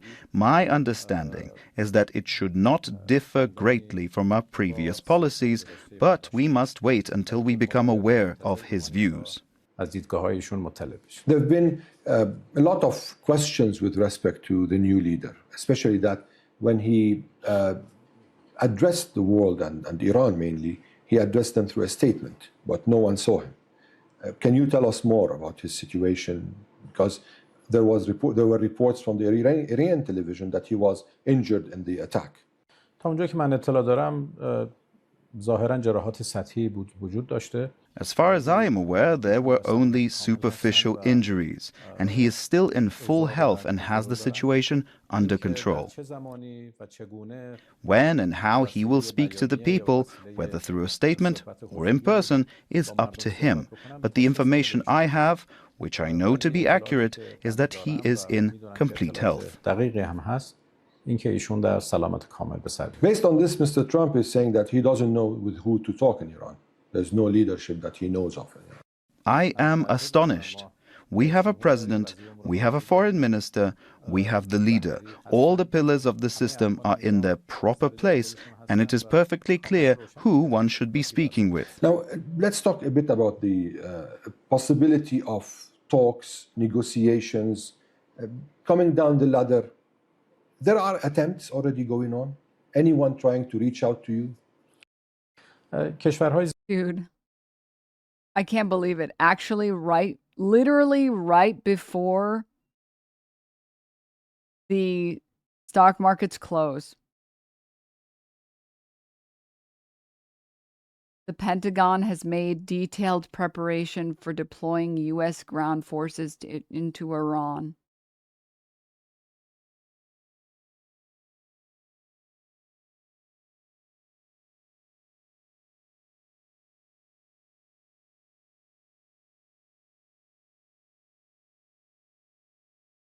زیادی هستن از دوستان ما که ایده هایی رو مطرح میکنن. There are many countries, our friends, that have proposed ideas and expressed readiness to play a role in achieving peace.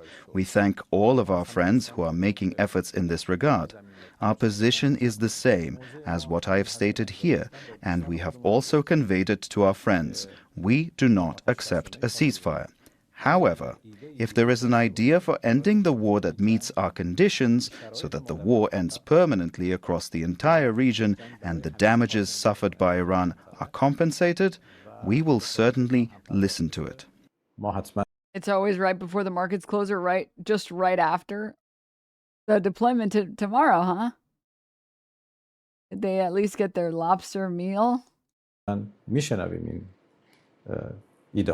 There are also analyses that maybe one of the countries that could be able to create a situation or an atmosphere or environment for a settlement could be China.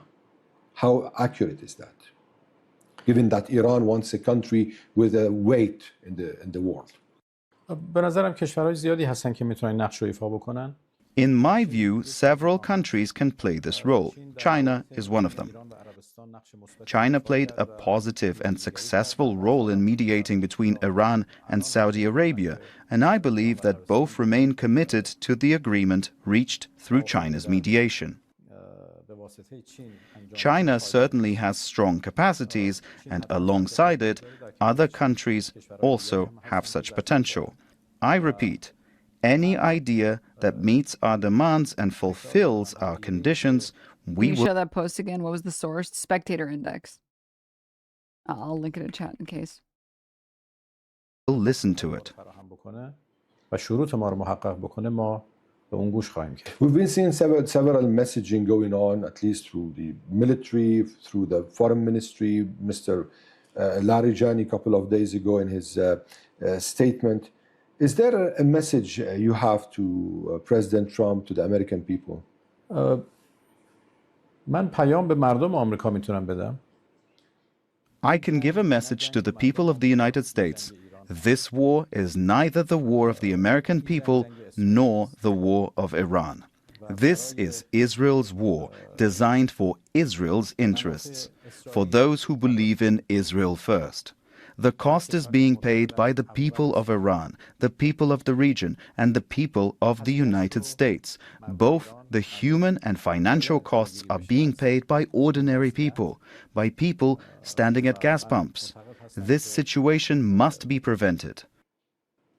خاتمه جنگ I believe that ending the war depends on the will of the American people to compel their government to take a wiser path. که مسیر خردمندانه رو در پیش بگیره. Mr. Foreign Minister Abbas Araqchi, thank you for talking to Al Jazeera. شکرا ممنون. America being wiser, don't be ridiculous. Don't be ridiculous.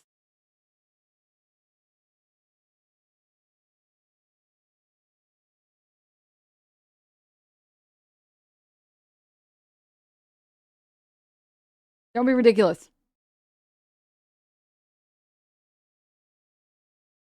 Wait, is Trump actually live right now? Oh, Lord. We go further, and we're live, or is this restreamed? No, this isn't live. I think this is just restreamed.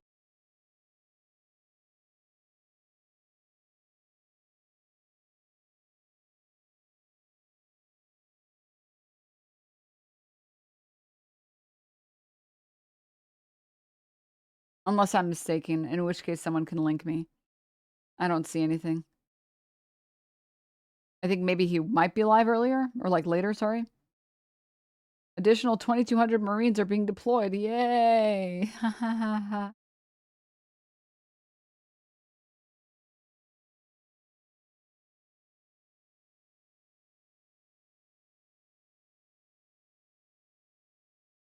You end stream so I can go back to aggressively shoving my head in the sand.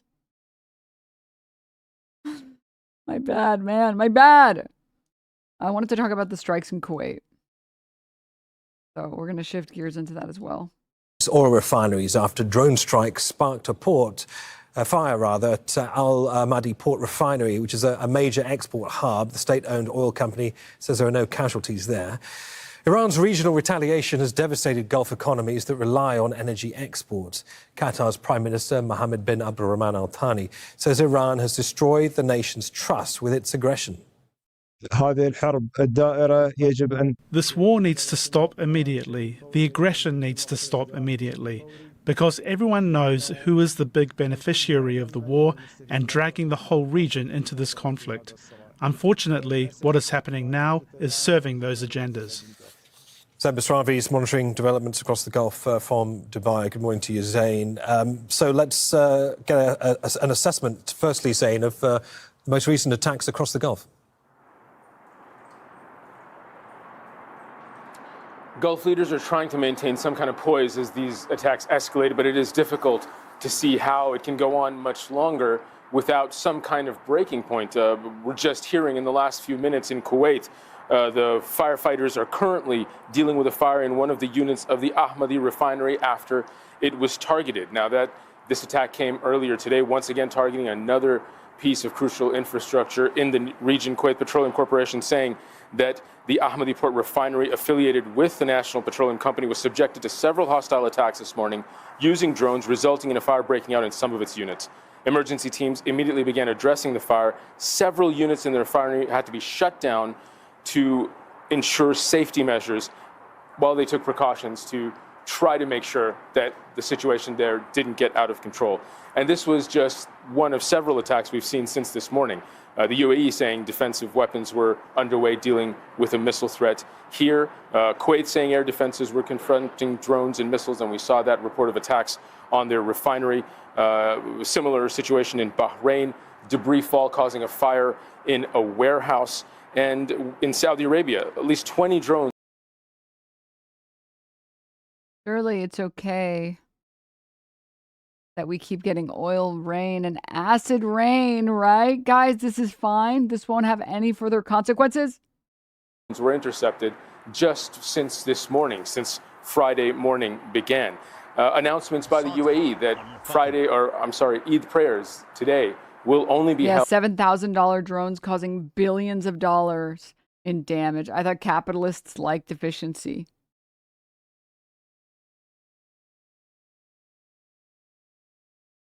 Held indoors. Traditionally, they're also held in wide open spaces to accommodate large crowds. That won't be happening in the UAE today. And in Kuwait, the Grand Mosque, it's been announced by the government, will not receive worshippers for Eid prayers because of the current security situation.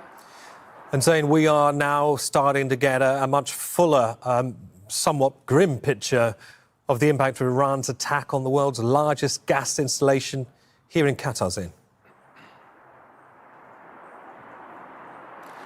That is correct. The Qatar Energy CEO and the Qatar government came out, really gave us an assessment of the damage that's been done to the Ras Laffan liquid natural gas refinery and export terminal. And it is a dire assessment. It could take 3 to 5 years for things to get back to some kind of normal. It could cost billions of dollars to make those repairs. And what we are hearing is that Qatar Energy may have to do a force majeure and be unable to honor contracts with nation states, with significant clients, and that could go on for years. Market reports today saying that the global gas market outlook after this attack is very, very negative. We have one UK consultancy saying that the Ras Laffan attack on Qatar's most important facility, where it has sustained extensive damage, even before this attack, it was going to take 6 weeks or so for Qatar to ramp up after the initial attack that happened in the first week or the first few days of the war. Now they're saying that because of the extent of the damage and required repairs, it could take months. Qatar Energy CEO has said it could be years. Zain Basravi in Dubai. Many thanks. You mean to tell me that something that they spent 14 years building is going to take it's going to take a little bit of time to rebuild? Just a little bit?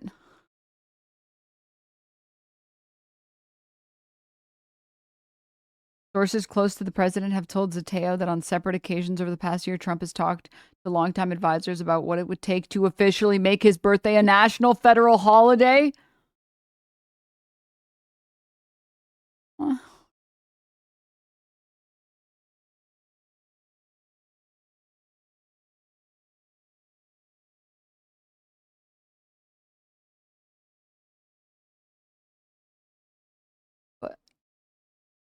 But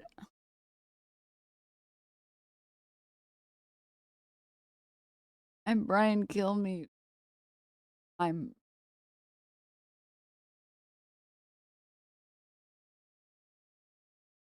So do we get the day off or what? No, you have to work extra hard. Nope, you have to work extra hard.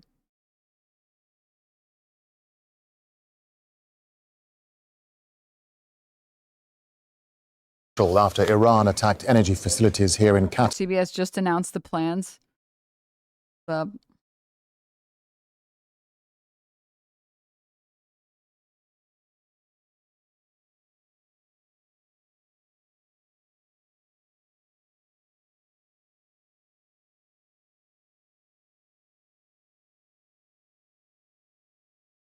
me pull this up.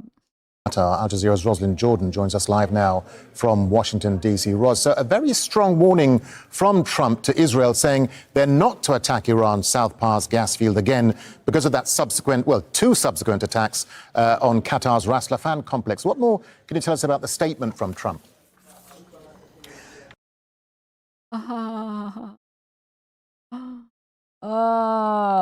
Yay! Is everybody having a good time? Is everybody having a good time? Yeah! Trump administration making heavy preparations for potential use of ground troops in Iran. Pentagon officials have made detailed preparations for deploying U.S. ground forces into Iran. Multiple sources briefed on the discussions told CBS News.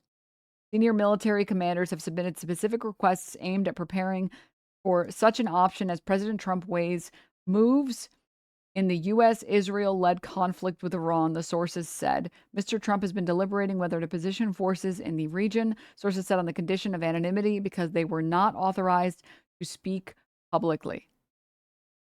It was unclear whether the circumstances he would authorize. It was unclear what circumstances he would authorize the use of troops on the ground. Oh, okay. Oh, I don't know. I'd ask anyways, but maybe as a Muslim we have extra perspective. Will acid rain on Mecca move the needle for Gulf leaders? Oh, absolutely, 100%. if only because it's such a sign of blatant disrespect. I think it'll like solidify Gulf leaders as not helping Trump at all. If they get absolutely nothing, if they're getting absolutely nothing, which they are currently getting nothing, they're just getting shafted. If you want to have a laugh, check Google Trends on fragging.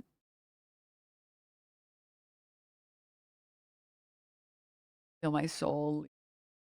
I can feel it leaving my body. Anyway, AI is bad. Have you seen the video Chinese media released about Iran war? 咽喉这古道之下埋着天下至宝玄铁髓，铸刀炼药生。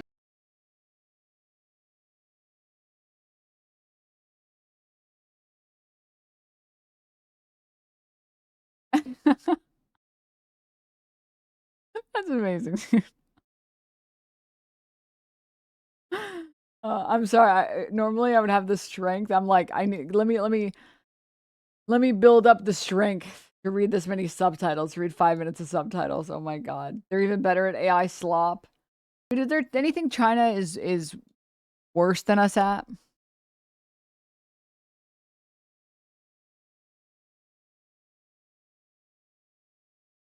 Is there anything that we're potentially, maybe, for a moment, slightly better than them at?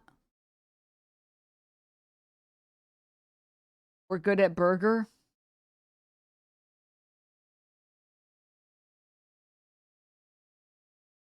Guess I didn't think about that. Gun violence. I guess I didn't think about that.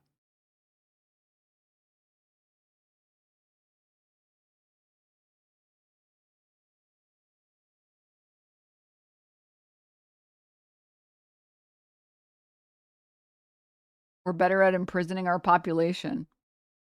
Oh.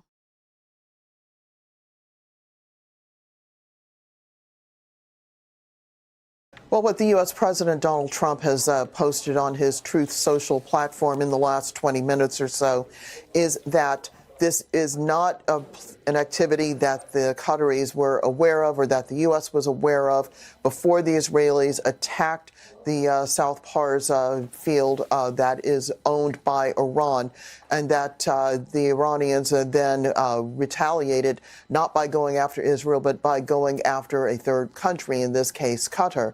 Now, the Iranians have said before that they would retaliate against those countries affiliated with the United States if more of their territory were attacked by the Israelis or by the Americans, for that matter.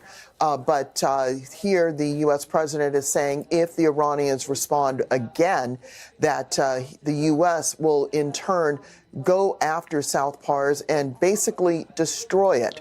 Now, it's not clear how the U.S. is going to prevent Israel from carrying out more of its own attacks. We don't know. Spoiler alert, they're going to do absolutely nothing. That's it. They're going to do nothing. They're going to say, don't do that. But if you do it, oh well. Just how closely the two countries are coordinating. But the U.S. president is very much aware, given how much the U.S. is reliant upon liquefied natural gas, which is delivered from Qatar. He is basically saying he is willing to commit U.S. firepower to defend Qatar, and that in of itself is a significant policy statement. All right, Rosalind Jordan, live for us here in Washington. Ros, we'll come back to you a little bit later throughout the night, but for now, thank you.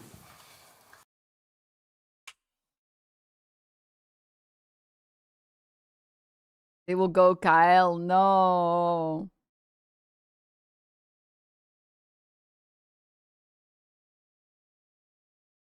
Second, chat. Just give me a second. I just gotta drink my not beer.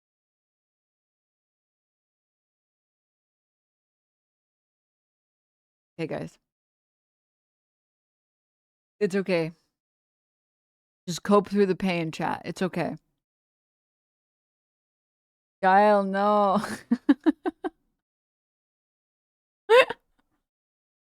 Don't make me laugh. Uh, I need the, where does it hurt? And it's just an image of like a diagram, or sorry, it's just a diagram of like a body that's completely red. Oh, okay. So as a quick question, can someone who is an expert at whether or not killing Americans is good or bad, can someone tell me this is good or bad? The U.S. military is sending thousands of additional Marines and sailors to the Middle East. This comes just a day after President Trump said this about deploying more troops to the region. No, I'm not putting troops. Are you actually drinking a not beer, or am I brain broken by capitalism brand? No, like it's just an energy drink. Not small. Troops anywhere. If I were, I certainly wouldn't tell you, but I'm not putting troops. It also comes just hours after President Trump shared on Truth Social that the fight to stop nuclear-powered Iran is, quote, militarily won. CNN national security reporter Haley Britsky joins us now. Haley, what's the latest? What are you learning? Yeah, so Boris, we're learning that the 11th Marine Expeditionary Unit off the West Coast is heading towards the region now. This is the second MEU going towards the Middle East. The 31st has already left from the Pacific going towards the region. We don't quite know when it'll get there, of course, what exactly it will do. We're still asking if it will stay in the region, if the military will have 2 of these Marine Rapid Response Forces there. Certainly it raises questions about boots on the ground options, as that's the first thing people think of when they think of these MEUs. But these units are really kind of the Swiss Army knives of the Marines and of the military. They can provide aviation logistics support. So they provide commanders a lot of options. A lot we still don't know about this deployment, but it certainly provides a lot of options to Admiral Bradley Cooper of CENTCOM. It also raises questions about how long this engagement might go. We heard President Trump say it would be a matter of weeks. Now there are questions about whether this is going to be prolonged. That's right. I mean, we still don't know how long this is going to go. We hear Secretary of Defense Pete Hegseth saying it could be 4 weeks, it could be 5 weeks, it could be 3 weeks. Obviously, we're nearing the 4th week point at this point. But they keep saying, we keep hearing from these senior officials that, as we just heard from the president, this is essentially won, that the conflict is, there's fewer targets to hit. But still, the Strait of Hormuz is effectively closed. We just saw yesterday an F-35. I tried to find it for you guys because I thought it was like really funny. But there was this GIF. It's the GIF of Spider-Man and I think it's like No Way Home or something, where he's walking in the school and everybody knows that Peter Parker is Spider-Man. And it says, and everyone's looking at him and taking pictures, and he's just like walking through the hallway sheepishly. The caption was, China leaving the Strait of Hormuz with oil during a full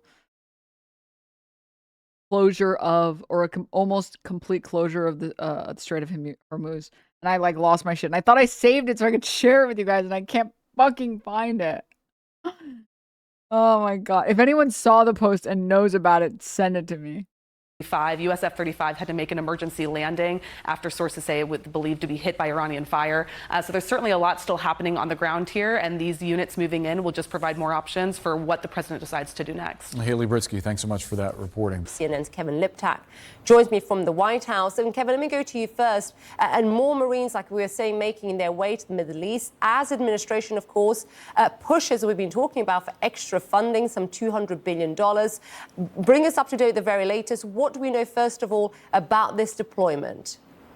Right, and this will be the second, what they call a Marine Expeditionary Unit that's now headed towards the Middle East. There is another one that is deploying from Asia and heading in that direction. So it will bring the total number of Marines tasked to these units to about 4,500, and it will add to the about 50,000 American troops that are already in the Middle East. Now, what exactly these Marines will be tasked with, it's not clear. And it comes, of course, as the president does seem to be weighing whether to order a ground operation inside Iran, whether it's to secure Karg Island, that very critical area that the administration thinks would put pressure on the Iranian regime, or to go into Iran. Don't say that guy looks like a fucking testicle. Stop. To try and retrieve some of the highly enriched nuclear material. Dude, this map is fucked up because it shows where all of the U.S. Obviously, it says U.S. military bases in the Middle Eastern region, which only makes Iran look more reasonable. Because the places that they're targeting are places that have U.S. military bases. Oh, my material fuck. that is buried far underground. That is certainly something that those Marines could be doing, but it is not necessarily what they're going to be doing. They also have tasks like aviation support, logistics support, all of these other areas that they could potentially be ordered up to do once they arrive. But it all seems to be demonstrating that the president is reinforcing the American troop posture in the region as this war grinds on. You know, we're about to enter the 4th week of this conflict. The president and other administration officials have said that it could last between 4 and 6 weeks. So we are, in about a week's time, nearing the window when, according to the administration's own estimates, it could be winding down. But certainly this decision to send these troops into the region suggests that it may not be ending anytime quickly. The president said yesterday he's not going to have boots on the ground. He also said, though, that he would not tell the media if he was going to do that. Do you think that we'll end up seeing American military on the ground in Iran, including special operations forces? Well, first of all, I would never take that option off the table. And that's always been my recommendation from the Trump administration to the Biden administration. Don't take that option off the table. You never know what's going to happen, and you want to have that flexibility. With regard to that, you know, I've commented before that I think, you know, some type of large-scale operation into the internal part of Iran, going after a nuclear site to secure enrichment material, would be very complicated, very risky, and would you know, be a very difficult mission. Now, something short of that, where you're trying to seize Karg Island as a leverage point against the Iranians, more doable. It would require more Marines. More doable. Yeah, defend an island that's surrounded by Iran, bro. Yeah, bro. It's so doable to defend Karg Island, bro. Just get through the Strait of Hormuz. It's all good, bro. Just fly down in a fucking bubble, bro. It's fine. We have now are broader set of service members, but my God. I would never take that option off the table. And you mentioned special operations forces. Look, we use them for various means. It could be a type of raid, or it could be to train militia inside the country. So again, I think that is. Bro thinks we can just battle bus our way over, bro. He really thinks that. Can't even defend our existing bases that are further away from Iran. Why not just set up shop right next door? Bro, we got it. We just epic Fortnite Chungus it, bro. Operation Epic Fortnite Chungus. We drop in Tomato Town, boys. Let's go. Where we dropping, bro? It's a tool that every president should retain. Do you think that's what the administration is doing with these more warships and Marines heading to the area? We're going to drop and we're going to lose all of our fucking soldiers because Trump literally doesn't give a shit about American lives. And then you're going to hear Trump say, I told you, bro, that's a hotspot loot zone. What were you thinking dropping them there?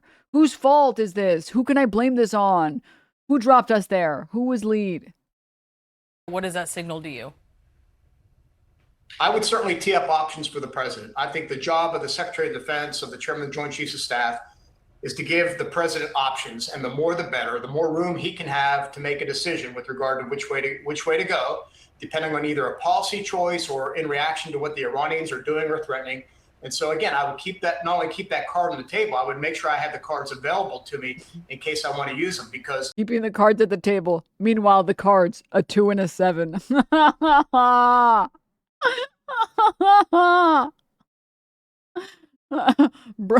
Bro said just Zerg rush.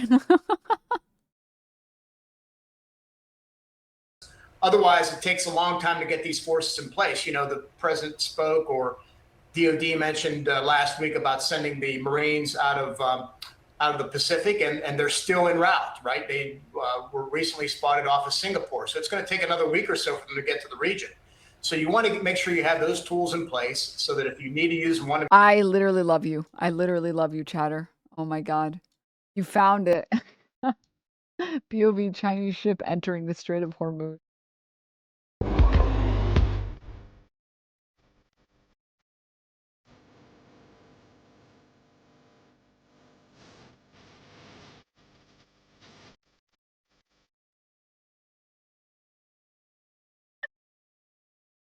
I couldn't do it justice, chat. Even though I described it, I couldn't do it justice. Trump keeps asking China to reopen the Strait of Hormuz, but it's already open for us.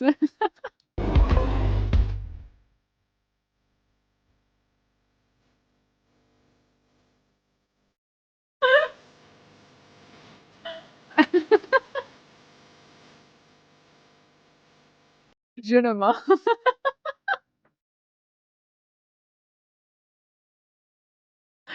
Shut up. Be quiet. Okay, let's go back to the guy who looks like Dad from Fairly Odd Parents. Use them, they're available. Secretary Mark Esper, we appreciate your time today. Thank you. Thanks, Bjorn. CNN is learning that thousands more U.S. Marines and sailors are heading toward the Middle East just one day after President Trump downplayed deployment. Wait, please link it. I'm so sorry. You're right. I apologize. Reports saying, quote, I'm not putting troops anywhere, though he did say that if he were to, he would not share that with the public. The deployment also happened.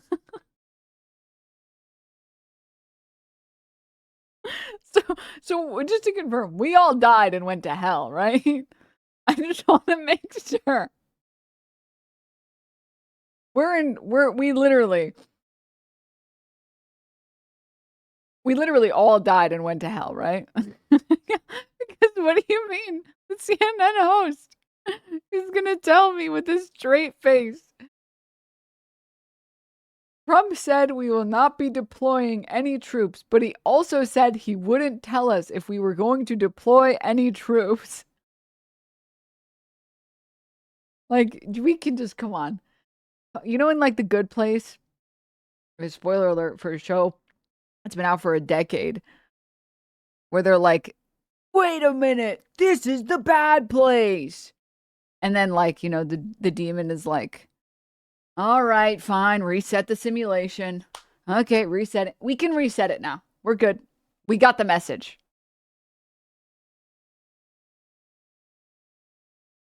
Come on, let's go. We can reset it again. We figured it out. Okay? I'm ready. I'm ready to start. You know what, guys? We might be suffering eternal damnation, but at least we're together. Downplayed deployment reports saying, quote, I'm not putting troops anywhere, though he did say that if he were to, he would not share that with the public.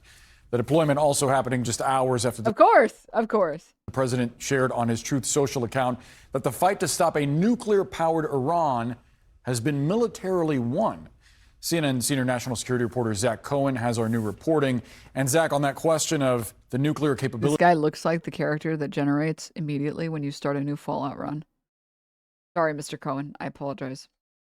Of Iran being militarily won, isn't there enriched uranium John believed to Fallout. be stored hundreds of feet underground, buried under sand? Yeah, Boris, that is certainly the understanding of the U.S. intelligence community, and it's a problem we know the Trump administration has been grappling with and weighing the possibility of using U.S. special forces potentially to try to essentially go in there and extract or destroy the uranium that is believed to be deep underground at one of those facilities that was hit last year. But again, to the president's comments yesterday about sending additional troops to the region, we're learning that thousands more Marines are going to be deployed to the Middle East here in the near term, having their deployments accelerated. Now, one Marine Expeditionary Unit was already on the way to the Middle East. These are units that are really the Swiss Army knife of military capability. They're made up of about 2,200 sailors and Marines, but we're learning now that they're going to send potentially a second Marine Expeditionary Unit to the Middle East. This unit was intended initially to go and deploy to the Indo-Pacific region, but their timeline has now been moved up, and they're going to Did fucking CNN audio. I like the one nice thing about being an audio listener is you can immediately know what broadcasting service it is by the fucking loud fucking squeak or whatever you want to describe it as that is only on CNN. Dude, you've only been here for 6 hours. You've typed so many good messages. I feel like I know exactly what this Zachary Cohen guy looked like in the 5th grade. It's crazy. be traveling to the Middle East, according to two sources familiar with the plans. And so Crazy. it does raise questions about what is the Trump administration's timeline for bringing an end to this conflict, and what objectives do they need to accomplish before they can do so. To that point, you have this announcement of a deployment, and then also what is potentially going to be a $200 billion request for supplemental funding from Congress. How does the administration square that with what Trump has been saying about this coming to a close relatively quickly? Yeah, Secretary of Defense Pete Hegseth was asked about that additional request for $200 billion for the Pentagon. The $200 billion is to ensure that we finish quickly. Because they did just recently destroy hundreds of billions of dollars, or sorry, billions of dollars of equipment already, so we need to replace it quickly. You don't understand. Their drones are only $7,000, and they're destroying our shit. So we need to spend even more money. It's the only way that we can. We have to. Okay, I'm sorry. It's not that I'm in the pockets of Raytheon. It's not that I'm in the pockets of Boeing. It's not any of that stuff. It's just that we have to. Okay.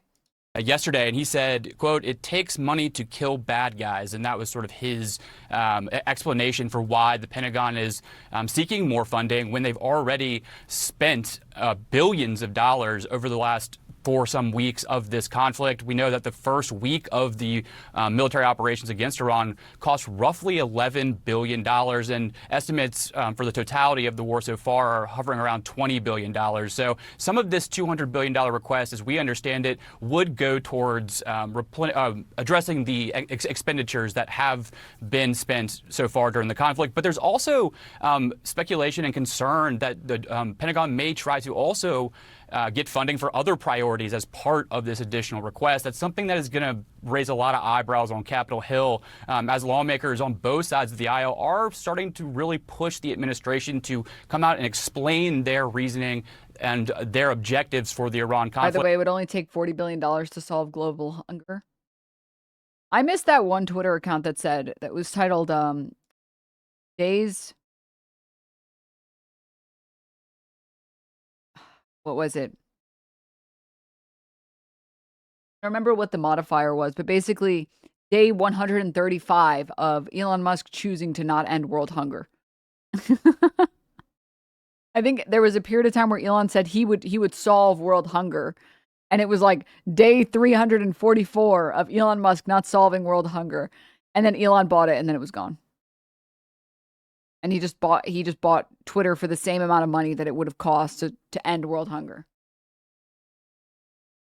And they haven't even asked Congress to vote on this conflict yet. So a lot of questions as to whether or not this will ultimately come to pass. But the Pentagon is seeking additional funding, and we are seeing more.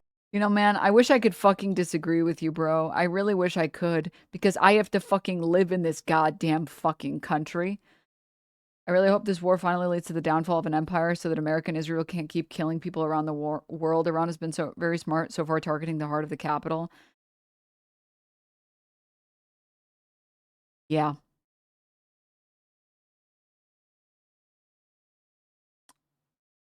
Yeah. Marines sent to the region. Zach Cohen, thanks so much. I mean, I don't see a universe where, sorry, the U.S. would have to do so much. The U.S. would have to, like, immediately impeach Trump in the next, like, year. And we'd have to immediately elect Mamdani as our fucking president somehow, some way, or someone of that caliber to stave off or to, like, get us off the bad end. Because we're on the bad end right now. Like, we already hit the flag for bad end the moment that Trump got reelected.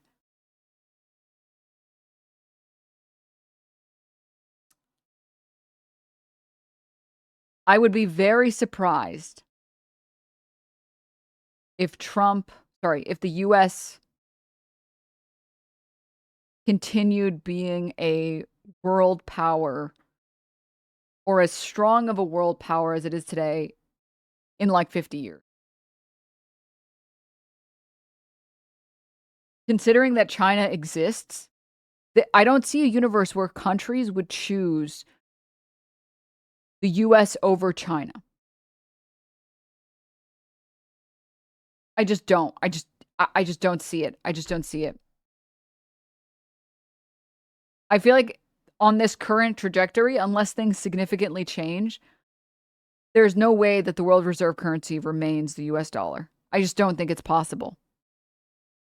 The US has become too unstable. It's become too much of a shithole. Like, how can you trust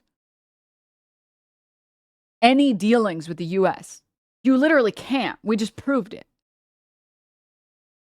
We proved it time and time and time and time again. Finding out that there was initial reporting that showed, recently there's been reporting that showed that NATO nations were making genuine preparations for the invasion of Greenland. That they were preparing actual military force to protect Greenland.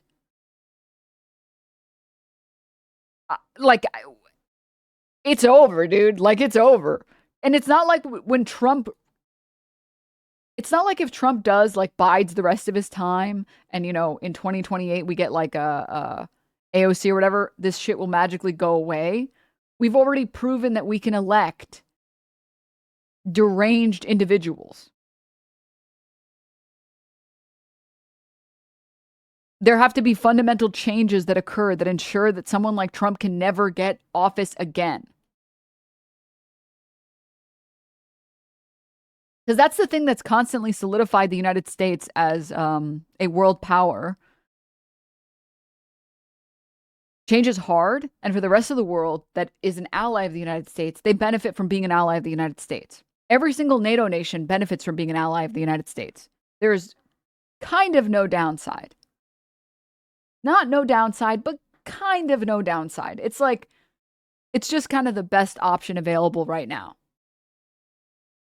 New law, no Epstein rapists in office. Oh, man. I'm down for like half of Congress to go down. Hell yeah. Why not?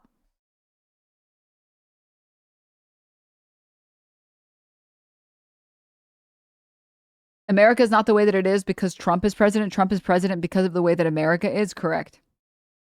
Our main strategy is blackmail, and it's the worst strategy.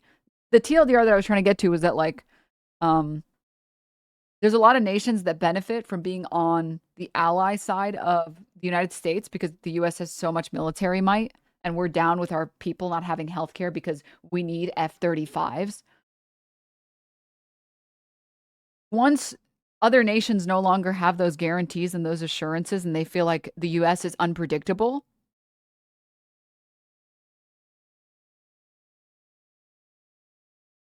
why would they continue wanting to be allied with the US? Why would that be a better allyship over China?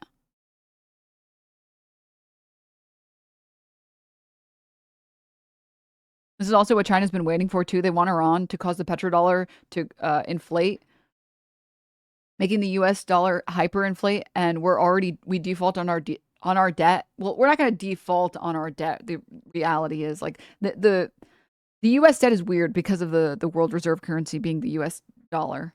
The world will more than likely shift to the Chinese currency, making China the new superpower. More likely than not, it's that it's not that we're going to default on our debt. It's that the U.S. will torch, and by the U.S. I mean Trump, will torch enough of our relationships that there won't be any nation that will choose to side with us.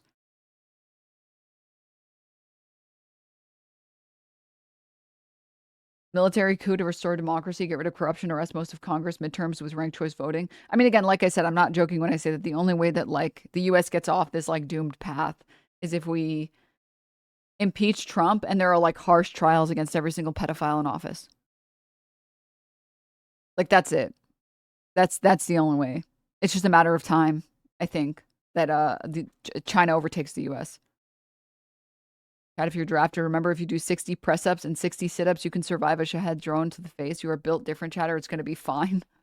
No, I like the one copy pasta that's like, no, 4chaners, you are different. You can do anything you want, okay? Do you guys know the one I'm talking about? Oh, fuck. I don't have it on hand, but it was like, please, we don't want to go to war. Like, please try not to get drafted, or not try to get drafted. Don't sign up. Don't, like, enlist. Except for you, 4chaners. Except for the members of Poll. You're different. You could win every fight. You should get yourself drafted immediately. Or sorry, you should enlist immediately. It's like... so true. It's so true. Yeah, don't enlist. Except for Asmongold viewers, enlist. You are such a big, strong man. You will win every fight. Iran is a little baby. Wouldn't you like the joy of destroying Iran? You should enlist. God. Bro, they're already in Europe. Damn, you're right. Fuck.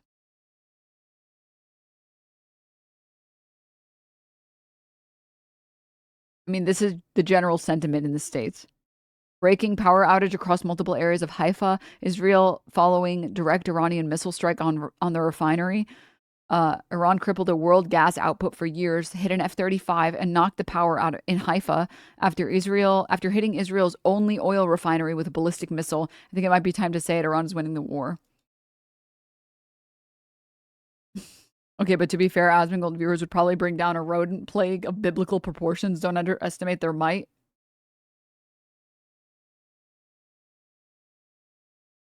I changed my mind. You're right. Actually, wait a minute. Put that katana to good use, Anon. You've been tricked by Epstein into thinking all of your views are original, and that's why you're on poll. Now go die for Epstein. Go die for the pedophiles in the war so that Israel can achieve its 40-year plan of annexing all of the territory around them and destroying Iran completely, destabilizing the region completely. So true. Man. Keg's breath is bringing back unvaxxed military, so plague theory is not that far off.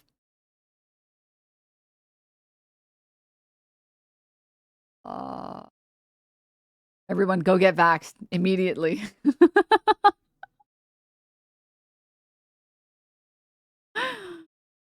What do you think Iran's goals are at this point? I mean, Iran's goals line up completely with everything that their stated goals align with their actions, and their stated goals are deterrence.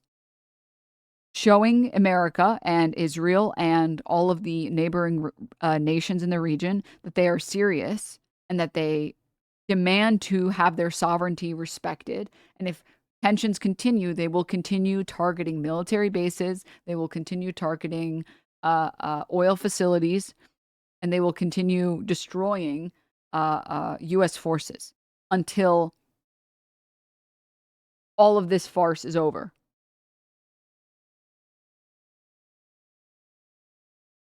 Let me pull this. Oh, God. Top U.S. allies are turning towards China instead. Blame Trump. European allies broadly support building closer ties to China, believe America's role as a superpower is fading.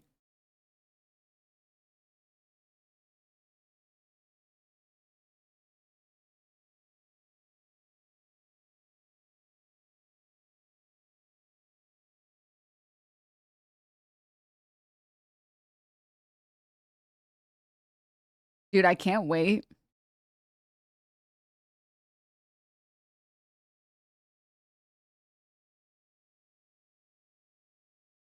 I cannot wait for the day that the American empire crumbles so far that anytime you ever suggest anything good that came out of the US, there's 10 people that bring up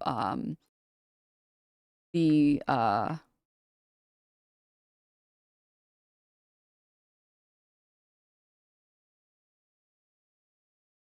Tulsa massacre. The way that people bring up Tiananmen Square. Like, I can't wait. Oh, it would be so great if it could happen in my lifetime. That would be amazing. For the shoe to be on the other foot, for Americans to be like, yeah, well, America had like some good highlights, you know. There was a good highlight reel. You know, we did do this and this and this and this. And then someone else to whip out the, I'm sorry, you're just going to ignore the Tulsa massacre? Really? Really? They killed their own people. You fucking freak. That's not a country to... I cannot wait, dude. Yes. Yes. Yes. Let's go. Parable of the Sower is a good realistic book about balkanized United States. It's fucking terrifying. I really don't want that to happen. I mean, the U.S. was built for balkanization. Let's just be real for a moment.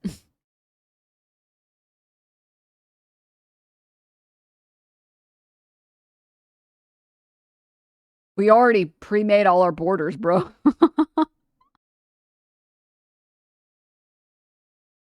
We gave names to all the areas and shit too.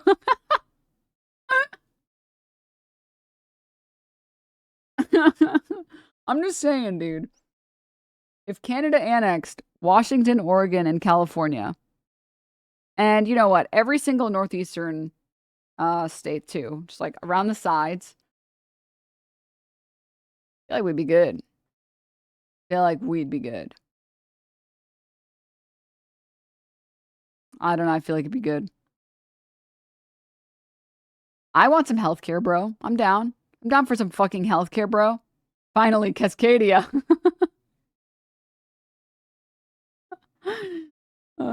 They hate us. Yeah. Are you suggesting another war of northern aggression? No, it would be a peaceful secession. Okay.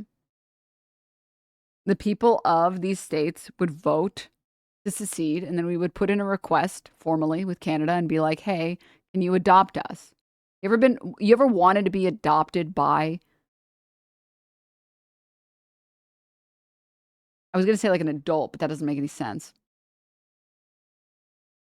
Like, I would like us to leave, and I would like us to be adopted. If a country wouldn't be so, they wouldn't mind. Honestly, California would become its own nation state with how massive the economy is. You're probably right. No, you're right. You're right. You're right. Real. Share of respondents split by country who say it's either better to depend on China or the U.S. under Donald Trump. 57% of Canada says China. No. 40% of Germany. 34% of France. 42% of the UK. Yeah, I think we can just wrap it up, bro. Just wrap it up. Yeah, just we can just full send it, bro. We're good. We're good.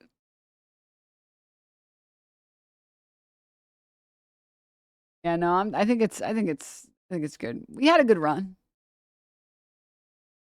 I think we had a good run.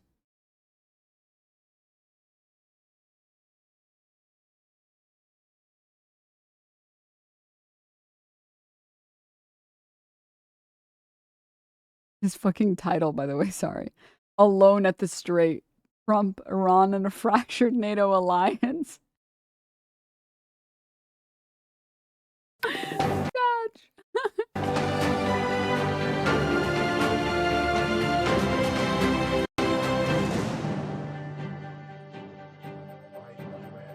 This is America. And with all respect, we already have a method to prevent people like Trump from being president. Was supposed to be the Electoral College. The electors were supposed to prevent talents for low intrigue, and the little arts of popularity may alone suffice to elevate a man to the first honors in a single state, but it will require other talents and a different kind of merit to establish him in the esteem and confidence of the whole union. No, it's fine. I like how the Electoral College was just entirety. All of it was just a scam from day one. It's like, oh, okay. every day, America is finding itself increasingly alone, even among its closest friends. The U.S. wants NATO countries to do more militarily. Those same countries want the war to end. So is the U.S. losing its influence among its closest allies? Well, I'll be back later in the show with more on that. But first, Anna Burns-Francis. Thanks, Manny. In just a moment, we'll be joined by our correspondents. Kimberly Halkett is live at the White House, and Teresa Bow joined us from near Washington's Freedom. Yeah, forget about the male loneliness epidemic. It's all about the America loneliness epidemic now. Plaza. But first, influence and military might. The two cards the US is laying out on the table to Europe as it tries to win the war with Iran. The US president's latest strategy is demanding his European allies send backup. Strangled by the Iranian shutdown of the Strait of Hormuz, he wants a fleet of warships from his alliance friends to help free the backlog of oil and cargo that passes through the vital route. It's a route important not just to America, but to Europe as well. Responsible for 1/5 of all global oil traffic, the Strait has been a lifeline of supply for Europe since Russia's invasion of Ukraine. But before another energy crisis has even had time to develop, a fracturing of the relationship between the United States and its European friends may pose a more imminent threat.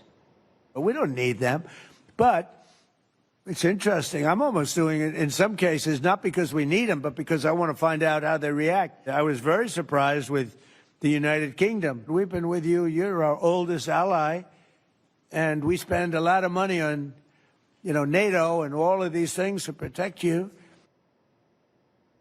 But any pressure to join... Negging as fuck, I know. It's like, come on. You're not even that good of a country, by the way. I could get a better country tomorrow if I wanted to. It's like, bro, no you can't. No you can't.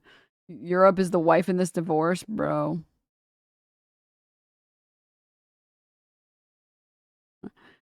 Dude, I apologize. I was looking for a very particular video and YouTube has started recommending me old Kyle Kalinske videos. What is this?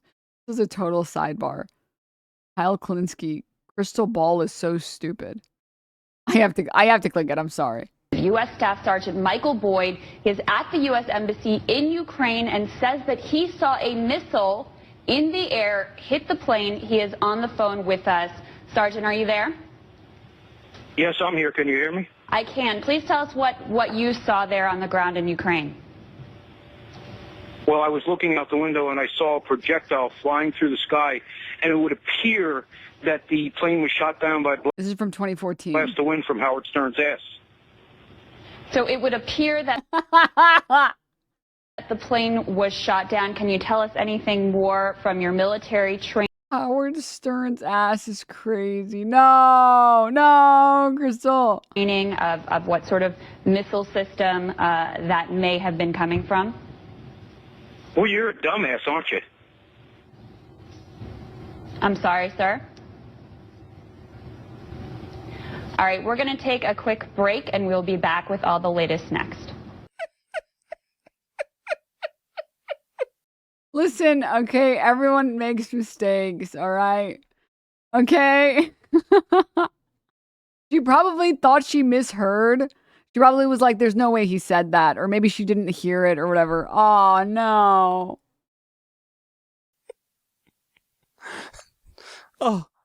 Oh, Crystal Ball's so stupid. Oh, she's so stupid. He gave her 3 opportunities. It appears that the plane has been struck down by wind that's coming from Howard Stern's ass. Yes, Sergeant, it is true. The plane has been struck down. Can you tell us any more information based off of your expertise with artillery? Oh, you're a dumbass, aren't you? Excuse me, Sergeant? Oh, Crystal. Oh, Crystal, stop it. And the producers, too! The producers didn't cut him off after Howard Stern's ass. The fact that the producers didn't is crazy work, by the way. It's crazy work. Aren't they married now? Yeah. Yeah. Yeah, they are. And now he's a massive wife guy. I will never get over, we were watching like one of his random episodes and then he was like, they were in the middle of the podcast and he's like, can I just say, I love when you wear your hair like that. It just makes your face look great. It just shows off all of your features. He's like, thanks. It's like, oh my God. Oh gosh. He's the biggest wife guy now? Yeah. Because everybody has stupid moments, okay? The question is what's the ratio, right? Like Hutch, unsavable, okay? Hutch is like his correct ratio is sitting at a solid 0%. I don't know that he's ever been right about anything ever. It's not a matter of like 1 or 2 stupid moments. It's like, oh, damn, you just don't say anything ever that's correct ever. That's tough. Hutch thinks the DLSS 5 looks good. No. That's also 100% on the producers. Absolutely. But yeah, everyone has flubs. Everyone has moments. All right. Oh, God. Turning the guy who called you stupid into a wife guy is a wild strat. Low-key kind of respect it, dude. Low-key actually respect it. You literally fucking, the term, not tamed, domesticated him. Oh, God. Yeah. I always love when people bring up, by the way, any old clips of at any point, by the way, as if people have never changed their mind about anything ever.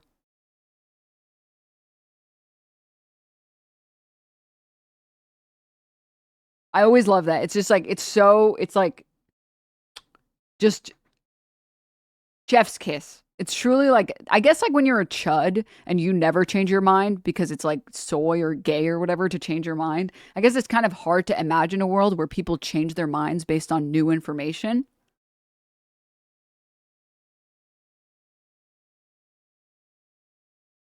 Can we suffer with SNL? I can't do it. I'm sorry. Chad Maxington on the art of looks maxing. I can't do it. I'm sorry. Jeff's kiss. I just want to kiss my fish. All right, sorry. But yeah, I this is a great clip. Fuck, man. Yeah, I'm sure you guys have seen the recent like attempt to cancel Mamdani's wife.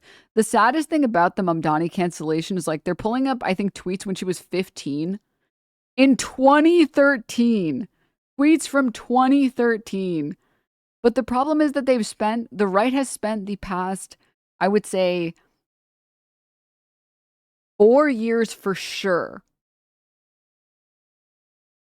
doing their best to destroy the woke mob and destroy cancel culture. So when they try to do the cancel culture, it kind of like doesn't work. Let me see if I can find it. I might have bookmarked it or saved it or something. I know I saved this really funny meme about it. Oh, hold up.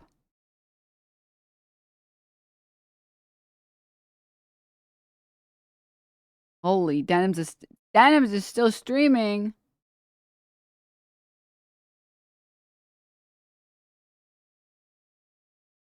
Here it is. I don't know how many of you guys saw this. Explosive. Mamdani's wife is not only a rabid anti-Semite Islamic fanatic, but she's also homophobic and uses the... Why is N-word in... Why is the letter N in quotes there? I don't understand that. Huh? Oh, and she also volunteered to be a suicide bomber. Okay, she literally didn't. Every time you reblog anything, by the way, you're committing to everything that happened in whatever piece of media or reality at all. Wait, guys, sorry. Hello? Sec.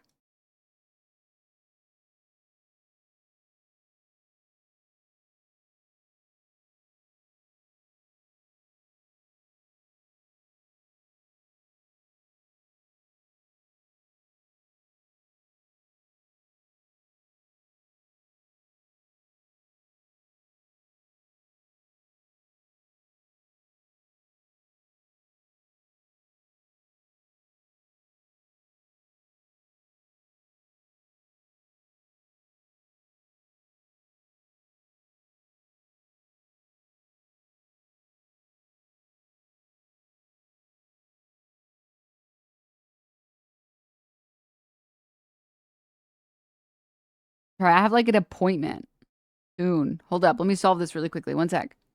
The conflict directly is not working with European allies. While taking the necessary action to defend ourselves and our allies, we will not be drawn into the wider war. This is not Europe's war. Nobody wants to go actively in this war. Like the United States and Israel, we want to see an end to Iran's nuclear and missile programs. But we will not take part in this war. We have said this from day one. All right, let's go to our White House correspondent, Kimberly Halkett, who joins us now. Kimberly, some frustration coming out of the White House, but is Donald Trump still pushing for EU allies to join the conflict? Yeah, there's no question the U.S. president still has a strong interest in having NATO allies as well as allies in Asia to join the conflict. What we're hearing from the U.S. president in his latest Truth Social post on Friday is that he is essentially name-calling now some of these members, trying to bully them into joining the conflict, calling NATO members paper tiger, and also complaining that they don't like the high oil prices, but they don't want to join the coalition to protect the Strait of Hormuz. Now, the U.S. president started this push for support about a week ago when he named... Sorry about that. I have an appointment, but I'm going to reschedule the appointment. I don't feel like going to the appointment. So I just had to reschedule it. Okay. Apologies about that. Because I got a game. We promised gaming stream. Promises made, promises kept. Promises made, promises kept. Right, where were we? Sorry about that. Apologies. Interruption to the broadcast. Can you call Hasan to stream? Hello? No gay people in your stream. Oh, okay. Tell them to leave offline chat and then you'll stream. Oh, okay. Okay, bye. He said he was working on it.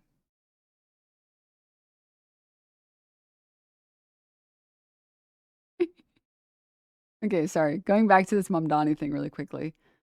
The UK just fucked itself. Wait 1 second. We'll look at this in 1 second. Why are all of these, and it's the F slur, following me from 2013? And I think it was the gay ass people from Instagram that finally motivated me to get off the internet. Talk gangsta with my genius. And then she said, not the N-word. Okay. So can I say a couple things really quickly? Has everyone forgotten who was hungry in Texas, in Paris? Did we all just collectively forget about this? For starters, there are a couple things you need to understand about the internet. It doesn't make any of it okay, but there's a massive difference between typing some shit on the Wild West that was the internet in 2013 when you were 15. When everyone, like, collectively, everyone on the internet using this shit, using this language, it was like bordering on, to the people who were using it, meaningless. Now, it doesn't make it meaningless. It doesn't make it okay, to be very clear, obviously. And that's why none of these people do this now. 2011 was so crazy. Let me see this. Like, literally. Seeing gay ass is full on nostalgic for me. No, but actually. You guys pulled up a tweet of hers when she was 15. Epically destroyed and owned, huh?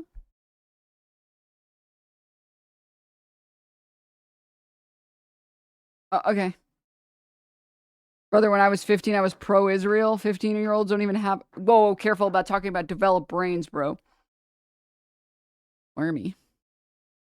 I mean, again, I think like a big part of the internet was just absolute degeneracy. For a lot of people on the internet, it was just like literally, it was a bunch of teenagers with unfettered access to a computer. There was like the idea of consequences, or the idea that you were even doing anything incorrect was like non-existent. It literally didn't exist in people's brains. It was at a time when the internet wasn't real. I mean, literally, like 2013 internet was like nobody even knew what the internet was. I hate to admit it, but I used to be an enlightened centrist around 2013. No.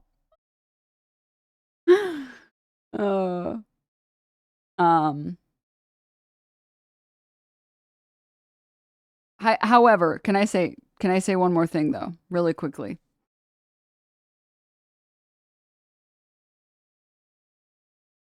You don't get to be the right-wing party that's talking about taking back words and that cancel culture has gone too far and you're not going to let the woke mob tell you what you can and can't say and that they're just words and then pearl clutch about the same shit. They lost all of their moral high ground once they decided Trump can have videos of black people presented as apes, and that's okay. You don't get to have your cake and eat it too, bro. Fuck.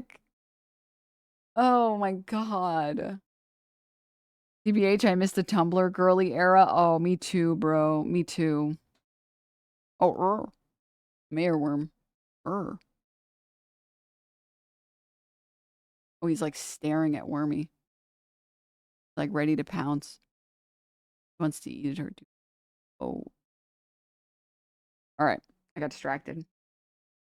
Actual ADHD moment. The meme of like the squirrel or whatever. Okay.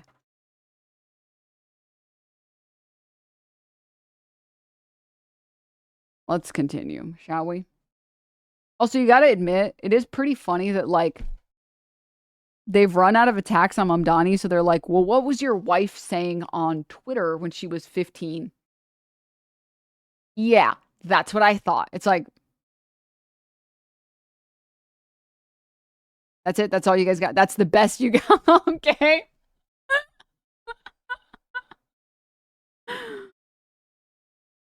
They ulted, and the ult did nothing, bro. It was a zoning ult, and they didn't know. All right.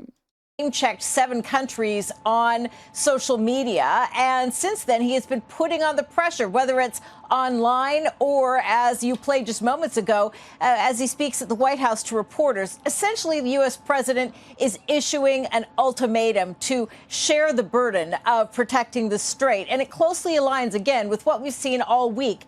The U.S. president expressing real-time frustration and complaining that these allies are essentially not enthusiastic about joining the war. But the bottom line in all of this is that Donald Trump is also trying to downgrade NATO's relevance, given the fact that he has complained about NATO for some time. He's issuing a political threat to his allies, and also on Truth Social on Friday called them cowards for not participating.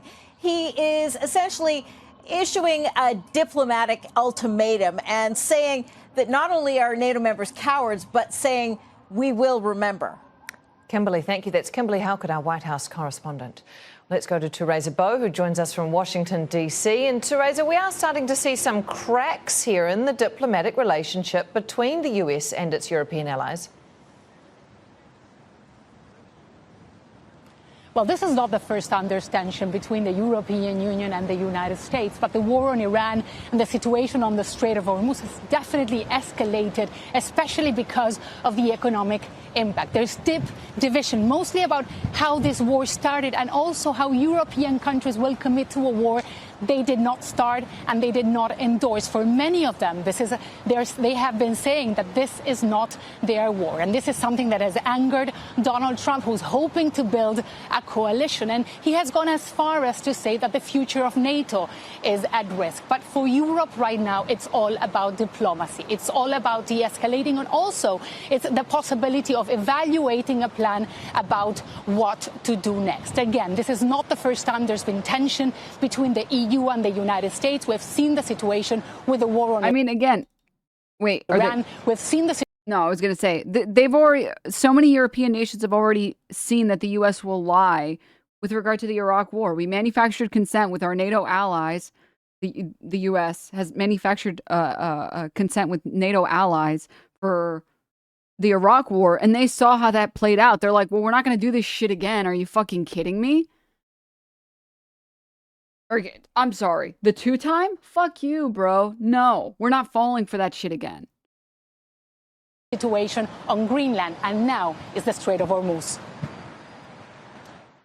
The Strait of Hormuz is shaping one of the most urgent security calculations for the United States. It's not only a lifeline for global energy markets, but also a test. I'm Dutch, and the sentiment here is pretty much it's not our war, and people are so upset. He keeps shit-talking us and threatening us. You mean you guys don't really like it? You mean NATO nations don't really like it when we threaten to take Greenland?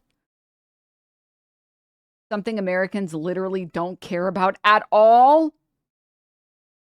I don't think I've ever spoken to a single American, and it was in their top 50 issues that we don't own Greenland. I'm going to be honest with you. In fact, I don't know that I've ever even spoken to a single American that has cared about owning Greenland. Ever.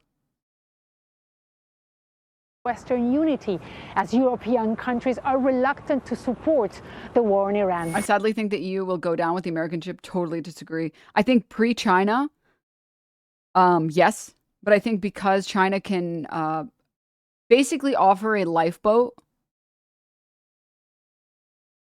and they can offer an escape, all of these countries are going to flee from the U.S.'s abusive arms into China's loving arms. The U.S. has signaled an intent to mount a military operation to secure the flow of traffic through the strait, including using its navy to escort cargo. Since the U.S. and Israel attacked Iran last month, Tehran has effectively choked the strait, weaponizing the waterway during the conflict. It has relied on a range of asymmetric tactics, including drones, naval mines, and fast boats equipped with limpet mines to control maritime traffic in the strait, which borders southern Iran. The U.S. says it has been attacking the Iranian Navy in response. The A-10 Warthog is now in the fight across the southern flank and is hunting and killing fast attack watercraft in the Straits of Hormuz. In addition, AH-64 Apaches have joined the fight on the southern flank, and they continue to work on the southern side. President Donald Trump has urged Washington's allies to deploy naval forces to help secure it. It's become a loyalty test for the U.S. government. You know, the problem with NATO is we'll always be there for them, but they'll never be there for us. On Thursday, 6 international powers, including Britain, France, and Japan, said in a statement they were ready to help secure the safe passage. But for now, they have resisted Trump calls in the short term to deploy military assets. The UN says it's working on an evacuation plan for the thousands of ships stranded. The war in Iran has now a new objective: to guarantee safe passage through the Strait of Hormuz. It's also a test of U.S. power and the limits of military solutions in a globalized economy that is on the edge. Teresa Wo, Al Jazeera, Arlington. You guys don't have to worry about anything, all right? We're good. We're good. We're good. F-35 is like a generational L. The F-35 was supposed to completely replace it, LOL. No. We're good. This is totally fun. Girl, we are so not good.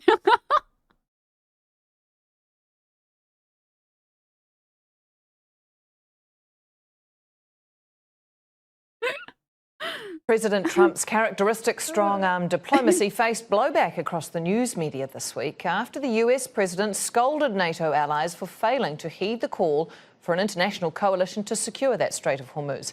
Let's go back to Manny in the newsroom for a look at how it's all been covered by the US news. You can really see this divide playing out across U.S. news headlines with articles. What is this new Al Jazeera meta where they just have a camera follow this guy around? Zeroing in on a growing rift between the U.S. and its allies. Let's start with CNN. Straight to the point here, Trump lashes out after he fails to convince European allies to help in war with Iran. It goes on to say Donald Trump's brief and aggressive attempt to corral... The camera's zooming into the fucking monitor. Listen, I respect Al Jazeera for trying to get ahead and like trying out new mediums and stuff, and they're trying to TikTokification more of their content and everything like that. But like, it's still really funny to me. The value of NATO under Trump is worthless. None of the U.S. partners trust the U.S. anymore. Yup. CNN has their own Johnny Harris clone. Stop. No. F-35 stands as a monument to the abject corruption of the modern military-industrial complex. It's such a moronic project. Yep, correct. Air Force officer here, no one is confident after that F-35 injury. We're straight up like, what the fuck if they can touch that?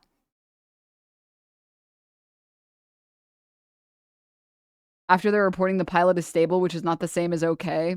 Well, Do you remember when Tim Pool was reporting that Charlie Kirk was stable? What is? Can we just be on the same page here for a second?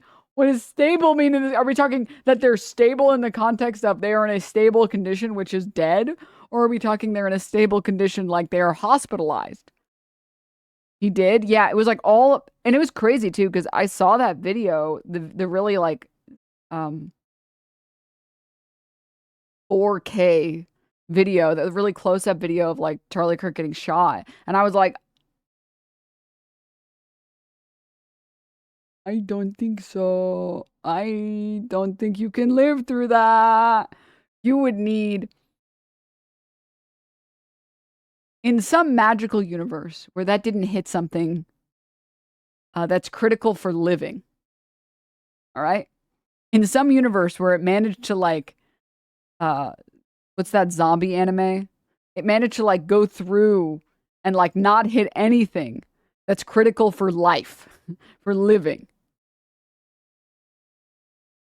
In some magic universe where the bullet curved and avoided High School of the Dead, it like magically curved past everything that you need to live. And it was just blood loss. Bro, that was too much blood loss. You would have needed to have blood bags on site to stabilize him. Like it's not... Wait, Charlie Kirk died? Shut the fuck up. Why is your name Uterus Man, bro? Stop.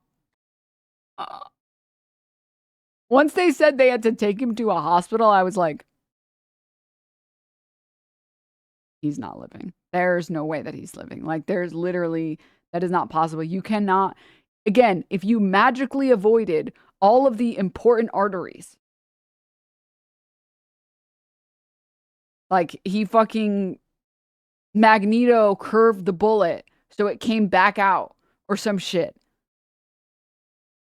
You're not living with that much blood loss. It's just not, it's not possible. This clip, yes. This one. Okay, let's just speed this shit up a little bit.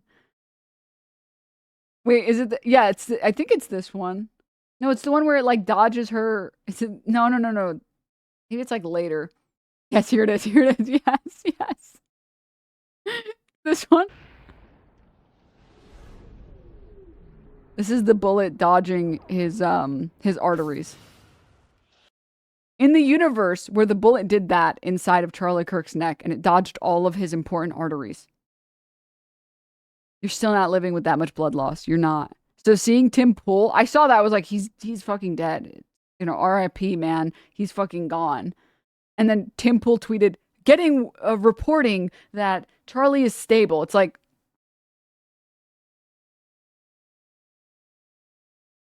oh. Stable. Stable. There's no way that man is stable. Huh?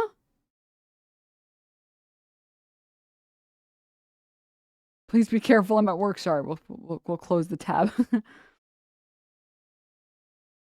Stable as in the red line was flat as fuck. Like, yeah, I just can't. I just stable because he got a horse tranquilizer. Like, it's just not. It's just not. Moving on, though, from that point, on to the point that I was trying to make about Iran, or about the F-35, it's like, I don't think it invokes a lot of confidence to hear that the F-35, which was supposed to be untouchable, is in fact not untouchable, and the pilot is stable. Not unharmed, not completely okay, stable. It's like,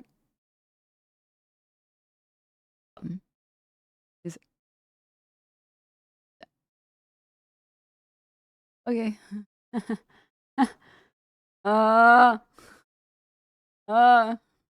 Okay. U.S. defense companies have been huffing their own farts for a long time. Yup. It is mad touchable, gang. Yup. It was supposed to be the pinnacle of American technology and air power and near invisible, then Iran shot it.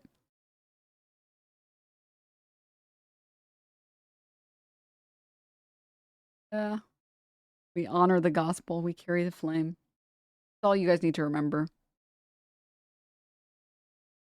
And with that, ladies, gentlemen, NBs, it is the 7-hour mark, which means we must begin our Resident Evil gaming stream. Yeah! Enough war!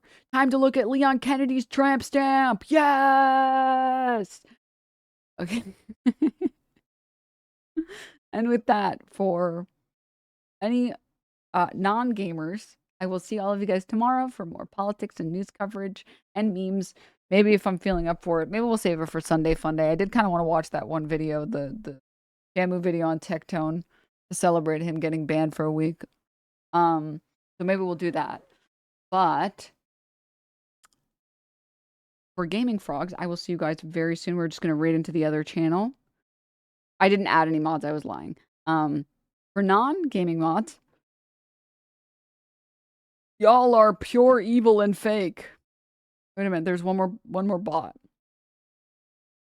Why do all of the bots only have like one line? Dude, the bots, they're like, these people, whoever's buying the bots, they're skimping out hardcore on these bots. Fake cringe, laugh, pure evil. Fake cringe, laugh, pure evil. Fake cringe, laugh, pure evil. You're all evil. So fake. Y'all are pure evil and fake. Do you have other words? Do you know anything? The only bot here is you and your chat. Don't you mean the only bots? Dumbass. Bot. Fucking bot moment. I understand. Pluralizing things is difficult. Fake and cringe. Do you know any other words? Guy who just learned the word fake and cringe yesterday. Anything else? Oh, sorry, I forgot evil. Anything else? Typed you, but had to skip the Y and the O in your. Well, he was scared he would get it wrong. He was like, which your is it again? I'll just play it safe. Oh, God. You should be ashamed and look in the mirror. No, Omega lol. Now what, bitch? I never understand when these people try and do this like moral grandstanding and this shaming. Okay, no, Omega lol. What's your grand strategy? How can you guys not see her fakeness? Look at her fakeness. Look at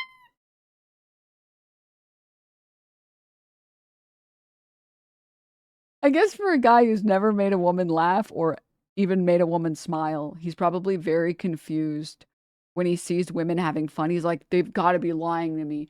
You must just be like Stacy that pretended to like me and then bullied me for it later when I fell for it.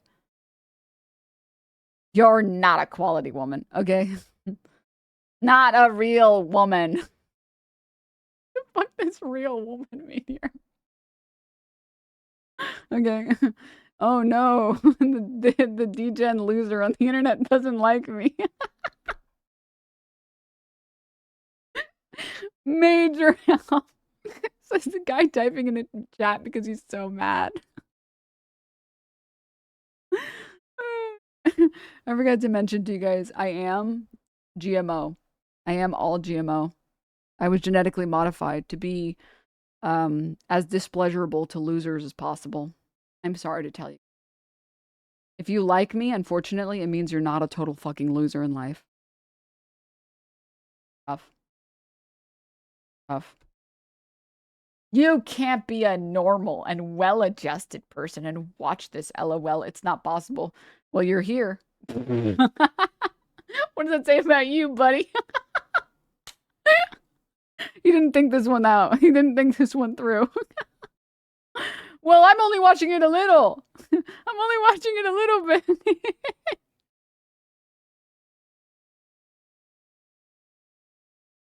Wake up! Wake up! I did not see through this. You know, to be fair, in defense of this chatter, I am a very evil person to people who suck. People who suck, I am a cunt to people who suck. If you're an asshole or a piece of shit, I am absolutely a fucking bitch to you. And I don't care if nobody else has the balls to be a bitch to you. I'll be a bitch to you. I don't care. Oh no, a degen loser, friendless fucking freak is gonna dislike me. Oh. All right. Real people ain't buying copium. Just keep telling yourself that, bro. Just keep telling yourself. Keep it. Keep telling yourself, right? As long as you can. As long as you can. And maybe one day it'll be. I'm going to send you off, buddy. Go out in the world. Maybe try going outside as an idea. Be careful. Look at all those badges he has. And let me know what's out there in the world. But don't actually, because I don't care what you have to say. You're not going outside, bitch. All right, continuing. Or rather, ending. It is time to head off. As I was saying, thank you everybody for tuning into the stream. I hope you guys had a great time. Non-gaming frogs, I will see all of you tomorrow. For more politics. No politic here. No politic on gaming channel. And for gaming frogs, I'm going to see you guys in like 5 minutes. Just hang tight. 5 minutes as we raid in. But regardless, I hope you guys all have a great rest of your day. Stay hydrated. Tell your homies that you love them.